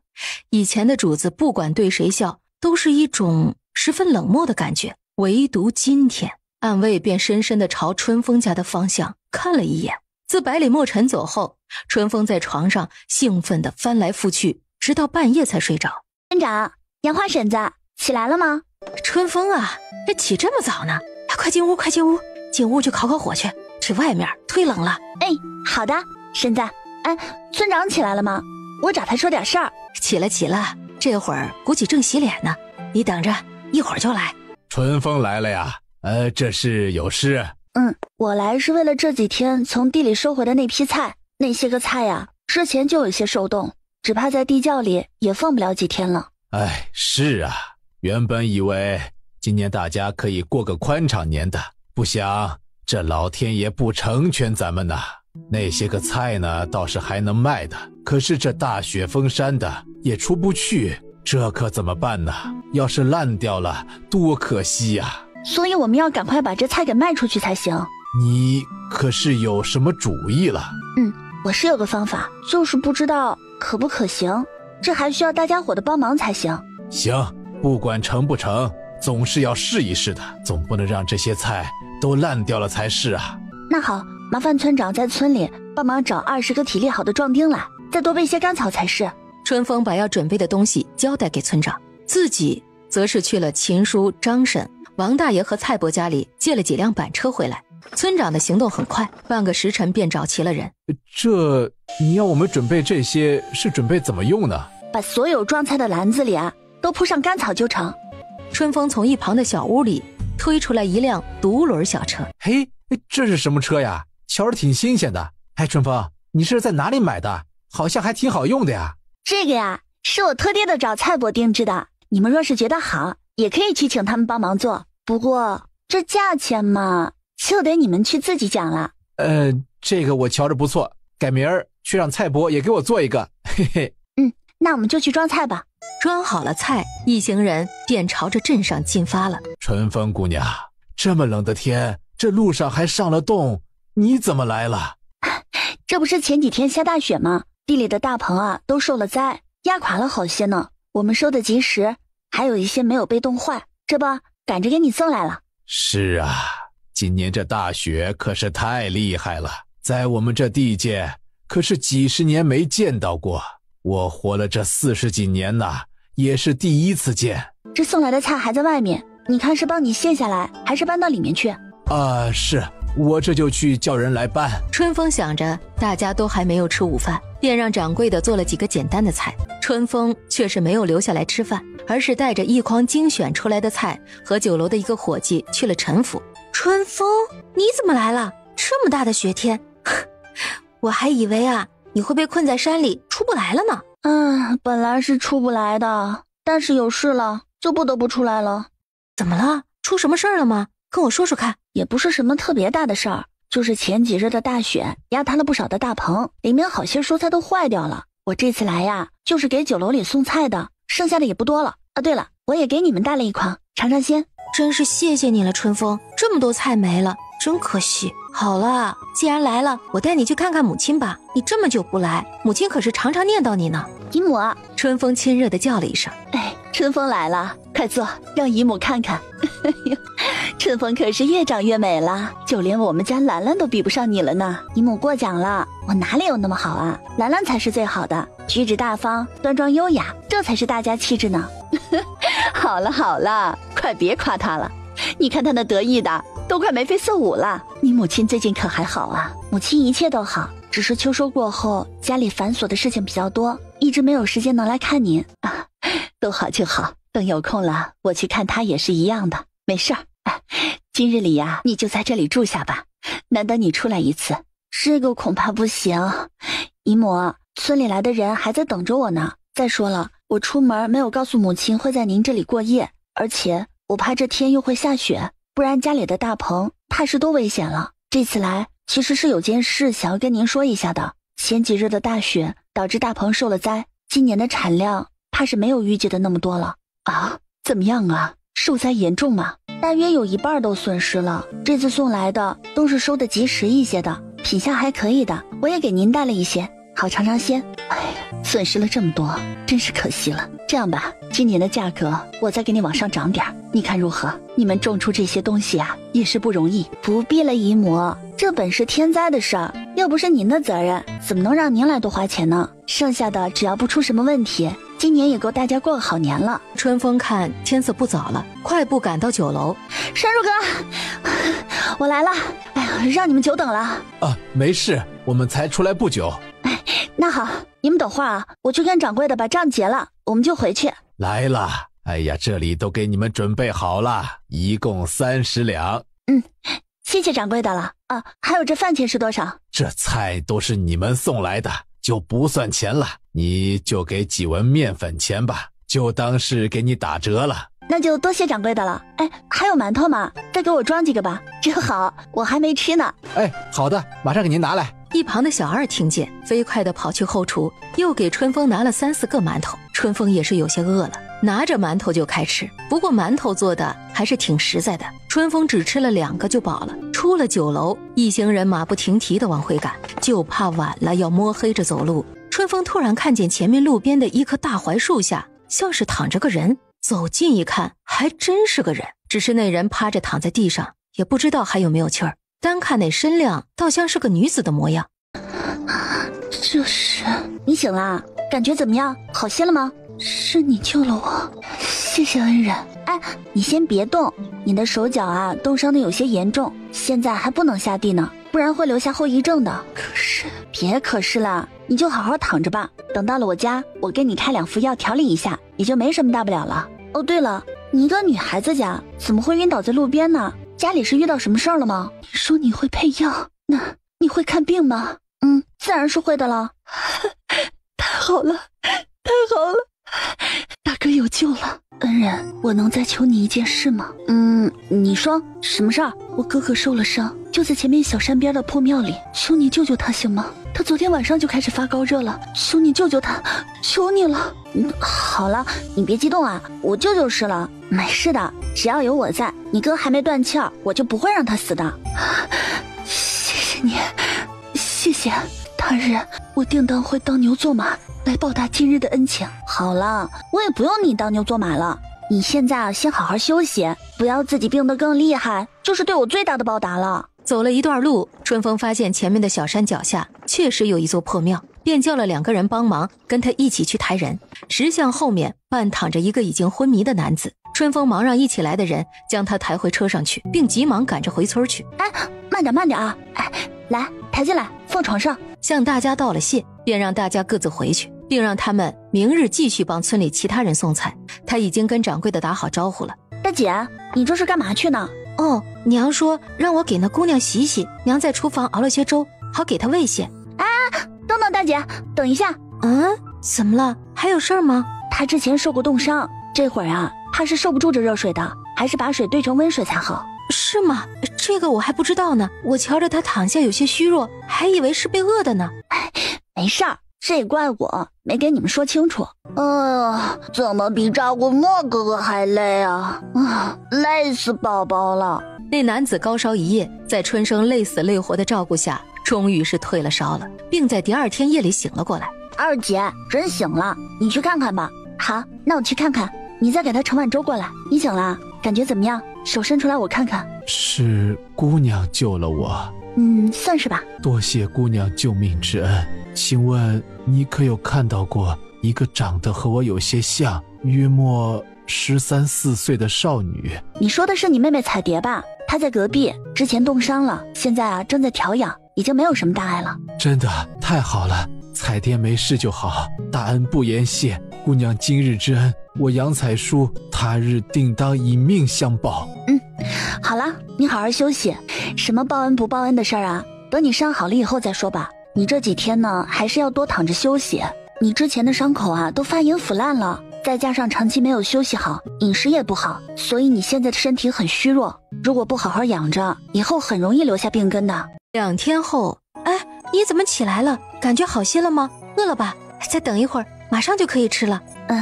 我好多了，这些日子多谢你们照顾了。春风和大娘他们呢？怎么都不见他们啊？哦，春风和娘都去地里收菜去了，再有几天就是年关了，大家呀都指着卖了菜，好办些年货回来。春生在你大哥房里练字呢。哦，是大冬天的，怕是也不好收吧？而且好像冬日里能长出的菜也不多吧？这卖的钱能够过年吗？这个呀，你改天出去转转就知道了。娘，春风，你们回来了，快来吃饭了。哎，好，这就来。大娘，洗洗手吧，外面太冷了，洗洗手暖和一些。你这姑娘这么客气做什么？身子还没好利索吧？不好好休息着，做这些干什么？之前如不是大娘您一家收留我们兄妹，又有春风帮我们治伤，哪里还有我们兄妹的命在啊？为你打一盆热水算不得什么。我与哥哥也是没有了爹娘的孩子，从今以后我们一定会把您当成我们自己的母亲一样报答的。哎，你呀也是个命苦的孩子，说什么报答不报答的，大娘也不是那见死不救的人。快起来吧，起来吃饭，不然饭菜都凉了。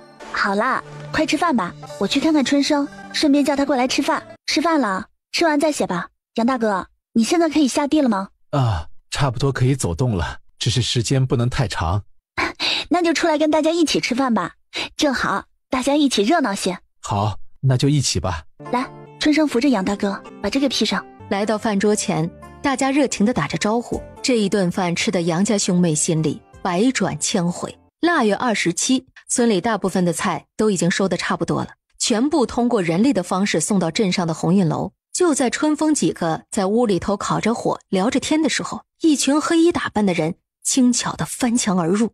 刚走到院子里，春风的耳朵机敏地动了动。杨彩叔仔细一听后，心中一惊，看来他们还是追来了。杀，一个不留！我靠，这光天化日的，这些人就敢直接闯入民宅行凶，还嚣张地叫着一个不留。你有种你追杀他们呢，我就不说什么了。妈的，这可是在老娘的地盘上，你还想要把我们一锅端了？不给你们点颜色，还真把我们当成白菜剁了。闪躲之中，春风从怀里掏出一包带点粉色的粉末，直接撒向了屋里的黑衣人，自己则带着春生迅速地朝杨彩叔兄妹靠近。黑衣人没料到这小丫头会有如此一招。你没事吧？啊，还能支撑得住吗？啊，难道刚才的闭气没用？一个乡下丫头怎么会有这般本事？看来自己是低估了她。强忍着疼，提剑起来直刺向春风。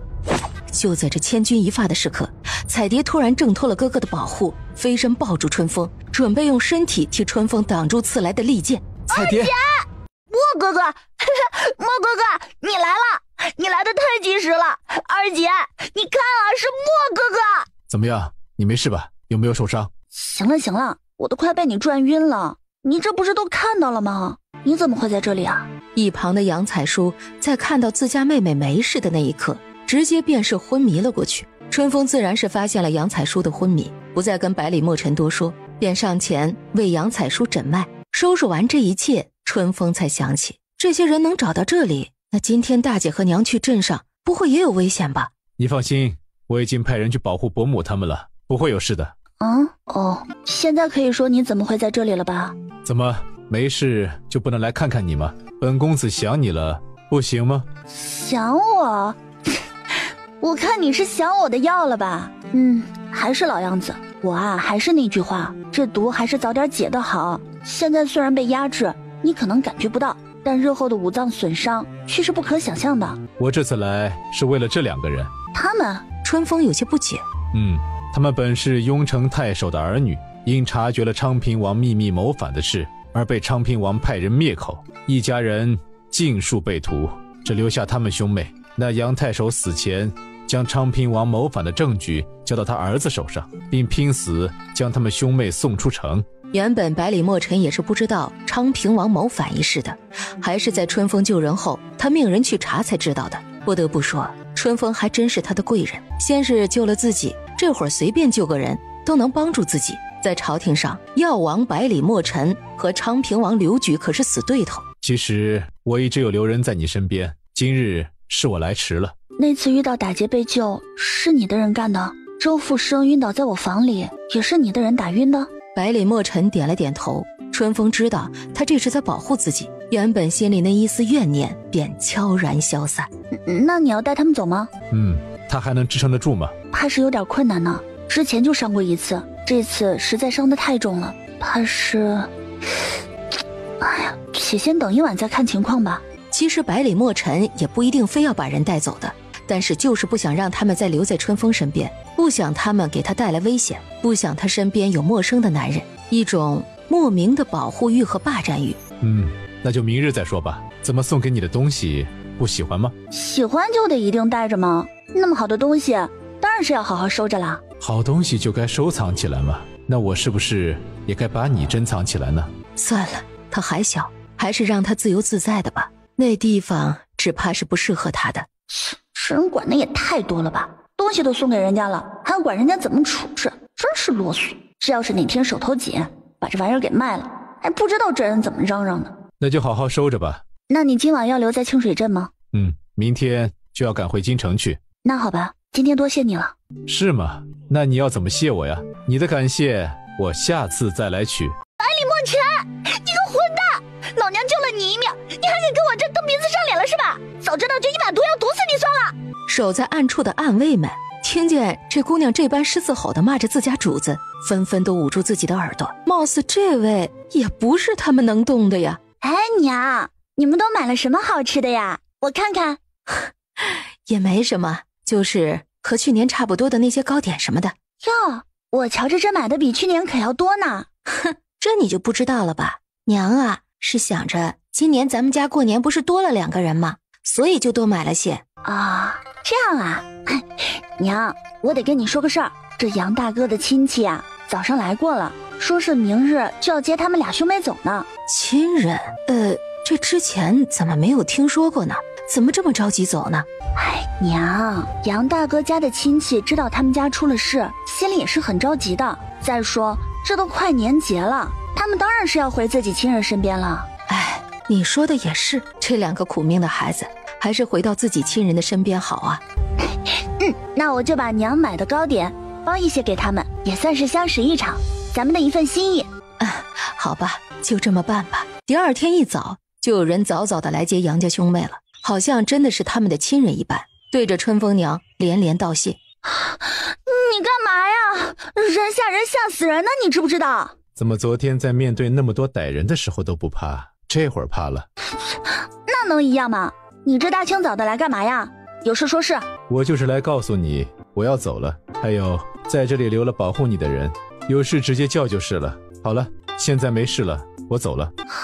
丫的，会飞了不起啊！一个个都在我面前飞来飞去的，有意思呀！哼，还有那些话昨天不是都说过了吗？干嘛还要来说一次呀？毛病啊！二姐，你在干什么呢？是在跟谁说话呀？但看二姐现在的样子，怎么和昨天莫哥哥走后的表情那么像呢？难道是莫哥哥又来了？没事儿。早饭好了吗？哦，快好了吧，我去厨房看看。还有2天就过年了，每逢佳节倍思亲。也不知道他们现在怎么样，身体可还好吗？估计他们也是热闹得很吧。府里的丫鬟下人那么多，加上那些姐妹们。娘，你可是想外祖母了？也不知道他们过得好不好，身体怎么样了。这么多年了也没回去看看他们，是我这个女儿的不孝啊。娘，你放心，外祖母他们呢一定过得很好的，有那么多舅舅们和下人们照顾呢。要是娘亲想他们了，那我们就抽空去看看他们，可好？这就是不知你外祖父他。显然春风娘是很想回去的，只是心里有所顾忌，有些犹豫。远在京城泡澡的某王爷一连打了2、3个喷嚏，吓得在一旁伺候的小厮急急忙忙跑进来加热水。王爷，可是水冷了，奴才再给您添些热水吧。不用，下去吧。一袭白衣翩然，刚坐下来，便听府里的下人急急忙忙的将于神医叫了进来。王爷，您没事吧？听下人们说您有些咳嗽，还是让老夫帮你看看吧。还好，并无什么大碍。我知道。他与于神医之间名为主仆，实则是类似于父子之间的情感在里面。不过王爷何时才能让老夫与那高人见上一面呢？老夫都等不及，想要跟那位高人切磋切磋了。快了，会有机会的。另一边的护国公府，也就是春风的外祖家，一个装饰的不那么华丽，却很是清幽别致的院子里，不时地传出几声费力的咳嗽。一旁伺候的于妈妈忙上前服侍道：“夫人，您这是又咳嗽了。”当年春风娘走后，大夫人便是整日的挂心思念，长此以往，便终是忧思成疾。直至这2年年纪渐去，终是熬不住了，病倒在床上，不想今日更是咳出血来。没事儿，都是老毛病了，你去给我倒杯热水吧。夫人，您这是又想小姐了。其实夫人若是想小姐，大可派人去寻呐，多派几拨人去，终归是能找着的。想必是那丫头还记恨着当年的事儿吧，这么多年。好了，你下去吧，我想再睡会儿。那好像是药王殿下哎，我说是谁人能有这般的风姿呢？嘘，你小声些，你是忘了药王是何等人物了吗？这话可不是咱们可以随便说的。除开王爷的脾气差了点，其他的方面可真是全京城名门闺秀都想嫁的对象啊。药王爷吉祥，小女子护国公府嫡孙女娉婷见过王爷。护国公府是那丫头的外祖家。你们看到了吗？药王爷笑了，还冲娉婷姐姐点头了。哎呀，还是娉婷姐姐有面子。是啊，要我说，就我们姐妹这些人里，还是咱们娉婷姐姐最有颜色的。再加上娉婷姐姐的身份贵重，自然能得王爷青眼的。太好了，她眼里终于是有了自己的影子，内心是激动的、开心的。好了，都说什么呢？当心被王爷听到，可就不好了。好了，还是娉婷姐姐说的对，我们心里都知道，不说就是了。第二天一大早，大年初一，来啊，春生，快帮二姐放鞭炮了！来了，等着，我去拿火折子。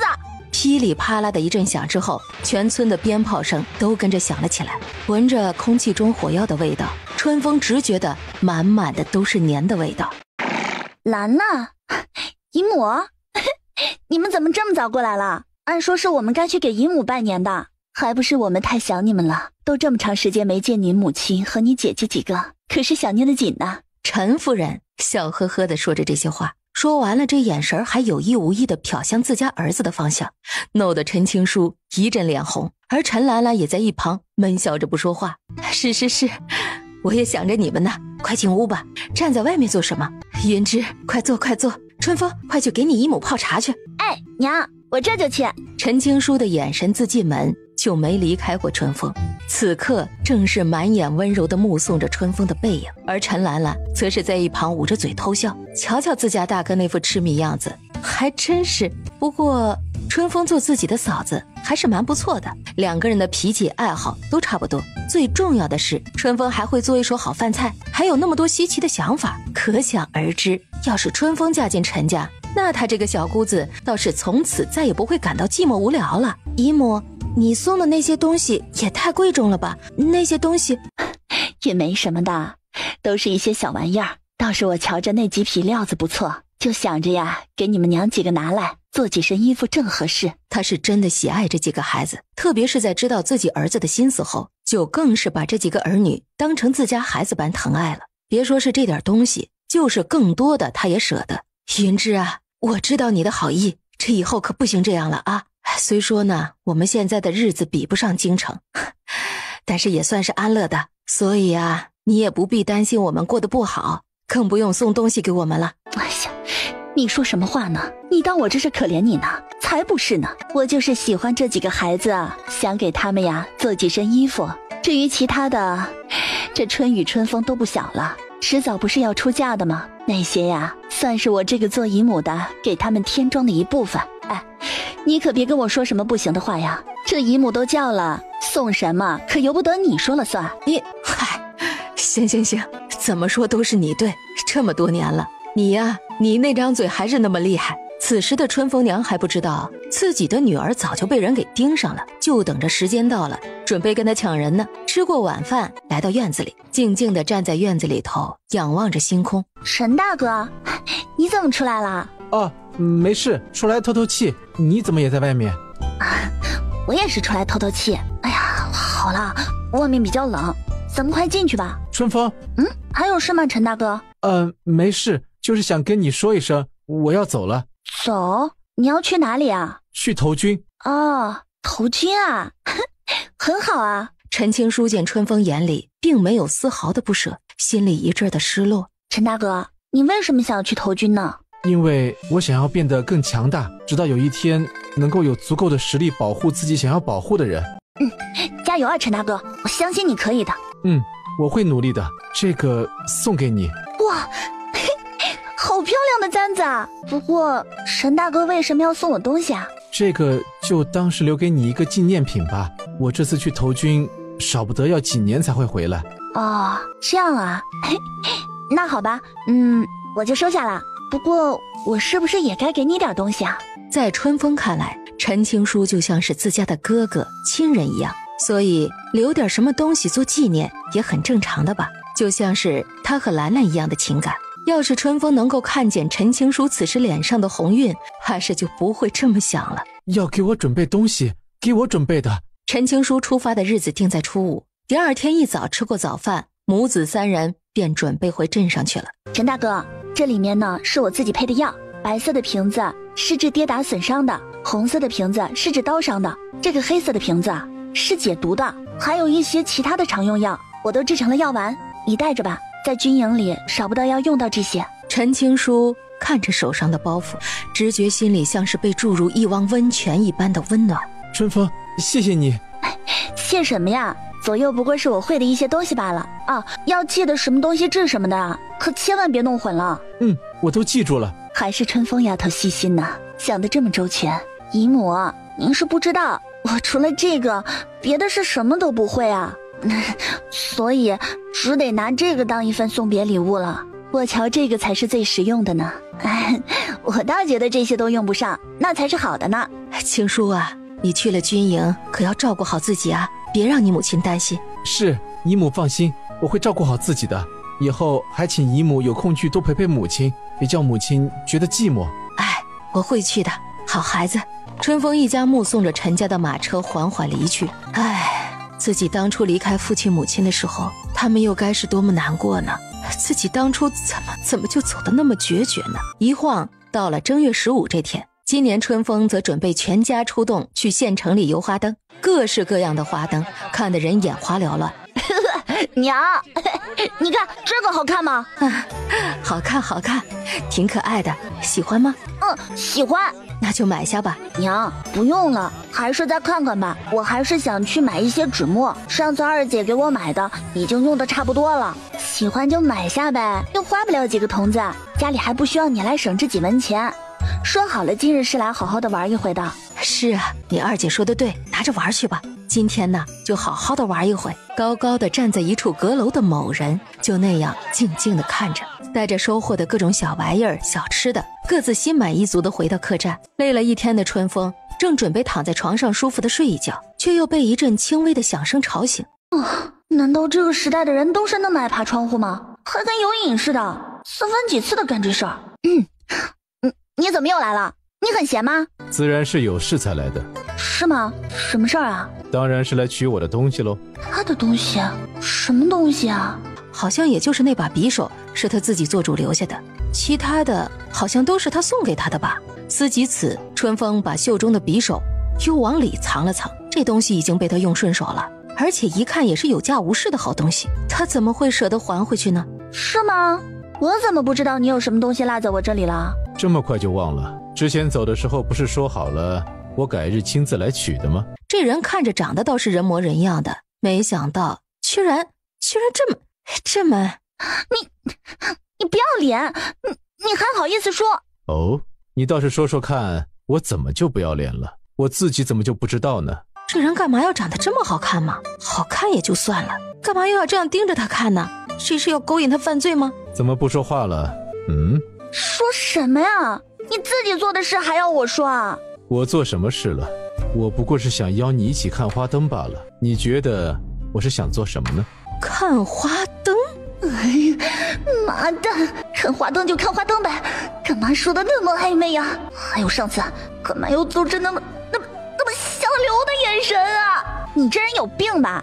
看花灯就直说嘛，干嘛要说的那么暧昧？不对呀，这好歹我也是你的救命恩人吧，帮你的救命恩人还要这么讨价还价的呀？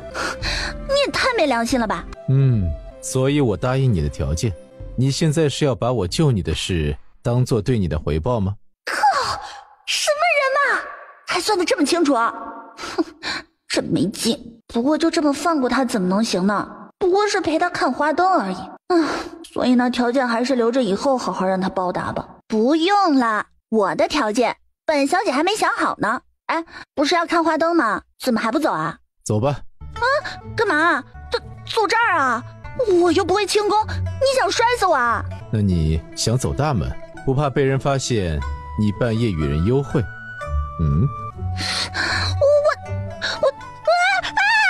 好一会儿，春风才鼓起勇气睁开双眼。哇，原来这就是飞行的感觉啊！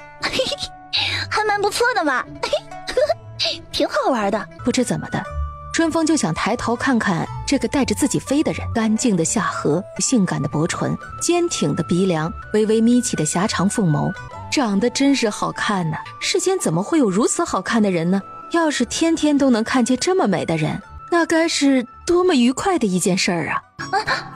不对，哎呀，不对，春风你个没出息的，什么时候这么沉迷于美色了？哎呦，真是没出息！怎么了？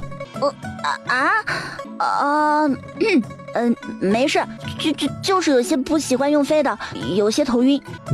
马上就到了。百里墨尘以为他是真的不舒服，于是使用内力加快了速度，好快些到达目的地。到了。哇，好美啊！还不错吧？喜欢吗？喜欢。哎，你是怎么找到这里的？春风开心地笑着。路过时偶然发现的，觉得这样的美景一个人独赏倒是可惜了，便叫上了你。谢谢你叫我来看这么美的景色，下次有这样的好地方记得叫上我啦啊！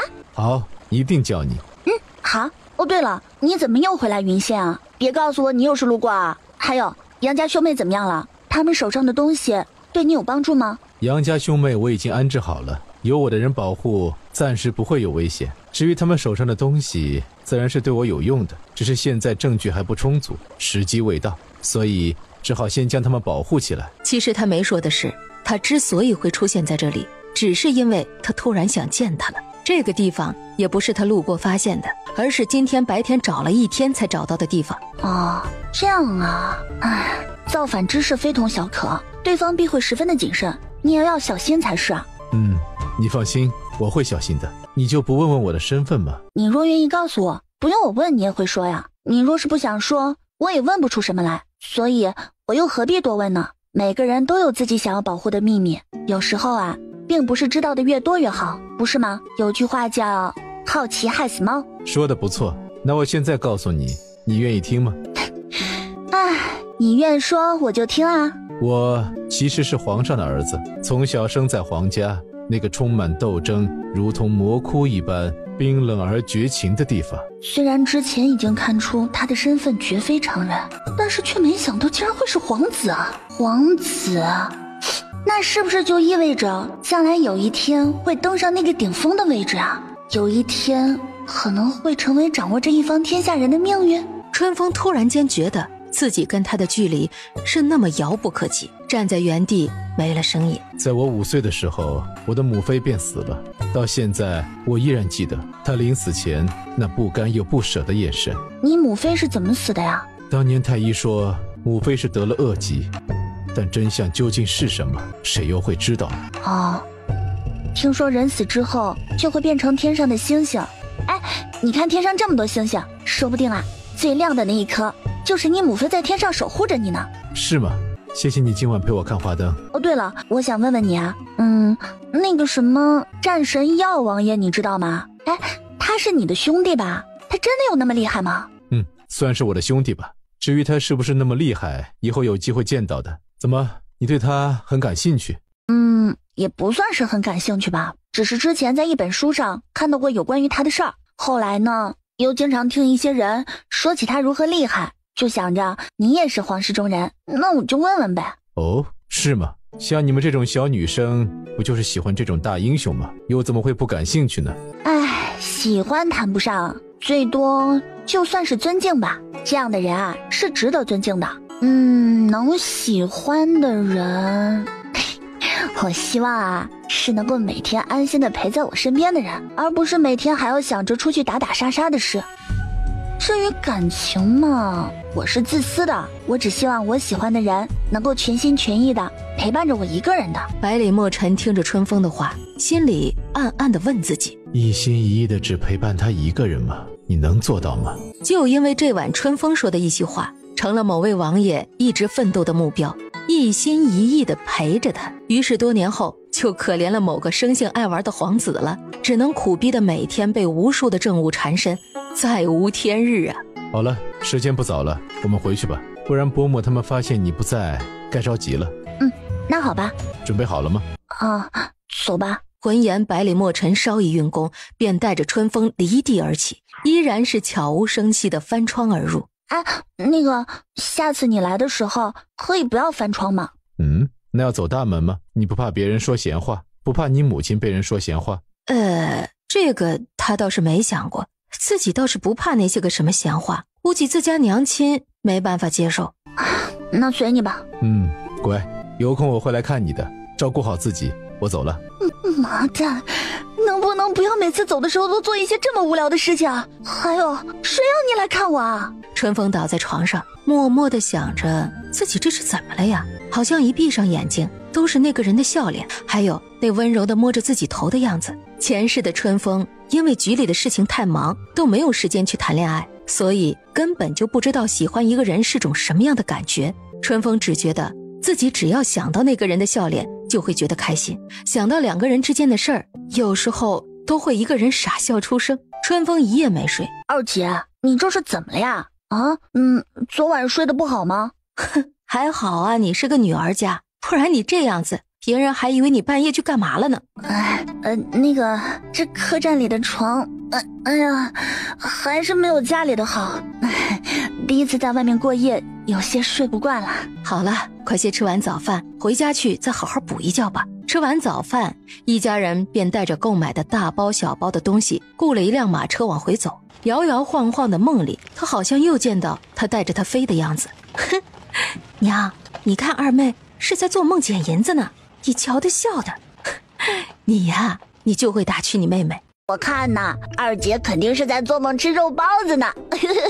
去，我看你是想吃肉包子了，早上都吃了那么多，还想着吃呢。好了，都别闹了，让她好好睡一会儿吧。风儿，到家了，快醒醒。春风娘，你等等。是她秦婶啊，怎么了？有什么事儿吗？春风娘，我跟你说啊，你家那个大嫂啊，今天早上来过了。大嫂？她来干什么？这个她来干什么我也不知道啊。我倒是瞧见了那个跟她一起来的人，哎呦，打扮的那是花红柳绿的，倒像是个媒婆的样子呀。媒婆？大嫂带着媒婆来我们家做什么？估计呀，你大嫂又没安什么好心，你还是小心点吧。我知道了，谢谢你告诉我这些。是啊，多谢婶子告诉我们，这点桂花糕就带回去给杏花姐姐几个吃吧。哎呦，这怎么好呢？平时你给我的就已经够多了，这还是你留着自己吃吧。哎呀，这是我的一点心意嘛，就当是我们姐妹和杏花姐姐交好，相互之间啊给的小东西。婶子啊，你可不能拒绝啊。是啊，你就收下吧，就当是孩子们之间的情谊。好，那我就收下了。这才是嘛，叫杏花姐姐有空过来玩，你也是啊，要一起来啊。三弟妹呀，哎呀，你起来了吗呀？快点起来，开门，我是你大嫂。娘，我去吧，这灶上可不能离了人了。好，那你去吧。哟，不会是还在睡吧？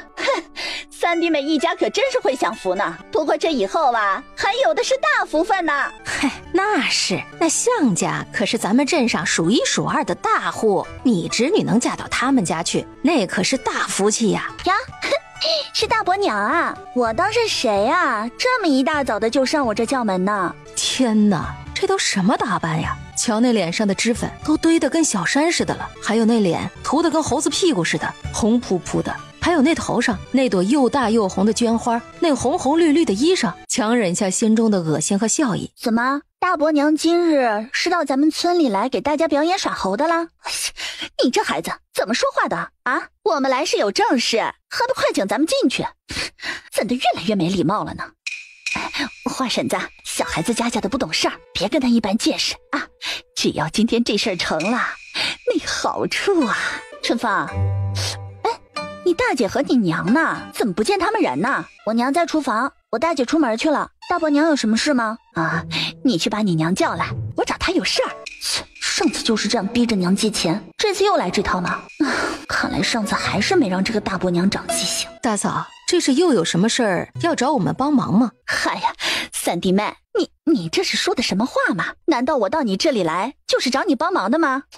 难道不是吗？哪次你来找我们有好事的？那大嫂来这里是做什么的？还带了这位如此香艳的人来？嗨，夫人啊，大喜呀！奴家在这里先恭喜夫人了。不敢当，我这穷山僻壤的何喜之有呢？哟，夫人可不是大喜嘛！咱们镇上的相家呀，看上了你家大丫头了，这不是托我来给说亲吗？你看，这是给你家的聘礼，等定了亲呢，后面还有呢。相家，是镇上惠良街的相家。哎，对，是，就是镇上惠良街的相家，那可是大户人家呀，有钱的很呐。你家大姑娘嫁过去，那一辈子可都是衣食无忧的，连带着你们这一大家子都是要跟着享福的呢。我知道你一个人带着这仨孩子也是不容易，以后要是有了这相家的帮衬，这日子可就好过多了。哼，我当是什么好人家呢？那相家唯一的儿子是个天生得病的，一年到头的躺在床上见不得天日，你当我不知道吗？你给我女儿说这样的亲事，你这不是把我女儿往火坑里推吗？这事我不同意，你走吧，告诉他相家我们不嫁，银子我们也不需要，让他们去找别家吧。三弟妹，你这是什么话呀？这春雨嫁到相家，那是去享福，那都是过着少奶奶的生活的，你怎么能说是火坑呢？你想啊，那相家就那一个独子，虽说是病着，但若是春雨嫁过去，能生下一儿半女的，那以后相家的还不都是你家大丫头的了？到日后你想要什么没有啊？大嫂，别再劝了，我是不会同意这门亲事的，你们请回吧。你不同意，你总要问问你家大丫头春雨的意思吧？不用问，这婚姻大事都是父母之命，如今他父亲不在了，就是我说了算，这门亲事我就是不同意。大伯娘，我还不想嫁人，我的婚事由我娘做主，就不劳您操心了。哎呀，我的姑娘，你是不知道啊，这次让我来的人家啊，那可是我们镇上数一数二的大户人家呢。你只要嫁过去，从此以后那可就是锦衣玉食的少奶奶，再也不用在这乡下受苦了，还能让你娘家人的日子过得更舒服。且那家的老爷夫人都是十分亲厚的人，定会待你如自己的亲生女儿一般的好。这么好的人家可是打着灯笼都难找的，你可别身在福中不知福啊，多少人想嫁还没机会呢。春雨呀，你是不知道，人家这次来的聘礼呀，就是1000两银子呢，这银票都在这里了，人家可是很有诚意的，说是以后成亲还有呢。你看你娘带着你们3姐弟过日子也不容易，你要是嫁过去，还能帮衬着你娘亲一把，这是多好的事儿啊！你不如就答应了吧，你说呢？那这么好的人家，大伯娘你怎么不去啊？干嘛非得巴巴的让我大姐去呢？你这个死丫头，你这说的是什么话呀？你怎么能这么说你大伯娘呢？我好歹也是你的长辈。哦，也是啊。哎呀，大伯娘都嫁过人了，只怕是想去，人家也不会要的。大伯娘都嫁过人了，只怕是想去，人家也不会要的。不过我倒是很好奇，人家到底给了你多少好处啊，才能让你这么尽心呢？那相家又是怎么知道我们这乡下地界和我家大姐的呢？既然是这上好的亲事，那柳香姐姐又怎么不去呢？春芳，你这是说的什么话呢？大伯娘这不是看你娘带着你们几个过得也不容易。再说了，你爹不在了，你们这几个晚辈的事儿，我这个当长辈的不是也得帮着操心吗？遇着这么好的人家，我当然是第一个想到你大姐了。哦，是吗？哎呀，那还真是要体恤大伯娘对我们一家的关爱了。只是按理说，柳香姐姐才是我们的长姐，这长姐未嫁，哪有我们这做妹妹的先嫁的道理啊？这么好的亲事，还是让给柳香姐姐吧。只要柳香姐姐嫁过去之后，能够多帮扶我们姐妹一把，这也算是大伯母对我们这些晚辈的一份心意了，不是？哼，谁要你帮着操心了？要不是你那会儿收走了那仅有的几亩薄田，当初这一家人能落到差点饿死的地步吗？现在跑这装什么大尾巴狼？就是啊，春风说的在理，这姐姐未嫁，哪有妹妹先嫁的道理？不过这里还是多谢大伯娘的一番好意了。这可不行啊！这向家老爷可说了，必须是你家的大丫头才可以，别家的任何姑娘都是不会要的。是吗？那这是为何呢？别人家的姑娘也是好好的大闺女，怎么就嫁不得了？怎么？难道这里面还有什么秘密不成？这不是那向家公子看上了你家大姐，长得这么温柔秀美，心动不已嘛，就非你家大姐不娶，所以这才要求必须是你家大姐不是？现在这么钟情的男子可是不多了呀，你家大姐要是嫁过去，可真是天大的福气呢。哦，是吗？不是说那向家公子是个久病在床的吗？这床都下不了了，怎么又突然有了力气跑出来看美人了？那不知他又是在何时何地见过我家大姐的呢？当真是可笑，这说谎也得说个实际点的吧。哎呀，这脑子里装的都是豆腐渣才会说出这样的话来吧。麻烦您下次说谎的时候先打个草稿可以吗？哎呀，你们姐妹不是经常去镇上的安和堂卖草药吗？估计呀，那向家公子可能是去哪里看病的时候偶然碰上的，再加上这春雨长得又是这么出众，对吧？当然是引人注意的呀。就算向家公子爱慕你家大姐，那也是正常的嘛。自己每次去卖草药都是做了伪装的，那向家公子但凡是个审美正常的人，就一定不会喜欢的。难不成是病得久了，连三观都给扭曲了？春雨呀，你看这么好的男子去哪里找啊？那向家公子说了，只要你愿意嫁过去，他愿意呀，今生只娶你一人为妻。哎呀，你就答应了吧。好了，也别在这里啰嗦了。既然不愿意告知这里面的真实缘由，那就请回吧。告诉他向家，这婚事我们不同意，银子我们也不需要，以后别再来打扰我们。别呀，咱们再商量商量嘛。这可是1000两银子呢，这后边可还有无数个1000两呢。这么好的机会错过了，可就再也没有了。我说过了，我们不需要他们家的银子，也不需要别人来操心我闺女的婚事。这个家的事我自己做主。大伯娘周氏可是信誓旦旦的跟向家说着，有她在，这婚事一定能成，她就能做主。原想着何氏是个柔软的性子，好拿捏的，没想到这何氏的表现竟是跟自己的想法来了一个180度的翻转。不行，俗话说长兄如父，长嫂如母，如今老三不在了，这事儿啊就是我说了算。春雨必须嫁到向家去，由不得你们。过几日我便叫人来抬人。我去你的！什么长兄如父长嫂如母的，跟你都是放屁。要是我爹还在的时候也许会听听，可现在我爹不在了，这个家里的事情就是我们自己一家人做主，不需要你这个外人操心。再说了，有你这样的父母兄嫂吗？当初我们一家饿得快死的时候，你有来关心过我们吗？不关心也就算了，还把家里最后一点值钱的地契都给收走了。这话是不是看着向家有钱，想着把我大姐给卖钱了？我告诉你，没门！嘿，你个死丫头啊，你还有没有长幼尊卑了？敢这么跟我说话？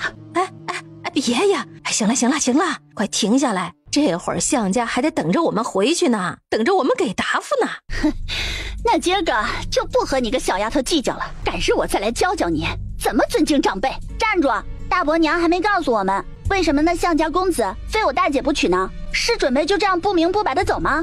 反正你大姐又不愿意嫁，知道那么多干什么？可是我就是想知道啊，谁知道你们到底在搞什么鬼啊？要是你们再来打扰我们，或是做出有损我大姐闺玉的事，所以呀，我必须知道这其中的缘由，否则今日你们就别想出这个门。突然听到门外有人过路在聊天的声音，眼睛咕噜一转，便又是准备扯开嗓门大喊大叫。只是他还没有来得及叫出声来，就突然脖子一痒，没了声音，直接僵在那里动不了了。哼，怎么样，这感觉舒服吗？要不要侄女儿再帮您多扎2下？这可是养生的好法子，这一般人呐可是享受不到的。哎呦，你个小贱人！哎呀，你对我做了什么呀？还不快把我放开！看我不打死你个小贱人！大伯娘，哎呀，你怎么了？不高兴吗？啊，我有办法嘞！只见春风抽出一根数十厘米长的银针，在大伯娘面前晃了晃，然后又不知道在她身上哪里扎了一下。天哪，这小丫头是妖怪吗？这小丫头是妖怪吗？太吓人了！风儿，你对你大伯母做了什么呀？可别把人给折腾坏了。娘，你放心，大伯娘不会有事的。我是看大伯娘心事太重，有些气血不顺，给她治疗治疗呢。娘，你放心吧，春风做事自有分寸，不会有事的。怎么样？现在可以告诉我为什么了吧？我说，这事情啊是这样子的，原来那项家公子一出生就是十分体弱多病的，曾被断言活不过20岁，眼看着项家公子都到18岁了，直到有一天项家府上来了一个老道半仙，说是有办法能救那项公子，这办法就是要寻一个八字全符的女子与那项家公子结合，待到那女子孕后，取一碗活血饮下，便可治愈那项家公子的旧疾。只因那八字全符的女子实在是太少了，1000个人里也不见得有一个，若是能有介绍全符女子的，可领100两银子。可巧这事由被大伯娘知道了，听人说了这个生辰八字后，老三家的春雨不就是这个八字吗？于是便乐呵呵的上项家领赏，当下给了大伯娘100两银子，并让她带着媒婆前来说亲，只要是成了，后边还有重赏。我说大伯娘怎么这回能这么大方的将这么好的婚事介绍给我大姐呢？这还巴巴的想要做主让我大姐嫁过去，原来这后面还有这么大的好处呢。不知这事要是成了，后面还会有多少好处等着大伯娘呢？这不是的呀，我这也是想着让你大姐嫁过去过好日子，真的，我不知道他们还有这样的打算在里边，我也只是顺带得了些银子啊，哎呀，大伯娘知道错了，哎呀，春风啊，你快点把我放了吧，你原谅我好吗？是吗？大伯娘当真不知？是，我是真的不知道，你快把大伯娘给放了吧，我求求你了。那既然这样，我也就不为难大伯娘了。银针一出，那大伯娘的脸便不再抽搐，只是依旧不能动弹。那就请大伯娘帮我们去拒绝了项家的好意吧，毕竟这当初也是您帮忙引荐的，这事儿啊就交给您了。哦，对了，刚刚大伯娘也说了，我娘带着我们几个孩子过活，那也是不容易的。那么那100两银子啊，就当是大伯娘可怜我们娘几个，给我们买几身衣服穿穿吧。之前让他解决项家的事儿，就已经把他给难为死了，现在又要他的银子，这不是在割他的肉吗？这死丫头还真是敢开口。怎么，大伯娘，你这是不愿意吗？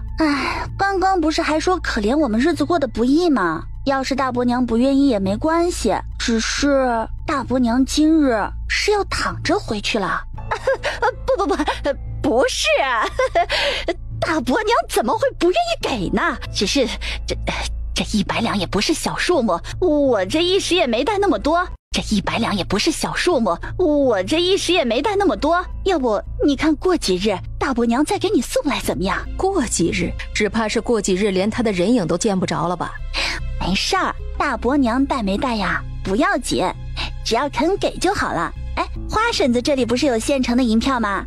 这笔银子收着可要方便多了，就让花婶子先垫着，回头到了镇上您再给她就是了。春风说罢，也不管大伯娘和花媒婆是否同意，直接走到花媒婆面前，伸手掏出她怀里的银票，直接抽走了一张100两的银票。等到她反应过来想要说什么，却被春风一个狠厉的眼神瞪得将所有的话都咽回肚子里了。他可是见识过这丫头的本领，自己可不想变得跟周氏一样，简直太丑太丢人了。所以这100两银子就这么轻飘飘的到了春风的手里。哦，对了，忘了告诉两位了，我这个人呢，最是听不得别人说我们家的闲言碎语。不然的话，我没事就会去那些人家里撒点药啊，或者扎扎针啊什么的。所以这今天的事儿嘛，你放心，今天什么事都没有，我什么都不知道。那大伯娘呢？是，大伯娘怎么会是嘴碎的人呢？你放心啊。我们可以走了吧？那两位就早些回去吧。啊！春风取出大伯娘背后上最后一枚银针，身上的限制一松，周氏立马奔向大门口，踉踉跄跄，差点就摔了个狗啃泥，心里恨不得自己这会儿能长出翅膀飞出去。娘，这银票您收着吧。这银票还是你自己收着吧。娘，我看咱们怕是要做好心理准备才行啊。我想那大伯娘只怕是还没有能够摆平项家的本事，还有他们说的那个什么老道，只怕也不是什么善类。那怎么办？总不能真让你大姐嫁过去吧？娘，别担心，总会有办法的。想着自己心里的那个人，她也是会宁死不嫁的。大姐说的对，总是有办法的。不过这次大伯娘回去怕是有的受了。只是不知道你那个大伯娘又要怎么折腾，按她的性子又怎么肯轻易吃亏。不过让她长点记性也是好的。过几天我去镇上打听打听，看那个老道究竟是何方神圣，若是能拆穿那人的骗局，便可以解决大姐的事儿了。是夜，春风第一次唤出隐在暗处的暗卫。你叫什么名字？属下玄一，姑娘有事直接吩咐属下就是。很好，那你去查查镇上项家的事儿吧。查完之后在镇上等我，我明日去镇上跟你会合。是，属下遵命。春风看着消失的黑影，心里觉得有权势就是好啊，什么事儿都不用自己动手，就有人送上你想要的答案。再说这边，我说周氏，这100两银子你可得快些回去还给我啊！这可是项家老爷给的聘礼钱，我还得跟人家还回去呢。什么银子呀？那银子是你给的，关我什么事儿啊？再说了，我又没答应，得银子的又不是我，有本事你问他们要去啊！你这是怎么说话的？没我那100两，你今天能脱得了身吗？做人得讲良心好吗？良心？哼，你还有脸跟我讲良心呢？啊！你明知那项家的亲事有问题，还敢上门说钱，那就是要害死那个大侄女啊！你有良心吗？这会儿想起来跟我扯什么良心了？什么玩意儿啊！那你不也是为了上银吗？明知道那项家公子有疾，还巴巴的跑去介绍自家侄女的。我今儿告诉你，这银子你不给也得给，不然你家闺女那些个破事儿，我可就不好说喽。可别怪我没提醒你，那项家老爷可不是个好惹的人物，你还是多想想怎么解决这事儿吧。去的时候，你可是拍着胸脯保证这事儿一定能成的。哼，现在，什么东西，还就不信了？你还能不顾自家姑娘的名声，想吞了我的银子？那也得看看你的喉咙够不够粗。这个，哎呀，大妹子，那个刚才是我的不对，银子呀，我这就给啊。只是小女香儿的事儿，还要多仰仗您的。您看这个老三家的大丫头的事儿，咱们是不是还是要多商量一下？这项家给的赏银嘛，怎么，你有什么好办法不成？我们这样。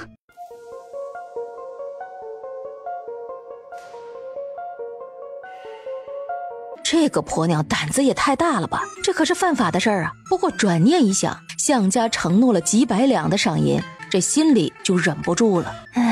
行，干就干吧，反正到时候万一出了事儿，也有周氏在前面顶着呀。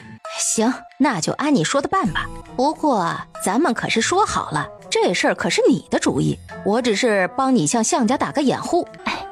这事是自然的，你尽管放心。当下便向项家回复，说是亲事已经说定了。项家人一听是高兴的不得了，赏了花媒婆一些银子，便吩咐府里的下人开始着手准备着。来了，查得怎么样？属下已经查清，那项家来的人不过是最近一段时间活动在周围一带的江湖骗子，之前曾买通过几个村民演了一场戏，这才在周围有了一些名声。可知道那人有没有什么背景？这人是在别的州府犯了事，后来买通了当地的太守，才逃到此地。这人也曾给本地的县令送过不少的礼品，看那手笔，估计后面可能还有靠山。属下已经通知了主子那边，估计明日就会有消息了。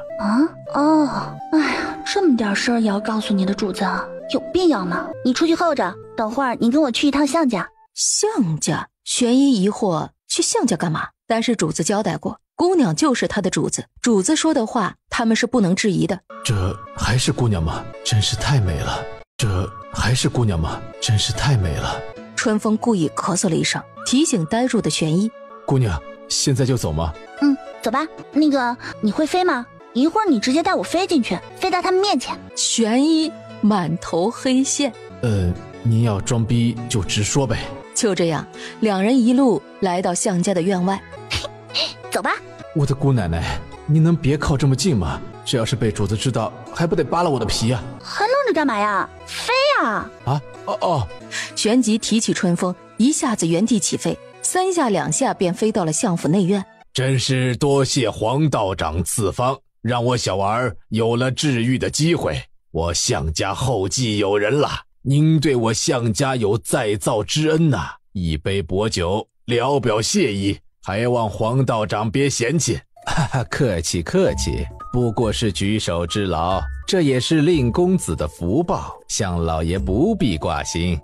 大胆！你们是何人？胆敢擅闯我向家内宅？来人，快给我拿下！向老爷一发话，便有一大堆的家丁拿着武器蜂拥而入，将春风二人团团围住。等到玄一解决完所有的家丁，春风才缓缓开口：怎么样？还有人要来的吗？你们究竟是何人？擅闯我府邸，意欲何为？听说你家有个病得快要死了的病秧子，我是来给他瞧病的。怎么说话呢你？什么叫病得快要死了？告诉你，我儿子好着呢，再过几日就可以痊愈了。你可别诅咒我儿子啊！那就是有了。带我们去看看吧。不用了，我儿子的病已经治好了。是吗？你确定你儿子的病现在已经治好了？治没治好就不用你操心了，这是我们家的事儿。是吗？那我要说我非要治呢。直接让玄一带路，抬脚就朝向家公子的房间走。有你这样的人吗？哪有上赶着给人看病的呀？喂，你站住！主子说过，无论何时何地都要保护姑娘周全。你们都跟着进来干嘛？这么多人，屋里的空气都不好了，你们是想闷死他呀？要不是为了揭穿那个什么道长的骗局，为了大姐不被这场骗局所害，他才懒得给这个什么人看病呢。父亲母亲，你们这是……宁儿呀，没事儿啊，就这2个怪人非要闯进来给你看病，你看这……母亲，既然人家已经来了，就让他们给我看看吧，也不碍得什么的。这人要不是一直缠绵于病榻，恐怕也是位玉树临风的翩翩美男子，说不定估计比陈大哥还要帅上3分。不过还是我家莫哥哥好看呢。不对，哎呀，不是来看病的吗？想到哪里去了？好了，当事人都说了愿意给看，你们这些多余的人就可以出去了。哎呀，快走吧快走吧。不行，那不行，我们都出去了，要是你对我儿子不利怎么办？我说你傻呀，我要是想对你儿子不利，我用得着等到这个时候吗？你没看见刚刚那些人吗？那我也要陪着。您爱陪就陪着吧。这药是谁开的？哎呀，这药是黄道长给开的，好着呢，你别给我洒了。此药是贫道所开，姑娘有何见教呀？有没有问题还得等我诊完脉自有定论。那就请姑娘仔细为公子诊断一番吧。怎么样啊？明儿的病快好了吧？刚才不是还一个劲儿的阻拦他，不让他看来着吗？怎么这时候倒是巴巴的跑来问了呢？怪的都能相信什么八字全符女子怀孕后的血可以治病的说法了，没脑子还病急乱投医。公子这病怕是打小就有的吧？这么多年来吃了不少药，可就是不见好，对吗？是，就是这样。这么多年呐，我们也是求遍了各地的名医，可就是没能根治啊。不知姑娘可有什么良方呢？我当是有多大的本事呢？原来是个江湖骗子呀！向老爷，此人不可信，令公子久病不愈的事，在这周围一带谁人不知？可不能就凭他几句不相干的话就信了他们。道长说的有道理，确实不能凭几句话就能随便相信别人。之前说过这药是道长开给相公子的吧？那可否请道长给大家解释解释这其中的要理呢？相公子是天生虚体，中气不足，每日昏睡时间居多，力乏，而致长期缠绵病榻。贫道这一剂方子正是针对相公子的虚体乏力、中气不足所开的补气养生，同时兼具醒神之效的方子，难不成还能有什么问题吗？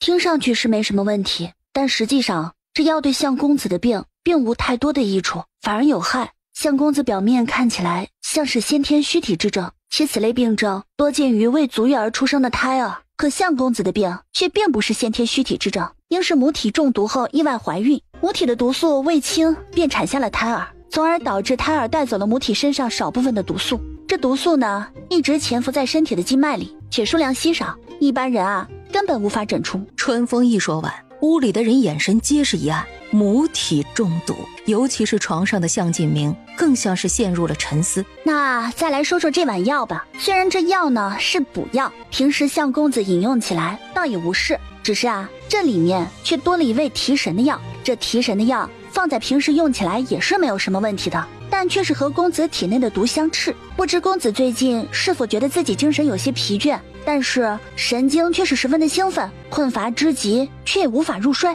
姑娘果然是高人，正是如此。所以这碗药不但对公子没有好处，反而害处多多。要是长期服用，便会被掏空内力，虚脱致死。满口胡言！你个小黄毛丫头，会看个什么病？我劝你还是快些回家去，好好在家待着吧。你个小黄毛丫头，会看个什么病？我劝你还是快些回家去，好好在家待着吧，不然出了什么事，可是要坐牢的。是吗？道长也知道坏了事，出了人命要坐牢呢。那这么说，你这会儿不是就该在牢里好好享福吗？怎么还敢在这里招摇撞骗呢？你到底是什么人？我当然是上天派来收你的人了。原本以为玄一出马绝对可以擒住他，结果那人反应倒是奇快，一把白灰撒出便不见了人影。此时的向老爷觉得自己的心在滴血呀。姑娘，神医姑娘，之前是我们有眼不识泰山，还请姑娘开恩救救我儿吧，我们一定对姑娘感恩戴德，感激不尽呐。之前听说你们还要找什么全服女子，喝什么怀孕后的血，这么伤天害理的事，你们都能做得出来？不是的，我们也是被那牛鼻子老道给骗了。那道长说他能保住怀孕母子的性命，我们才敢如此的呀。我们以后再也不敢了，求求姑娘救救我儿子吧。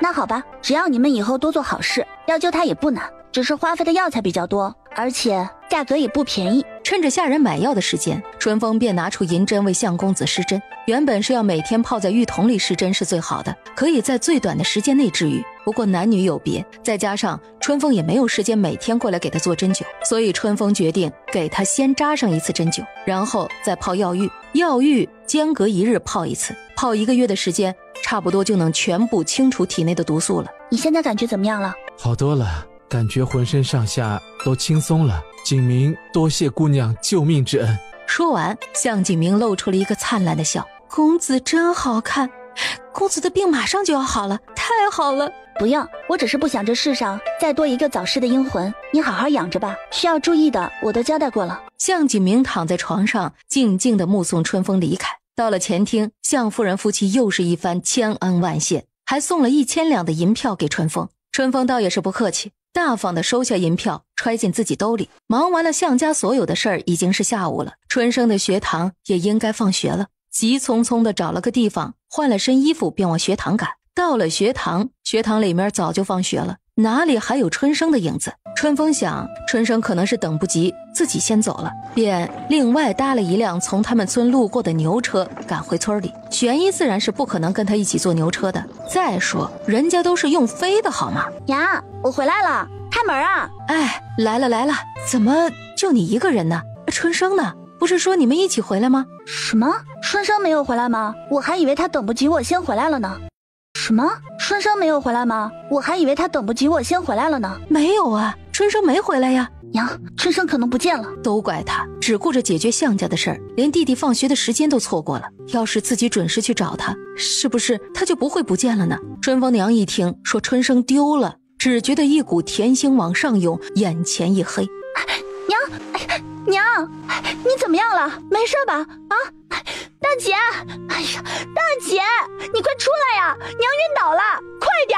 正在做晚饭的春雨一听说娘晕倒了，丢下手中的锅铲，便往院子里边跑。娘，这是怎么了？好好的，怎么晕倒了呢？都怪我不好，在镇上办事回来的晚了，让春生在镇上等我一起回来，去学堂找他，不见人。我以为他先回来，是回家才知道春生丢了，娘受不住打击，这才晕倒的。什么？你说春生丢了？春风娘便悠悠地转醒过来，快去找。好，我这就去找。大姐，你在家好好照顾着娘，我这就出去找。我没事，你们都去，叫上村里的人都去。娘，那你在家好好的。大姐，你去叫秦叔他们帮忙找，我去找村长，让他帮着组织村里的人一起找。村长，杨花婶婶，快开开门呐！我是春风啊，快开门！咋的了？这时候了，是有什么急事啊？啊？村长，我家春生不见了，你能帮忙让村里的人一起出去帮着找找吗？啊？春生怎么会不见的？在哪儿不见的呀？放学后就不见了，一直到现在也没回来。这天都黑了，可怎么办呢？哎，别急，春风丫头，你等着啊，我这就去叫人，叫上村里的人一起出去找。别急啊。等着村长去集合人的时间，春风想着还是要回家去看看，一路快步回到家里。刚到家门口，春风便被玄一像是一阵风的速度带到了一个隐秘的角落。姑娘，是我，这是刚刚在门口发现的，送信的人已经派人去盯着了。要救孩子，明日午时带齐1000两银票，送到村后废弃茅屋，过时不候，否则尸首相见。姑娘，这件事交给我们处理吧，属下一定护小公子平安归来。现在也只有这样了，但是这件事要这样处理。春风回到屋里，看了看自家娘亲。娘，你放心，我已经通知村长去叫人了，春生会没事的。要不让秦婶过来陪您说说话吧。究竟会去哪里呢？好好的人怎么就会不见了呢？春生一向听话，从不会到处乱跑，你说会不会是被人给拐跑了呀？娘，你先别乱想，说不定一会儿他就回来了呢。再说村里的人都在帮着我们一起找呢，一定不会有事的。是啊，我不能乱想，我的孩子一定不会有事的。你快去带着大家快去找，快去啊！那好，我这就去，您在家好好等着啊。你自己小心着点，还有你大姐也是，你们可不能再出什么事了。我知道了。春风他们一行人找了整整一夜，也没找到春生的影子，最后无奈只能选择报官。春风和大姐只能垂头丧气地回到家里。怎么样了？找到了吗？娘，你别急啊，会找到的，弟弟一定会没事的。娘，你别哭啊，春生会没事的，我已经让村里的人帮忙报官了，相信很快就会有结果的。春风心疼不已，让大姐陪着娘，自己去厨房做了些早饭出来。事情再急，饭还是要吃的，不管怎么样，身体不能垮。有消息了，有消息了！春风娘，春风，你们家春生有消息了。什么？你说春生有消息了？快说春生在哪儿？他没事吧？我早上赶去报官的时候，正好听见县衙里抓了几个毛贼，还救了一个被绑架的孩子。我这一打听，可不就是跟你们家春生的情况差不多吗？我这就赶紧回来通知你们了，你们快去看看吧。叔，多谢你给我们带来的消息，辛苦你了，这算是一点路费。还好那人着急回来报信儿，雇了一辆马车，不然坐着牛车慢慢的摇到镇上，再去县城，估计这时间都能把娘儿几个给熬成干了。一家人火急火燎地赶到县衙，看到的却是春生受伤了，昏迷的躺在床上，腿上还打着石膏包扎着。孩子，怎么会这样啊？是谁把你害成了这样的？娘，您先起来吧，让春风给弟弟先看看。对，春风，你快给春生看看他怎么样了。娘，春生的腿没事，已经接好了，以后好好养着，不会有后遗症。现在呀，可能是太累了，所以昏睡过去了。这就好，这就好。我的孩子呀，怎么都这么命苦啊？到底是谁害了我的孩子？春风娘几个找到县令，要求严惩凶手，而春风也适时地拿出了那封勒索信，交到县令的手上。一番严刑拷打，几个人便老老实实地交代的一丝不漏。原来找人绑架的就是春风的大伯娘，原本他们要绑架的是春风，而不是春生。周氏交代他们，绑到春风后，就向他们家人索要银子1000两，顺便还可以毁了春风的清白。所得赎金，他们几个绑匪可以分得一半，又有美人可以玩。他们几个还把春风给跟丢了，无奈只能绑了和春风一起来镇上的春生了。来人，速去清水镇，将段州市给本官缉拿归案。得了令的差役立马动身去抓人。由于这一来一去的往返还需要2-3个时辰，估计也要等到明日才能再审了。只有春风倒是觉得这待遇好像是有些太好了，于是一个人的时候便叫来玄衣问个明白。这是春风第一次仔细地打量着玄衣，看着那一身逼人的英气，果然都是妖孽呀，一个暗卫都能长得这么帅。这些都是你安排的吧？是，姑娘，现在小公子的情况需要一个好的环境。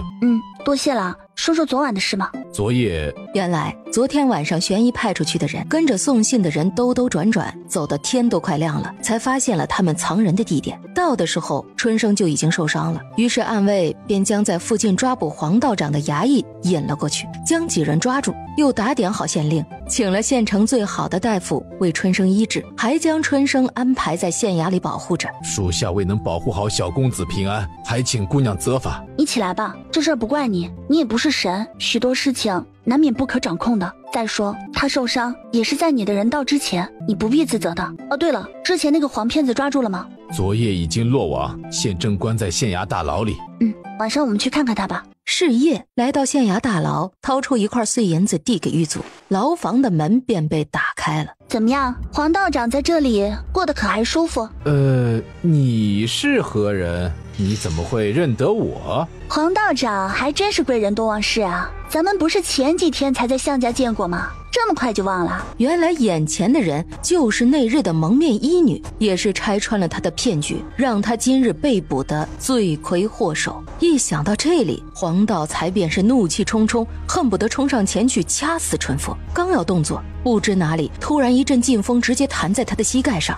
哼，你觉得你能伤得了我？黄道长这才发觉上次和春风一起出现的那个男子不在，想来是躲在暗处保护着这丫头。你到底是何人？我与你们无冤无仇，为何非要置我于死地？我是何人？我用得着告诉你吗？谁说一定要有仇才可以整死你呢？你什么你呀？你不会想不到自己会有今日吧？都说夜路走多了，难免会遇见鬼。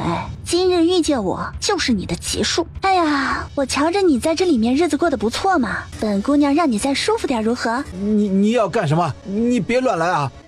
别紧张，不会死人的，乖啊！就这样了，真的就这样了。然而幸运不过3秒，春风前脚走出牢房门，随后牢房里面便传出了黄道才杀猪般的叫喊声。临走的时候，几个小石子飞向关押那几个绑匪的牢房，几人的腿骨应声而断，皆是右腿。等等，二位爷，这是怎么了？怎么还就把人给带走了呢？这抓人总得有个理由吧？理由？哼，你问问你家婆娘吧，她绑架你的亲侄子，差点要了你侄子的命，还向他们家索要1000两银子的赎金。你说说，我们该不该抓人呢？要说你这婆娘还真够毒的，自己亲侄子也能下得去手，小心哪天把你的小命也给要喽。段老大听完了衙役的话，脸色是变了又变，复又看向周氏，一见周氏那副惊慌失措的样子，就知道了衙差说的10有8九是真的。爹，你不能不管娘啊！娘要是有个什么事，我今后怎么办啊？弟弟怎么办？妹妹还那么小，爹，你说话呀，爹！段老大抬眼扫了3个孩子一眼，无奈地叹了口气，他怎么就娶了这么个不成器的傻婆娘呢？堂下何人？今日要状告清水镇段州市指使张大山一伙人绑架他人勒索钱财以及谋害人命之罪状。民妇何婉清今日要状告清水镇段州市指使张大山一伙人绑架他人勒索钱财以及谋人害命之罪状。来人，带段州市上堂。段州市，今有人状告你指使他人绑架勒索，害人性命，你可认罪？不，没有，大人冤枉啊！民妇没有啊！没有？那张大山一伙都已招认，还敢不认？是要本官用刑才肯招吗？哎呀，真的不是民妇啊！大人您明鉴呐，是那花媒婆指使我的，不是我呀！哦，还有一人指使，你且从实招来。是，此事啊，原本要从清水镇向家为他们家公子说亲的事说起。那向家公子从小便是有疾，据说是活不到20岁。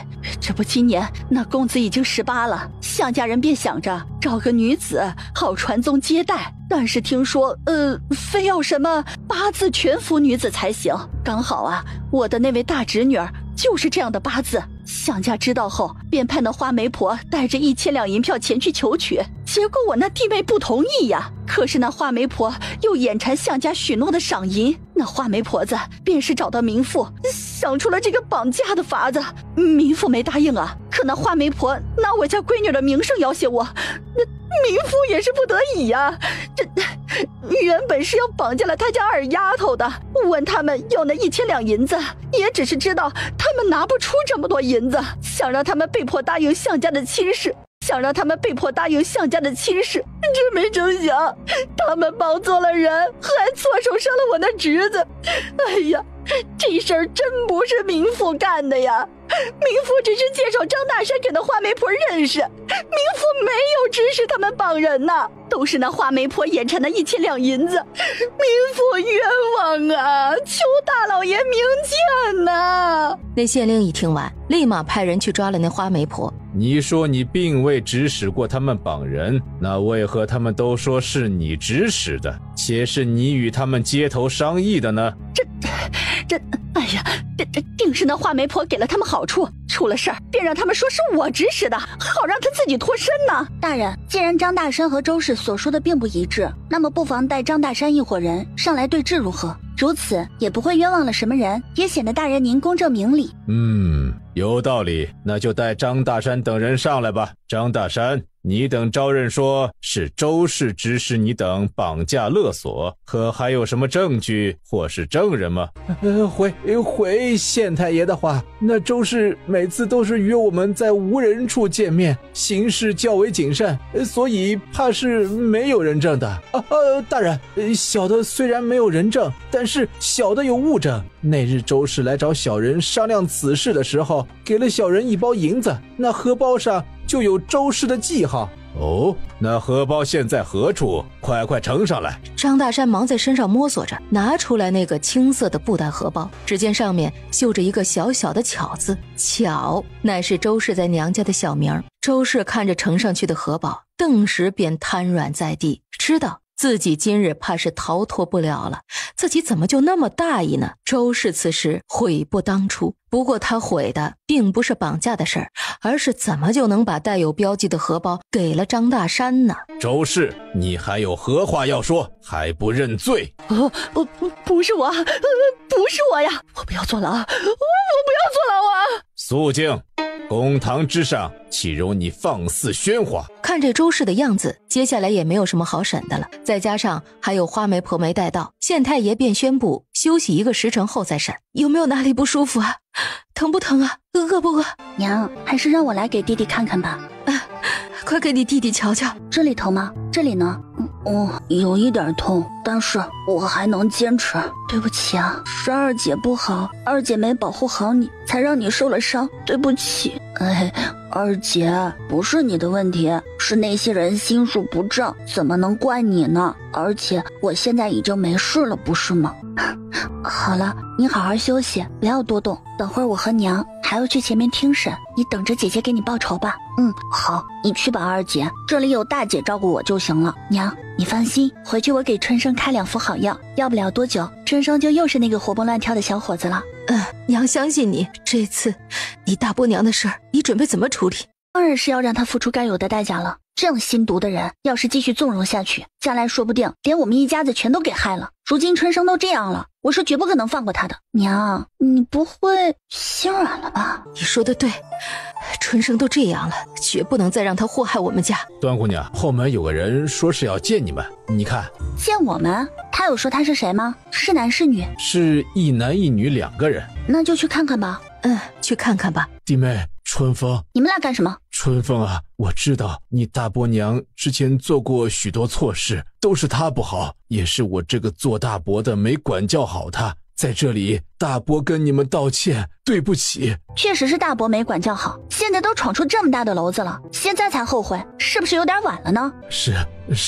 是我没管教好，可是她再不是，不也是你大伯娘吗？你能不能看在你家里几个姐弟的面子上，放过你大伯娘一马？姐弟面子，真是好笑啊！我姐之前差点被我这个好伯娘给卖的，我弟弟更是因为我的这个好大伯娘而差点丢了命，这会儿还断了腿躺在床上不能动弹呢。你叫我放过他，那你可有把我们姐弟当过你的亲侄儿啊？面子，他们父女几个算老几呀？凭什么要给他们面子？惹毛了他，就是皇帝老儿来了，他也照样不给面子。真不知道这些人是怎么有脸来找他们的，简直是厚颜无耻。弟妹，你看，得了，你也别求我娘了，别以为我娘心软，你们就有机可乘。感情受伤的不是你亲儿子是吧？几句轻飘飘的话，就想我们不再追究了吗？只要你们肯放过我娘，你们要什么我们都愿意给，只要我们拿得出来。你说多少银子？什么都愿意给。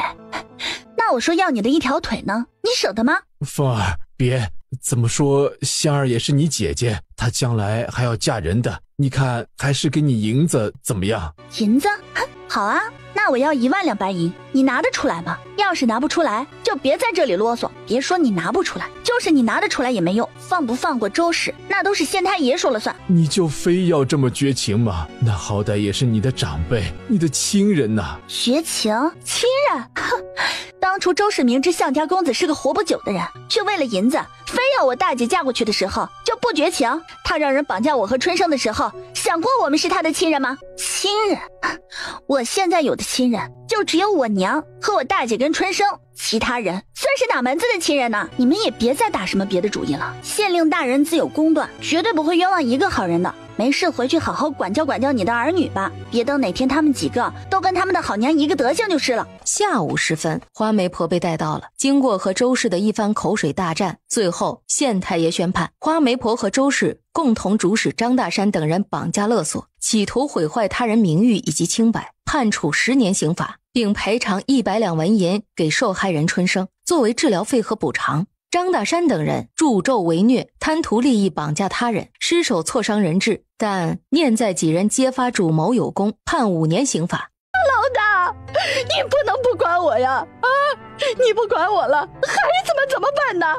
你我好歹也是几十年的夫妻，你可不能这么没良心呐！够了，事已至此，你还要我怎么样？要不是你自己当初脑子进水，做下这等荒唐事，又怎会落到今日这般下场？你可知你做下的这些事，不只是害了你自己，更是连累这几个孩子。我也没办法了，你就老实的在这里待着吧。你去找二弟，找二弟呀，他一定有办法的。啊，对，他一定有办法，一定有办法的呀。你先安心在这里等着吧。来，慢点，谢谢您了，秦叔。嗨，什么谢不谢的，也没多大点事儿。哎，就是春生这孩子受苦了，这周氏也太不是人了。怎么这春生也是他的亲侄子，他怎么就能狠得下心这么对他呢？还好医治的还算及时，不会留下后遗症。周氏也得到了该有的惩罚。哎呀，不说了，就让春生好好的养着吧，我就先回去了啊。春生的孩子怎么样了？快带我去看看。哎，这会儿还在床上躺着呢，进去看看吧。哎，都是我回来的晚，若我在，定是不会让春生受这样的苦的。这怎么能怪你呢？这也是春生该有此一劫吧。庆幸的是腿保住了，也不会有后遗症，再将养些日子就可以恢复如初了。这就好。哎，春生这孩子呀，是个有福气的，以后定是有大福报的。这些呀，都是我给春生带的一些有利于筋骨的药材，你们姐2个有空给他炖了吧。多谢姨母了。兰兰怎么没回来呀？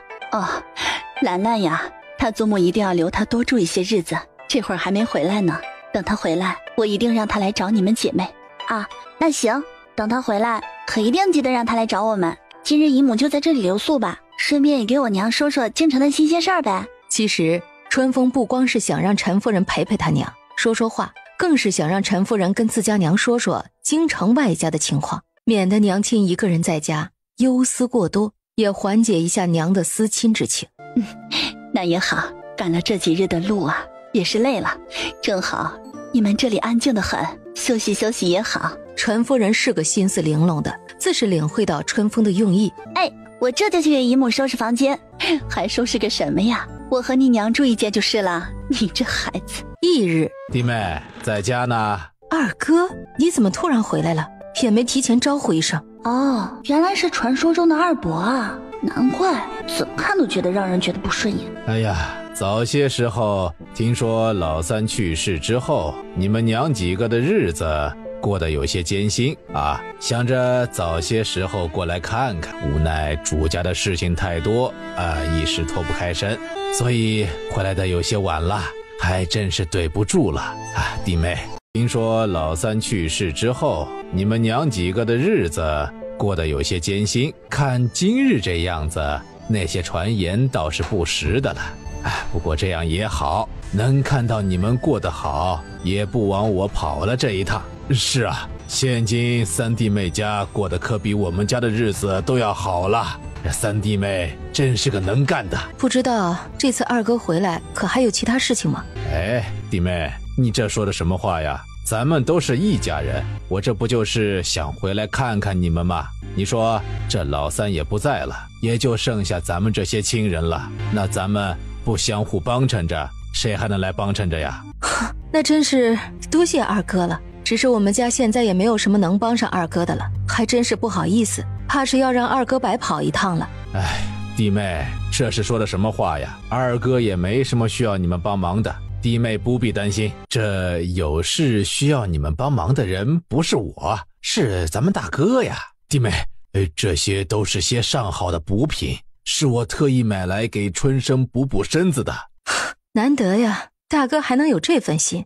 不过我家春生还小，怕是受不起这样烈的补药，还请大哥自己带回去吧。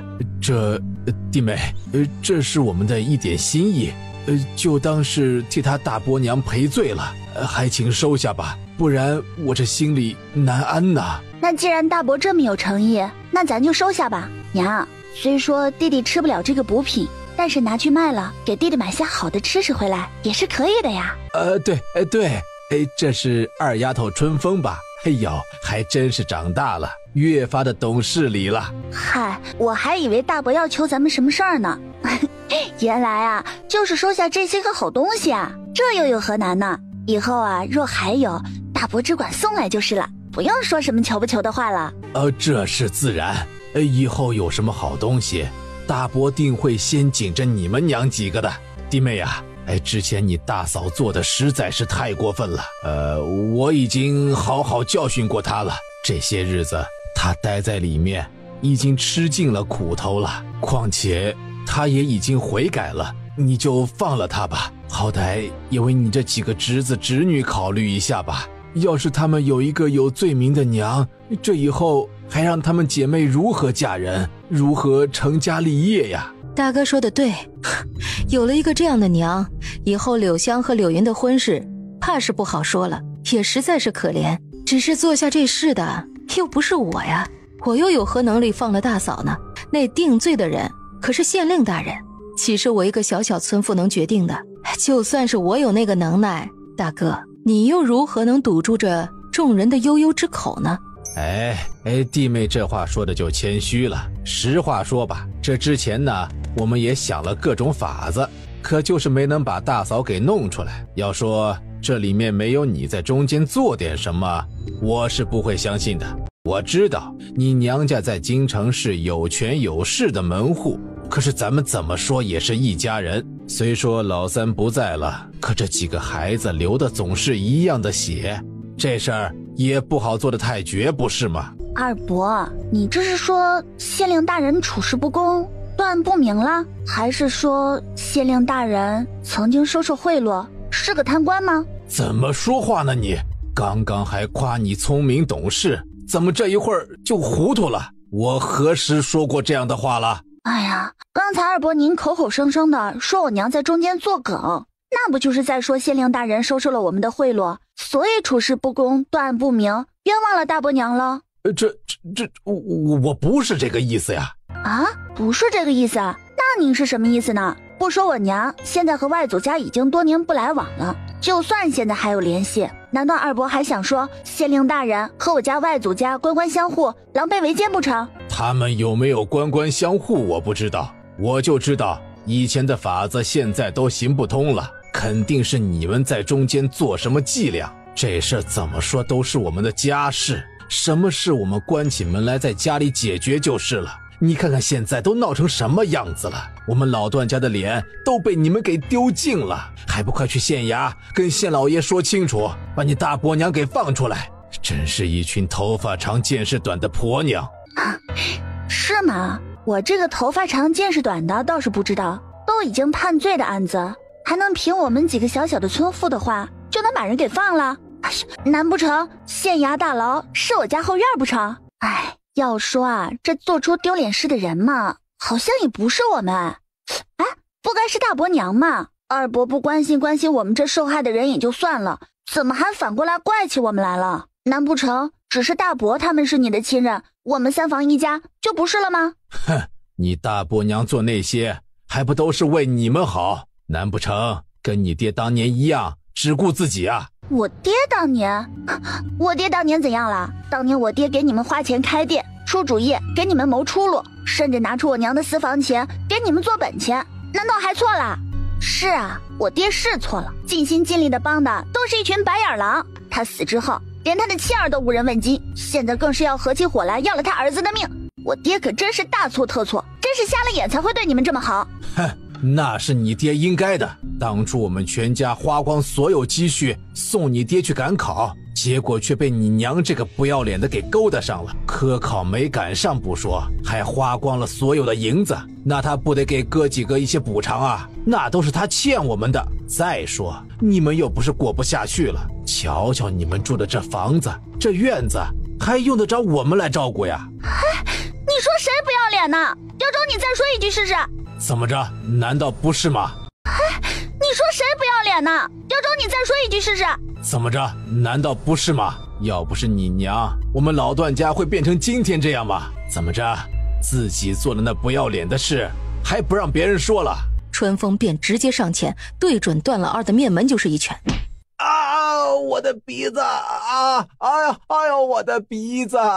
二弟，你这个孽女，你怎么能动手打你二伯呢？你个不孝女啊！哎呀，你这个混账东西！我今日就打你怎么着了吧？就你们这样的人，打你都是轻的。要不是我娘，你们老段家到底是个什么样子，你们自己不知道吗？要是没有我娘，只怕你们现在呀还在地里啃泥巴呢，哪有你们现在的舒坦日子过？哼，你们说这么多，不就是想要把那个不要脸的周氏给放出来吗？今日我把话就放在这里了，想让周氏出来，绝对不可能，他那是活该。天下没那么好的事儿，自己做下的事情就该自己承担责任。还有啊，以后别再提我爹当年那点事儿，我爹不欠你们的，就算欠你们的，那也早就还清了。要是还有什么要说的，就去地下找我爹说去吧。你气死我了，孽障啊！何事？这就是你教的好女儿啊？还敢对长辈动手了？翅膀硬了是吧？我告诉你，你这样是要遭雷劈的。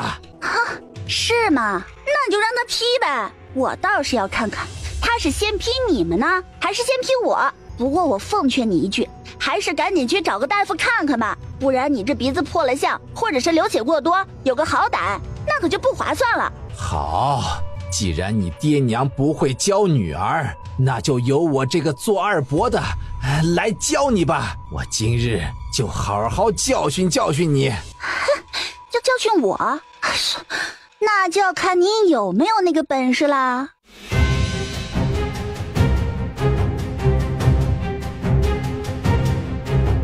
看着扑过来的段老二，春风斜斜一笑，那段老二便一个不防给直接滚到院子里了。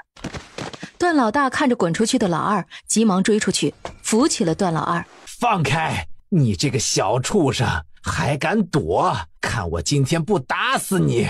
说罢，满院子开始找东西，最后终于在花架的一个角落里找到了一根长棍。风儿，还是算了吧，让他们走吧，别闹了。娘，我今日啊，就是要好好教训一下这些狼心狗肺的东西，我倒要看看到底是谁不要脸了。就在春风娘微微一愣神之间，段老二的棍子已经朝着春风挥过来了。原本春风都已经准备好迎接这招数，却不想段老二手里的木棍却突然断了，脚下也不知被什么东西绊了一下，扑通一下摔了个狗啃泥，看得春风哈哈大笑。二叔，你看见了吗？就连老天也不帮你呢。看来呀，这该批的人不是我。看来呀，这该批的人不是我。段老二再次费力地爬起来，眼神依旧愤恨，只是愤恨里多了一丝恐惧。这是怎么回事？怎么会这样？段老二看了看地上，根本没什么东西啊，那怎么会摔倒呢？估计都是暗处的玄医做的，除了他或者他的人，别人怕是也没这个本事。怎么样，二伯，您看见了吧？这老天爷都是帮我的，我可是打不得的，不然这菩萨怪罪下来，二伯你可是承受不起的。什么乱七八糟的，你可别在这里吓唬人了，我看就是你个小畜生搞的鬼，我们段家怎么会生出你这么个孽女，真是家门不幸呢。家门不幸？有你们这些人才算是家门不幸呢。得了，你别再啰嗦了，你们打的那些主意是不可能实现的，别再白费力气了。以后啊，都老老实实的过日子，也许过不了几年，周氏也就出来了。若是你们还想挑事儿，那我也绝对不会客气。若是想要维护自己的面子，还是老老实实的在家待着吧，否则啊，别怪我不留情面。二弟啊，要不咱们回去再想办法吧，今日就你我，只怕是难将此事办妥呀。之前春风给段老二那拳，着实把段老大吓了个不轻。那丫头太彪悍了吧，感觉自己跟段老二加在一起也不是他的对手。且先回去吧，到时候再商量计策。于是两个人气哼哼地离开。可是家里的安静还不过半日，段老二就又带着一大帮人闯进了春风家，一路上声势浩大，也引来了许多村民的围观。一行人将春风家围得水泄不通，同时也惊动了村长。段家二伯，你这带这么多人来这里是干什么呀？我段某今日要管教自己的家事，还请村长不要插手。家事用得着带这么多人呢？哼，不让我管，我还非管了。我今日就要好好教训这个孽女，谁也别拦着我。啊，等等，你就是想教训人，总要有个理由吧？理由？你个目无尊长、心肠歹毒的孽女，还敢跟我要理由？是吗？我倒是不知道，我什么时候就成了，目无尊长、心肠歹毒的人了？啊？你不管不顾你大伯娘的死活，对长辈动手，还说不是目无尊长，瞧我这伤！不会吧？这也能是春风打的？这么个小丫头，能把个大男人打成这样？是啊，不会吧？春风也不像是那样的人呐，平时对人都是客客气气的，怎么会呢？怎么就不会了呀？我瞧那丫头啊，就是个倔的。哎，你们难道没瞧见上次周氏被她收拾的那个样子啊？哎呦，那你是活该。我为什么打你？你不会这么快就忘了吧？那我就再提醒你一次吧。辱骂朝廷命官，侮辱朝廷重臣，这样的事儿可不是我们这些小老百姓可以说的。你却一再的挂在嘴上，你不想要命，我们一家子还要命呢。就凭这，打你都是轻的，还敢在这里叫嚣啊？还有这事儿？这段老二胆子也太大了吧？哼，我说的也是实话。要说大嫂这件事不是你们从中作梗，我还就不信了呀。说话是要讲证据的，二伯这话可有证据证明？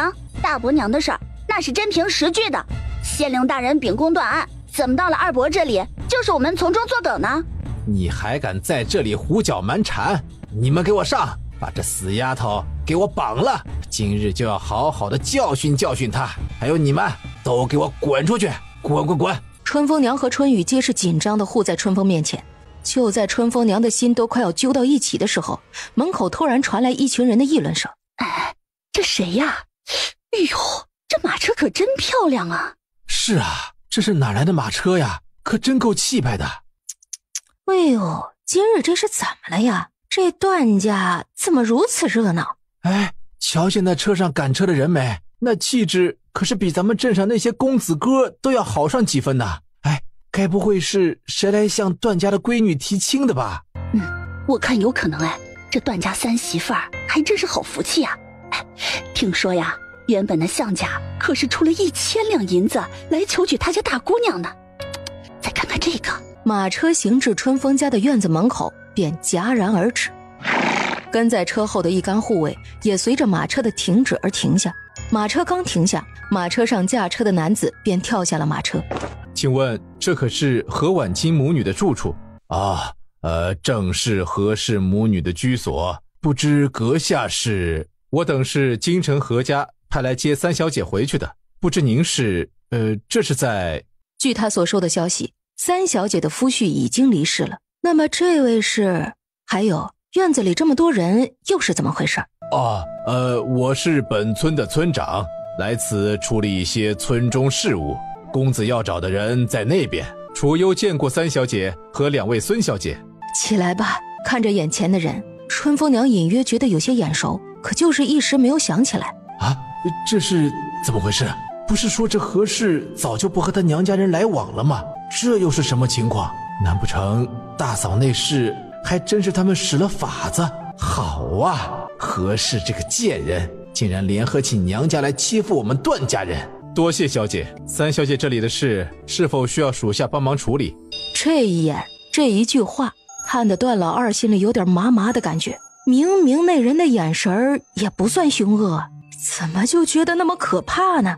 不用，我自己来就是了。二伯，你不是要来管教我这个孽女吗？不是要喊打喊杀的吗？那现在可以开始了呀，来吧。不，我哪敢呢？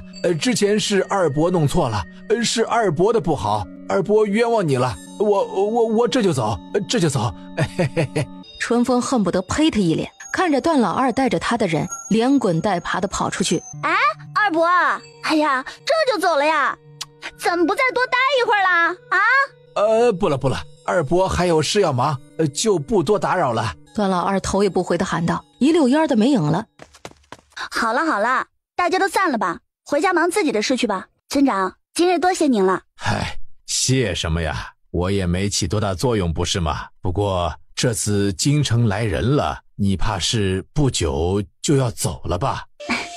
这些还说不定呢。若是要走啊，定会通知大家的。啊，也好，去京城地方大，开开眼界也是好的。村长知道春风的想法后也没多说，便回家去了。切，哎呀，我看那个段老二呀，也就是个怂包软蛋一个，前一刻还在那喊打喊杀的，后一刻见人家来了靠山，立马就成了缩头乌龟了。哎，你看见他刚刚逃跑的那样子没？真他娘的龟孙子。是啊，不过也是没想到那何氏的娘家竟是这么有来路的。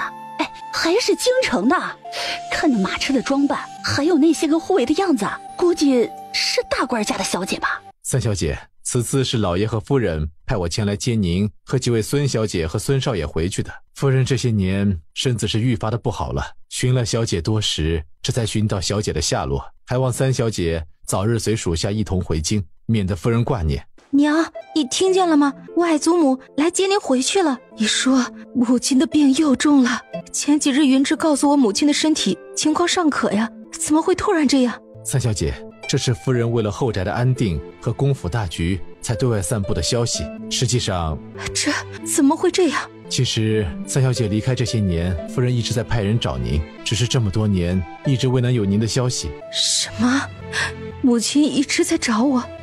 那为何我们从未知晓啊？我还以为原以为父亲母亲不会再原谅他了，以为他们还在怪他不要他了，却不想这么多年他们一直在寻找自己。知道真相后的他归心似箭，恨不得这会儿就能马上飞回父母的身边。好，我愿意跟你们回去，我们明日就出发。而春风却觉得事情没那么简单，一个堂堂公府的势力会找不到一个人，而且还是那么多年都没找到。直觉告诉春风，没那么简单。哎呀，娘，您先别激动嘛，要走也得先把家里的事情安顿好啊。再说了，春生的腿现在呀也不宜长期赶路，还是要再休息个1-2天才行的。是啊，娘，春风说的对，春生的腿还没好利索呢。啊，对，我怎么把这个事情给忘了呢？你看呀，都把我高兴得糊涂了。娘，你思母心切那也是正常的，毕竟这么多年没见了不是？春风给了娘一个安心的微笑，又转头看向楚幽。那外祖母叫你来，可给了你什么信物吗？啊，有，自然是有的。楚幽闻言，从怀里掏出一个细长的长方形锦盒，递到春风娘手上，里面装的是一只极好、被雕琢的极美的羊脂白玉簪，是夫人的陪嫁之物，当年可是从不离身的。原本夫人将这根簪子给了楚幽，是怕春风娘不肯跟她回去，到时候再拿出来，希望能打动她让她回来的。想不到还真派上用场了，看自家娘的样子，春风就知道这东西是真的。是以春风趁着没人的时候，又把楚幽拉到一旁，将国公府的事了解了个大概。春生，我们可能马上要去京城了，可能赶路的时间比较久，你的腿能受得住吗？去京城？为什么要去京城啊？因为啊，外祖母派人来接我们了。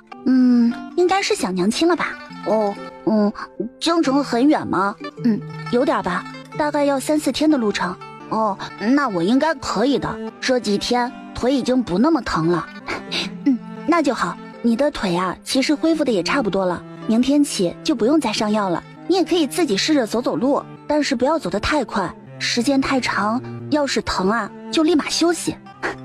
慢慢来啊，最多再有个20天左右啊，就能蹦能跳了。谢谢二姐，多亏你了，你真厉害，我长大了也要跟你一样。我相信你一定可以的。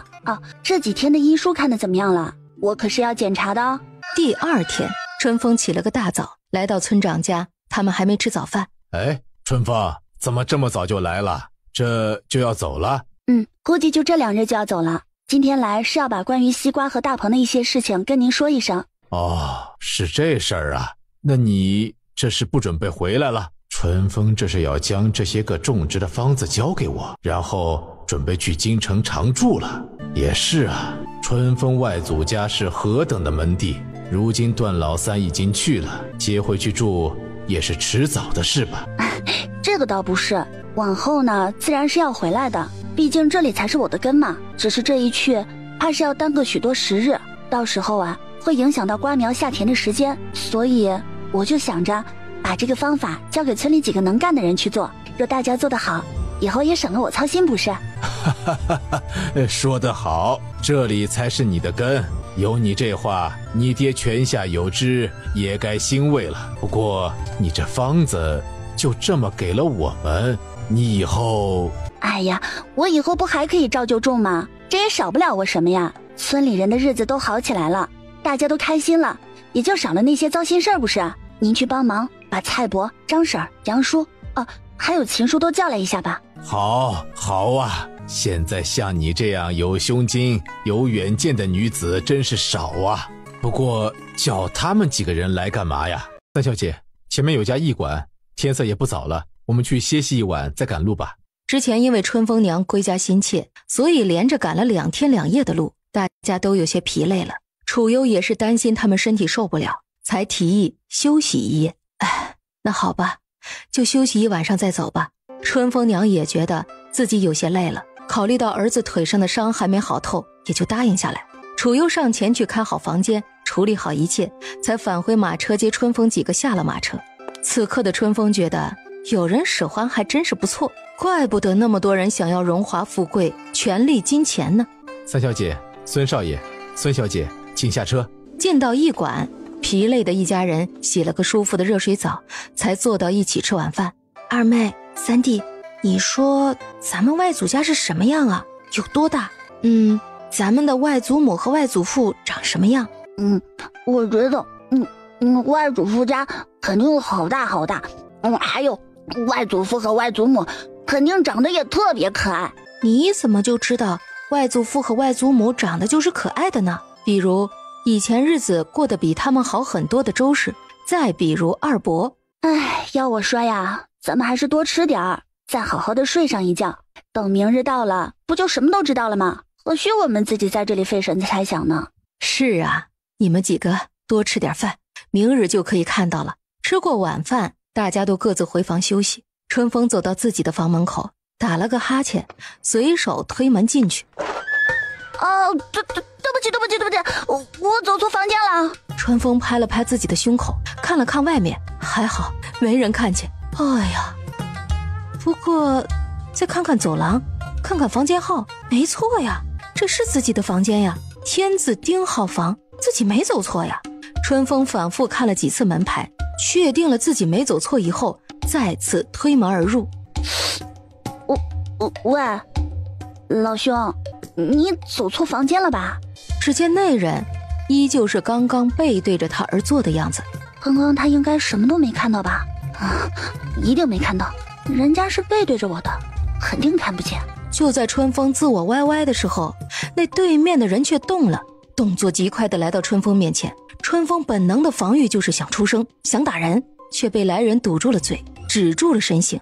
只听那人在春风耳边说了一句：我会负责的。等到反应过来对方说的是什么意思后，看清了来人的脸。谁让你负责呀？本姑娘又没损失什么。嘴上逞强，可是微红的耳尖却是出卖了他的心。不知何时，春风发现对于面前的人早就已经生出了一股特殊的情愫。他也有些摸不清楚那是什么，只是自己一个人的时候就会想起他来，开心的时候会想，不开心也会想。你干嘛？你个臭流氓！你怎么会在这里？难道又是翻窗进来的？自然不是，我家丫头都发话了，我哪里还敢翻窗啊？当然是走大门了。切，几日不见，怎么越发的变得油滑了？你的王爷形象呢？原本百里墨尘绝对不是这样的人，只是在见到自己朝思暮想的人惊慌又可爱的那一刻，他就是忍不住想要调戏他一下。这就是自己想要的吧？心里突然确定了一件事儿，那就是自己一定要得到他，要娶她。最近很忙吗？你知道的，之前昌平王谋逆一事还没完结，现在的朝局有些不太安定，要处理的事情比较多。你这是在埋怨我没来看你吗？春风感觉有人靠近自己，抬起头，入眼的便是那张慢慢靠近的俊眼，四目相对，感觉此时世界都安静了，只剩下彼此的呼吸和心跳。狭长的眸子与性感的薄唇越靠越近，可爱的脸蛋越来越红，杏眸如秋水盈波，那荡漾的波澜直击百里墨尘心底，突然有了十分想要吻她的冲动。两片柔软的温唇相碰，激起了一片涟漪，感觉像是一下子跌入了一片甜蜜的海洋。春风瞪大着双眼，心中不断翻腾的浪潮让他一时间忘了反应。你干嘛？你个臭流氓！反应过来的春风一把推开他，真是一天内被同一个人调戏了好几次，也是没谁了。我的初吻呢？保存了2世的初吻就这么没了。此时春风的内心是甜蜜的、惊讶的，也是崩溃的。被突然推开的百里墨尘看着春风羞涩的样子，心里格外的开心，以至于并不长笑的人此刻的眉眼皆是弯弯如月。你们此次是要回国公府吧？只是最近的国公府后院好像也并不是很太平啊。没想到啊，你堂堂一个王爷，竟然对这后宅之事倒是如此关心，真是让人刮目相看啊。多谢夸奖，对于我在意之人的事，我自然是挂心的。是吗？不知道您看中了我外祖家的哪位姐姐了？远在天边，近在眼前。好了，不跟你扯了，你还没说你到底为什么会在这里呢？前世的春风没有恋爱过，也没经验，一时间也不知道该怎么处理自己的感觉。早就接到玄一的消息，算着日子快到了，自然是来接你的。哦，那你不是很忙吗？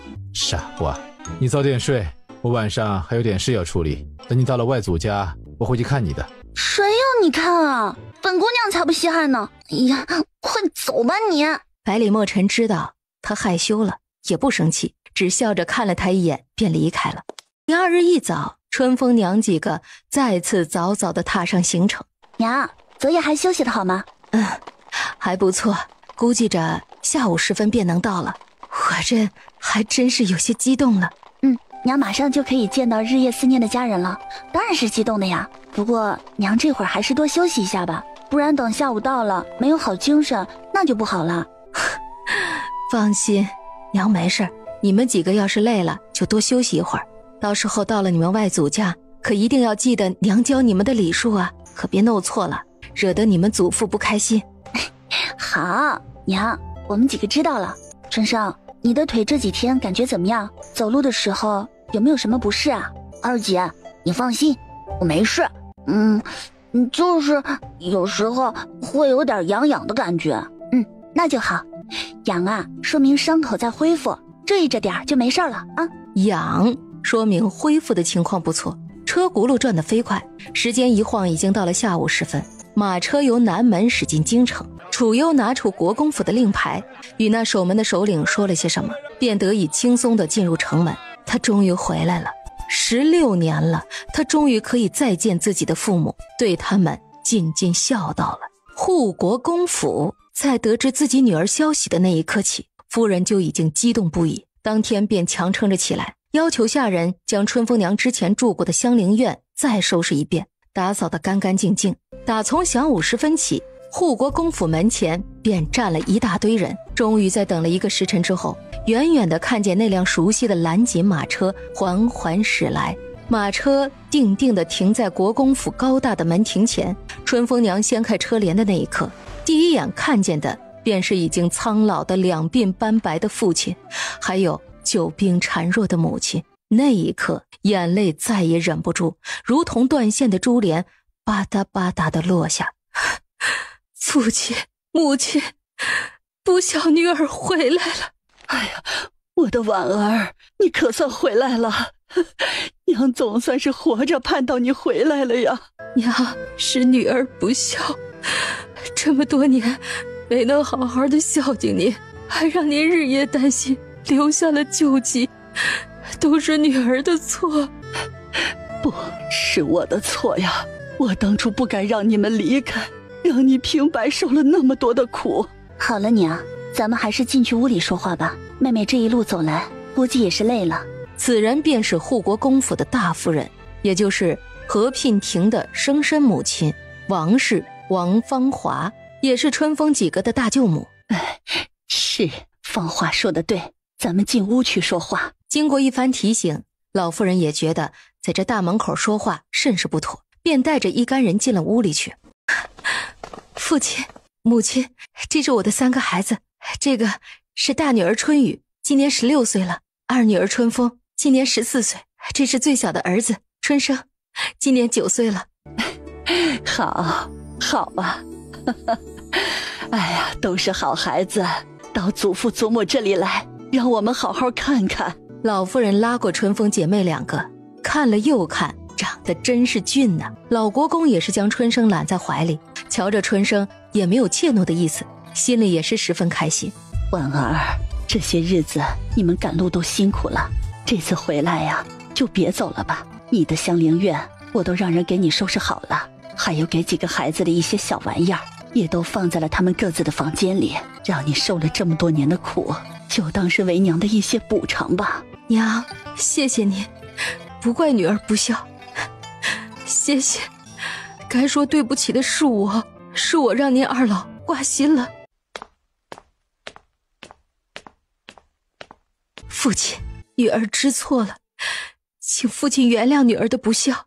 看着重重地跪在自己面前的女儿，老国公眼里隐隐有泪花闪现，他心里又何尝不是内疚呢？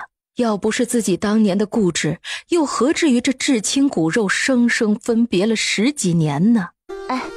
妹妹今日好容易回来，就别说那些不高兴的事儿了。我刚差人去瞧了，厨房的饭菜啊都备好了，想来几个孩子也都饿了，咱们还是吃完饭再说吧。是啊，先吃完饭再说吧。一会儿啊，我还得给你们几个好好的介绍介绍咱们家的人呢。不，当年是爹的错，爹不该如此固执。什么？老爷子居然认错了？这是太阳从西边出来了？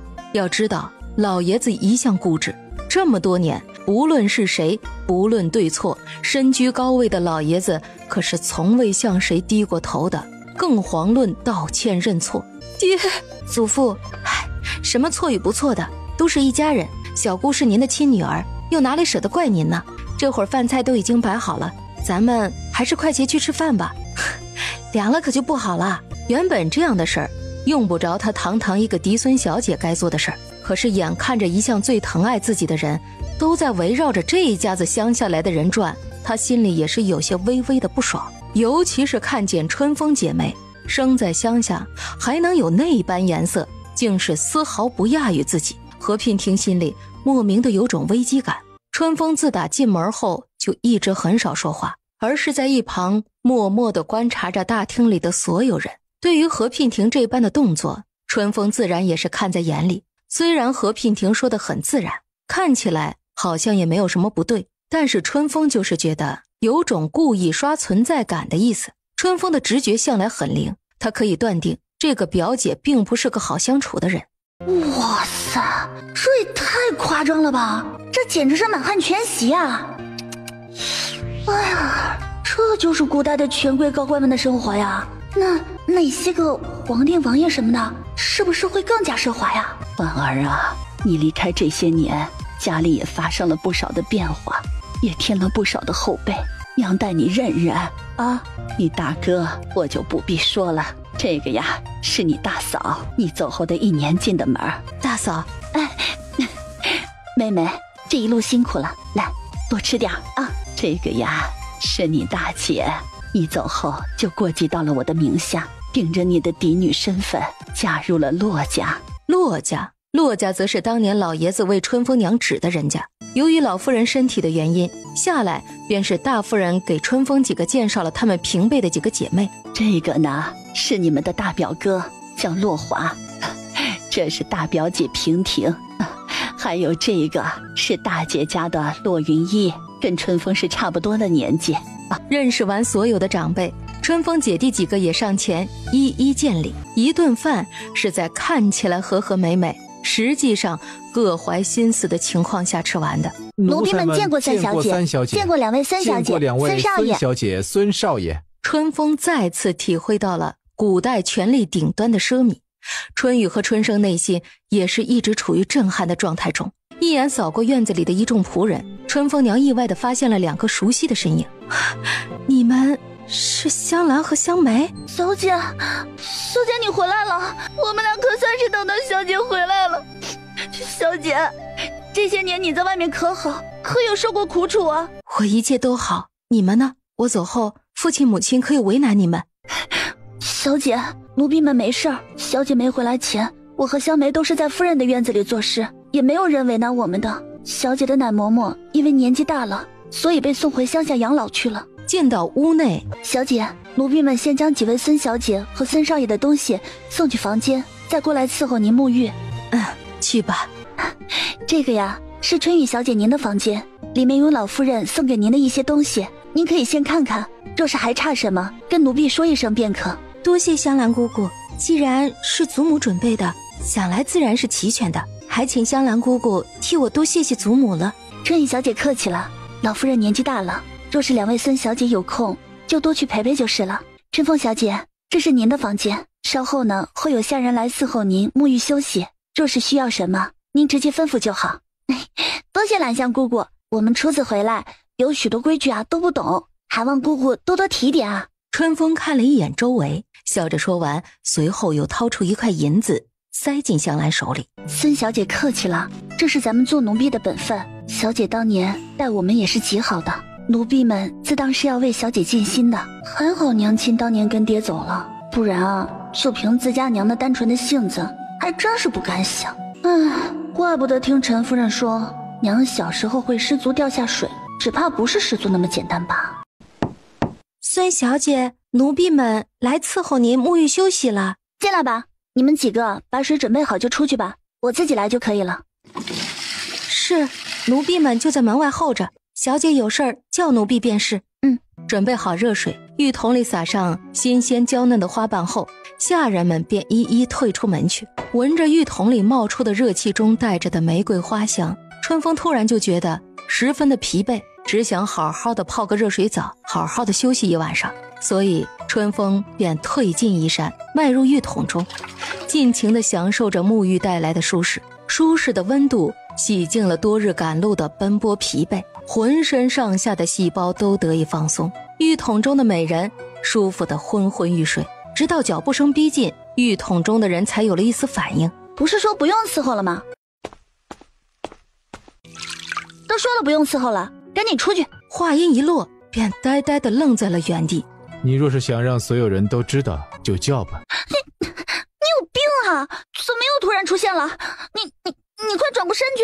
死流氓，臭流氓，什么时候来不好？偏偏在他最舒服的时候来，而且是没穿衣服的时候。被吼的人也不生气，反倒是配合地转过了身子。春风快速地抓过之前就准备的衣服，3下5除2地穿上，也顾不得什么整齐好看，反正是把自己裹紧了就是了。说吧，要怎么补偿我？补偿？那以身相许如何呀？暗处的暗卫捂脸。妈呀，这还是我们家主子吗？还带这样自己送上门的？我们那个高傲清冷的主子去哪儿了？哎呀，还我们清高的主子呀！谁稀罕你以身相许啊？这人怎么回事啊？一会儿高贵如莲，一会儿清冷如霜，一会儿又是这般像个痞子，到底哪个才是他呀？哪个才是真正的他呀？你不稀罕我稀罕呢？要不你对我以身相许也行啊，反正当初你也看过我的身子了不是吗？那能一样吗？我那是为了救你好吗？春风无语了。你若不愿意，我会等到你愿意的那一天。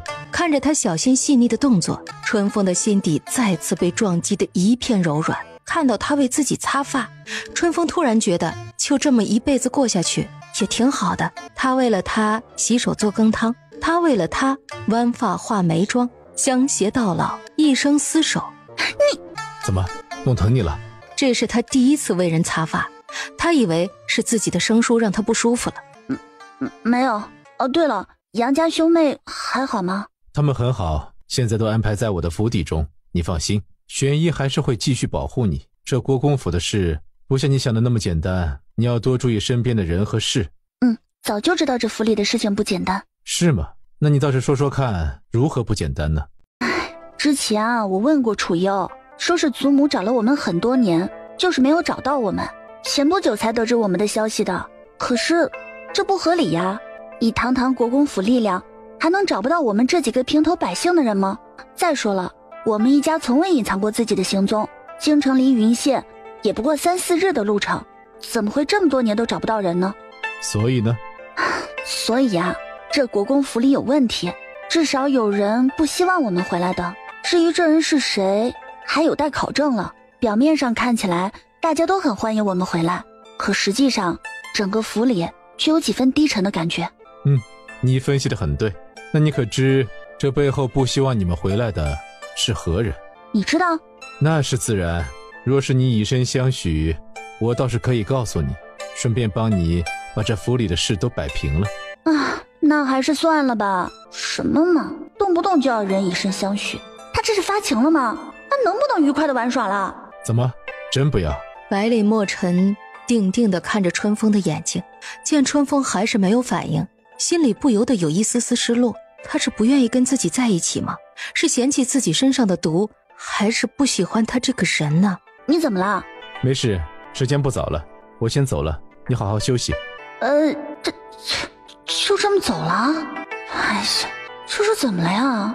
我有惹到他吗？不是都说女人变脸跟翻书似的，难道男人也这样？孙小姐，奴婢们可以进来吗？进来吧。孙小姐，可需要奴婢晚上守夜？不必了。你叫什么名字？回孙小姐，奴婢翠竹，以后就跟着孙小姐伺候，有事儿您可以直接吩咐奴婢就是了。哦，翠竹啊，你们以后跟我在一起的时候，不用那么多的礼仪，自然随和点就好了。多谢孙小姐体恤奴婢们。孙小姐若是累了，便早些歇息吧，明日还要早起给老夫人去请安呢。你们也早点休息吧。春风点头，便让3个丫鬟都退下，自己爬上了舒服的大床，进入梦乡。梦里他又看见那人问他是否愿意以身相许，他笑着点了点头。我愿意。再说这边的百里墨尘带着一身冷气从国公府回到王府，找来蓝毅问道：怎么样，有结果了吗？暂时没有，那冰火紫莲等几味药材实在太稀有了，只怕一时难以凑齐，还请主子恕罪。罢了，你下去吧。蓝毅刚走到门口，就又听见他家主子道：去把于神医请来。王爷是哪里不舒服了？来，让老夫看看。没什么事儿啊，这是怎么了？一副被人欠钱不还的臭表情。我没事。那你这是怎么了？除了冰火紫莲，再无其他解毒之法了吗？怎么今日突然着急起来了？难不成是遇到自己心仪的女子了？啊，这么说是真的了。看你这副吃了臭鸡蛋的表情啊，是吵架了吗？哎，女孩子家的嘛，都是喜欢被哄着的，多哄哄就好了。哄？真的有用吗？哎，那是自然了。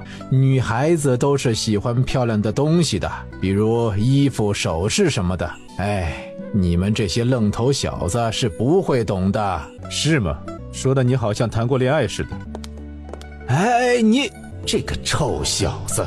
百里墨尘一心想着如何哄得心上人开心的事儿，都忘了自己要问的是关于解毒药的事儿了。送东西，送点什么好呢？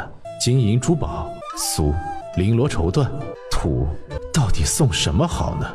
某王爷从书房的书案想到卧房的床上，绞尽脑汁，只为想出个好法子，博得家人一笑，也是难得的专情。孙小姐，您起了吗？奴婢进来了。服侍完春风穿衣，又服侍洗脸漱口，最后春风才坐在梳妆台前准备梳发。小姐，还是奴婢为您梳发吧。春风觉得自己本也不会梳古代的发髻，免得出错，由他们做正好。脑海里不知怎么的又想起了昨夜百里墨尘为他梳发的样子。他也会挽发吗？下次一定要让他试试。果然，翠竹的手艺没让春风失望，这一打扮竟是没有了一点乡土气息的感觉，反倒是有了一股难以言说的贵气在里面。春风转身微一挥袖，便气场十足。咱们小姐呀，就是天生丽质，这一打扮起来，比这大小姐都是不差的。那是自然，我们国公府的小姐自然个个都是顶好的。小姐，咱们是吃了早饭再去给老夫人请安，还是去老夫人那里吃呢？娘亲他们呢？可有吃了早饭？回小姐的话，三小姐那边的人说是一会儿去老夫人那里吃早饭。那就一起去祖母那里吃吧。来到祖母的晴和院，娘，你们怎么都先来了，也不等我一起？我还以为你先到了呢，你一向都早起的，不想今日倒是睡了懒觉。再仔细看了看春风后，满意的点点头，还不错，打扮的不算太高调，上妆也很合适，头上的发饰也只选了一支简单的玉簪和一朵简单的珠花作为装饰。再看看春雨的打扮，虽不像春风那般素雅，倒也胜在清新可人，一身嫩嫩的翠绿，正好衬托出她身上独有的属于少女的活泼灵动。春生嘛，打扮的要稍微偏可爱一点，娘说她这是要让祖母看起来觉得高兴点。娘，女儿来给您请安来了。快进来，快进来坐。孙儿给外祖母请安。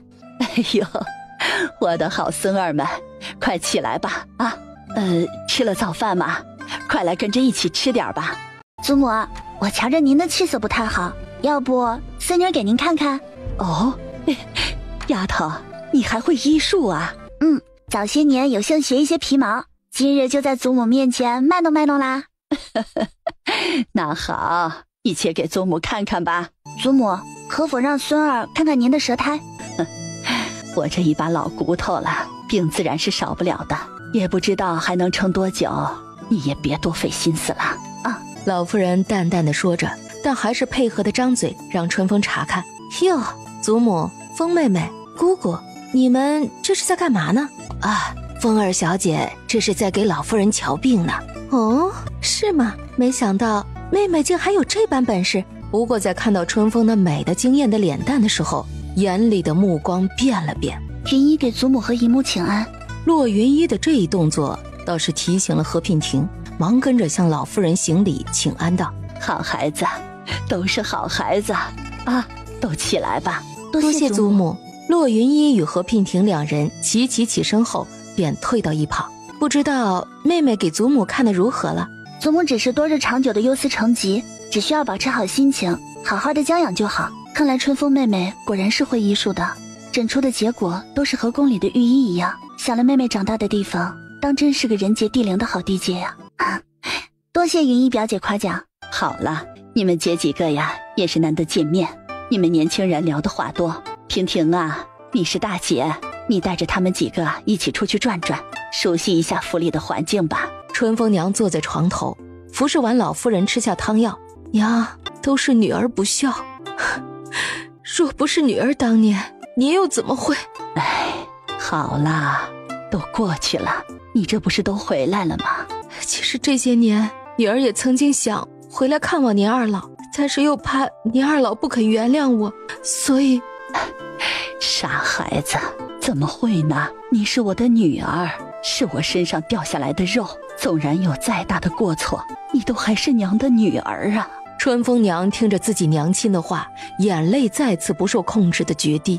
她知道母亲原谅自己了，就在派人去接她回来的时候，她就知道了。可是现在听自己母亲这样说，完全是另一番感受。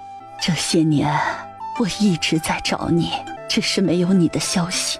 若不是上次云芝回来说起，只怕是我们母女这辈子都无缘再见了。怎么会？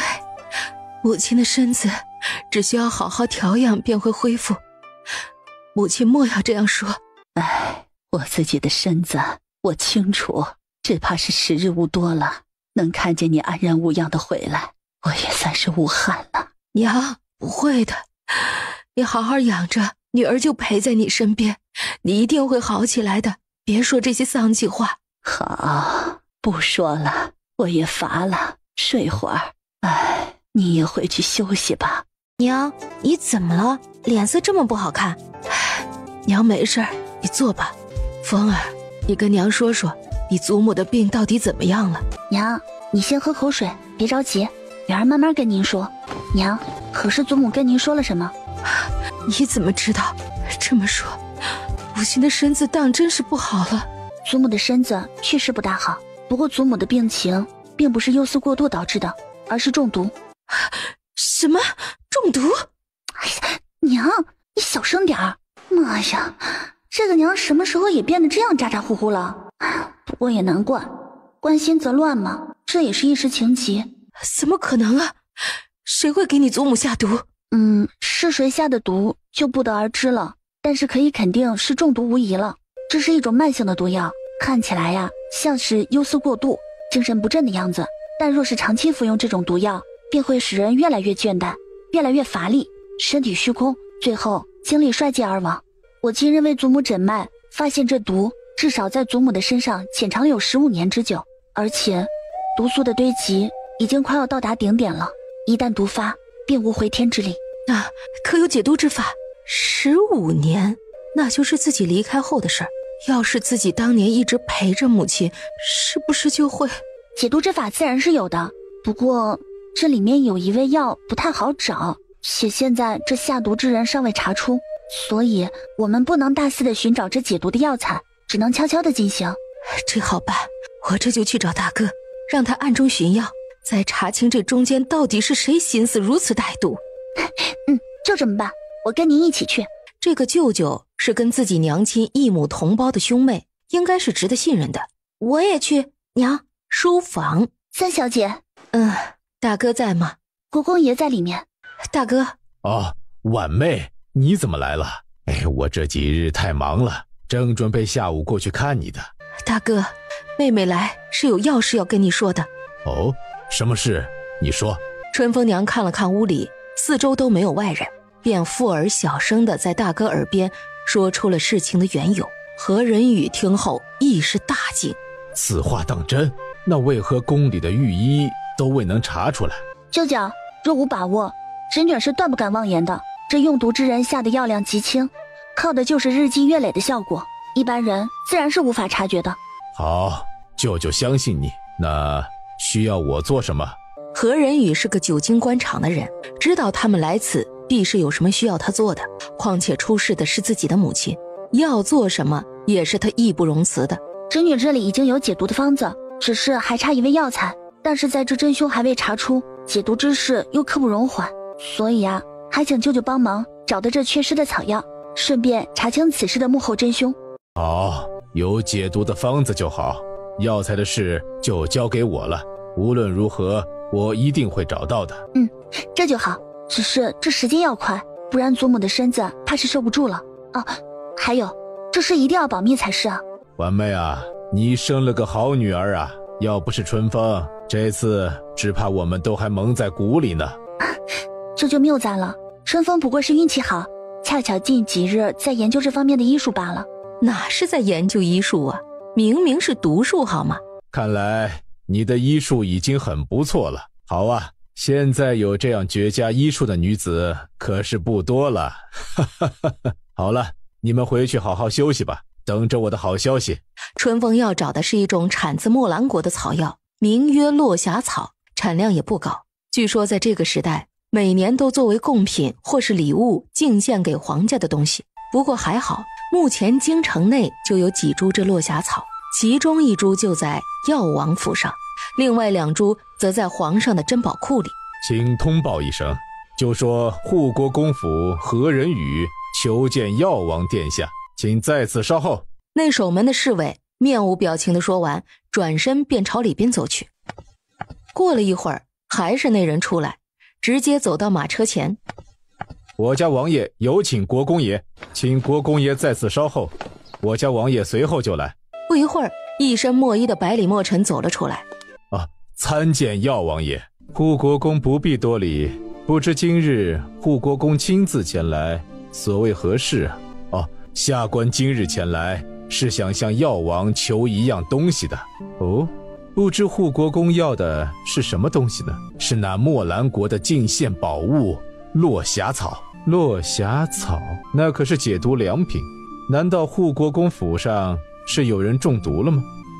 这确实如此，所以需要这落霞草等着解毒用。既然如此，那本王自然是要帮国公一把的。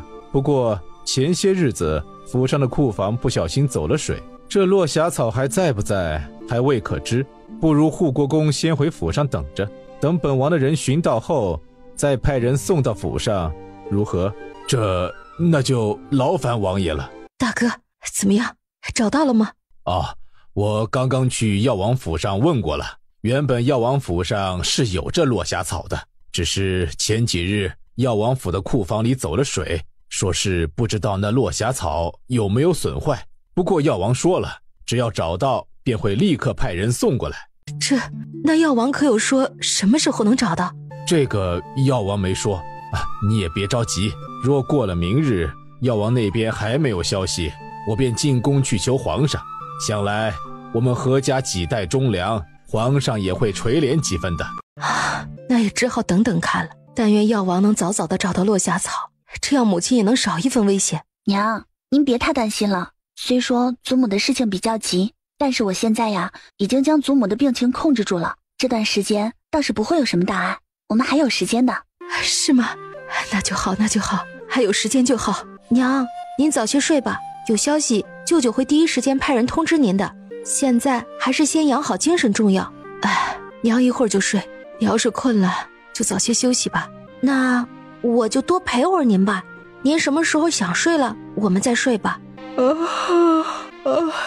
春风娘看着哈欠连连的女儿也有些不忍心，便依言回屋去睡觉了。春风刚准备脱衣上床睡觉，门口便响起了一阵轻微的声响。春风合上外衣，再次走到桌前坐下。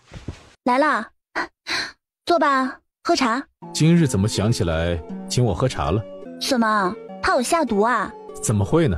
就算是毒药，只要是你给我的，我都愿意喝。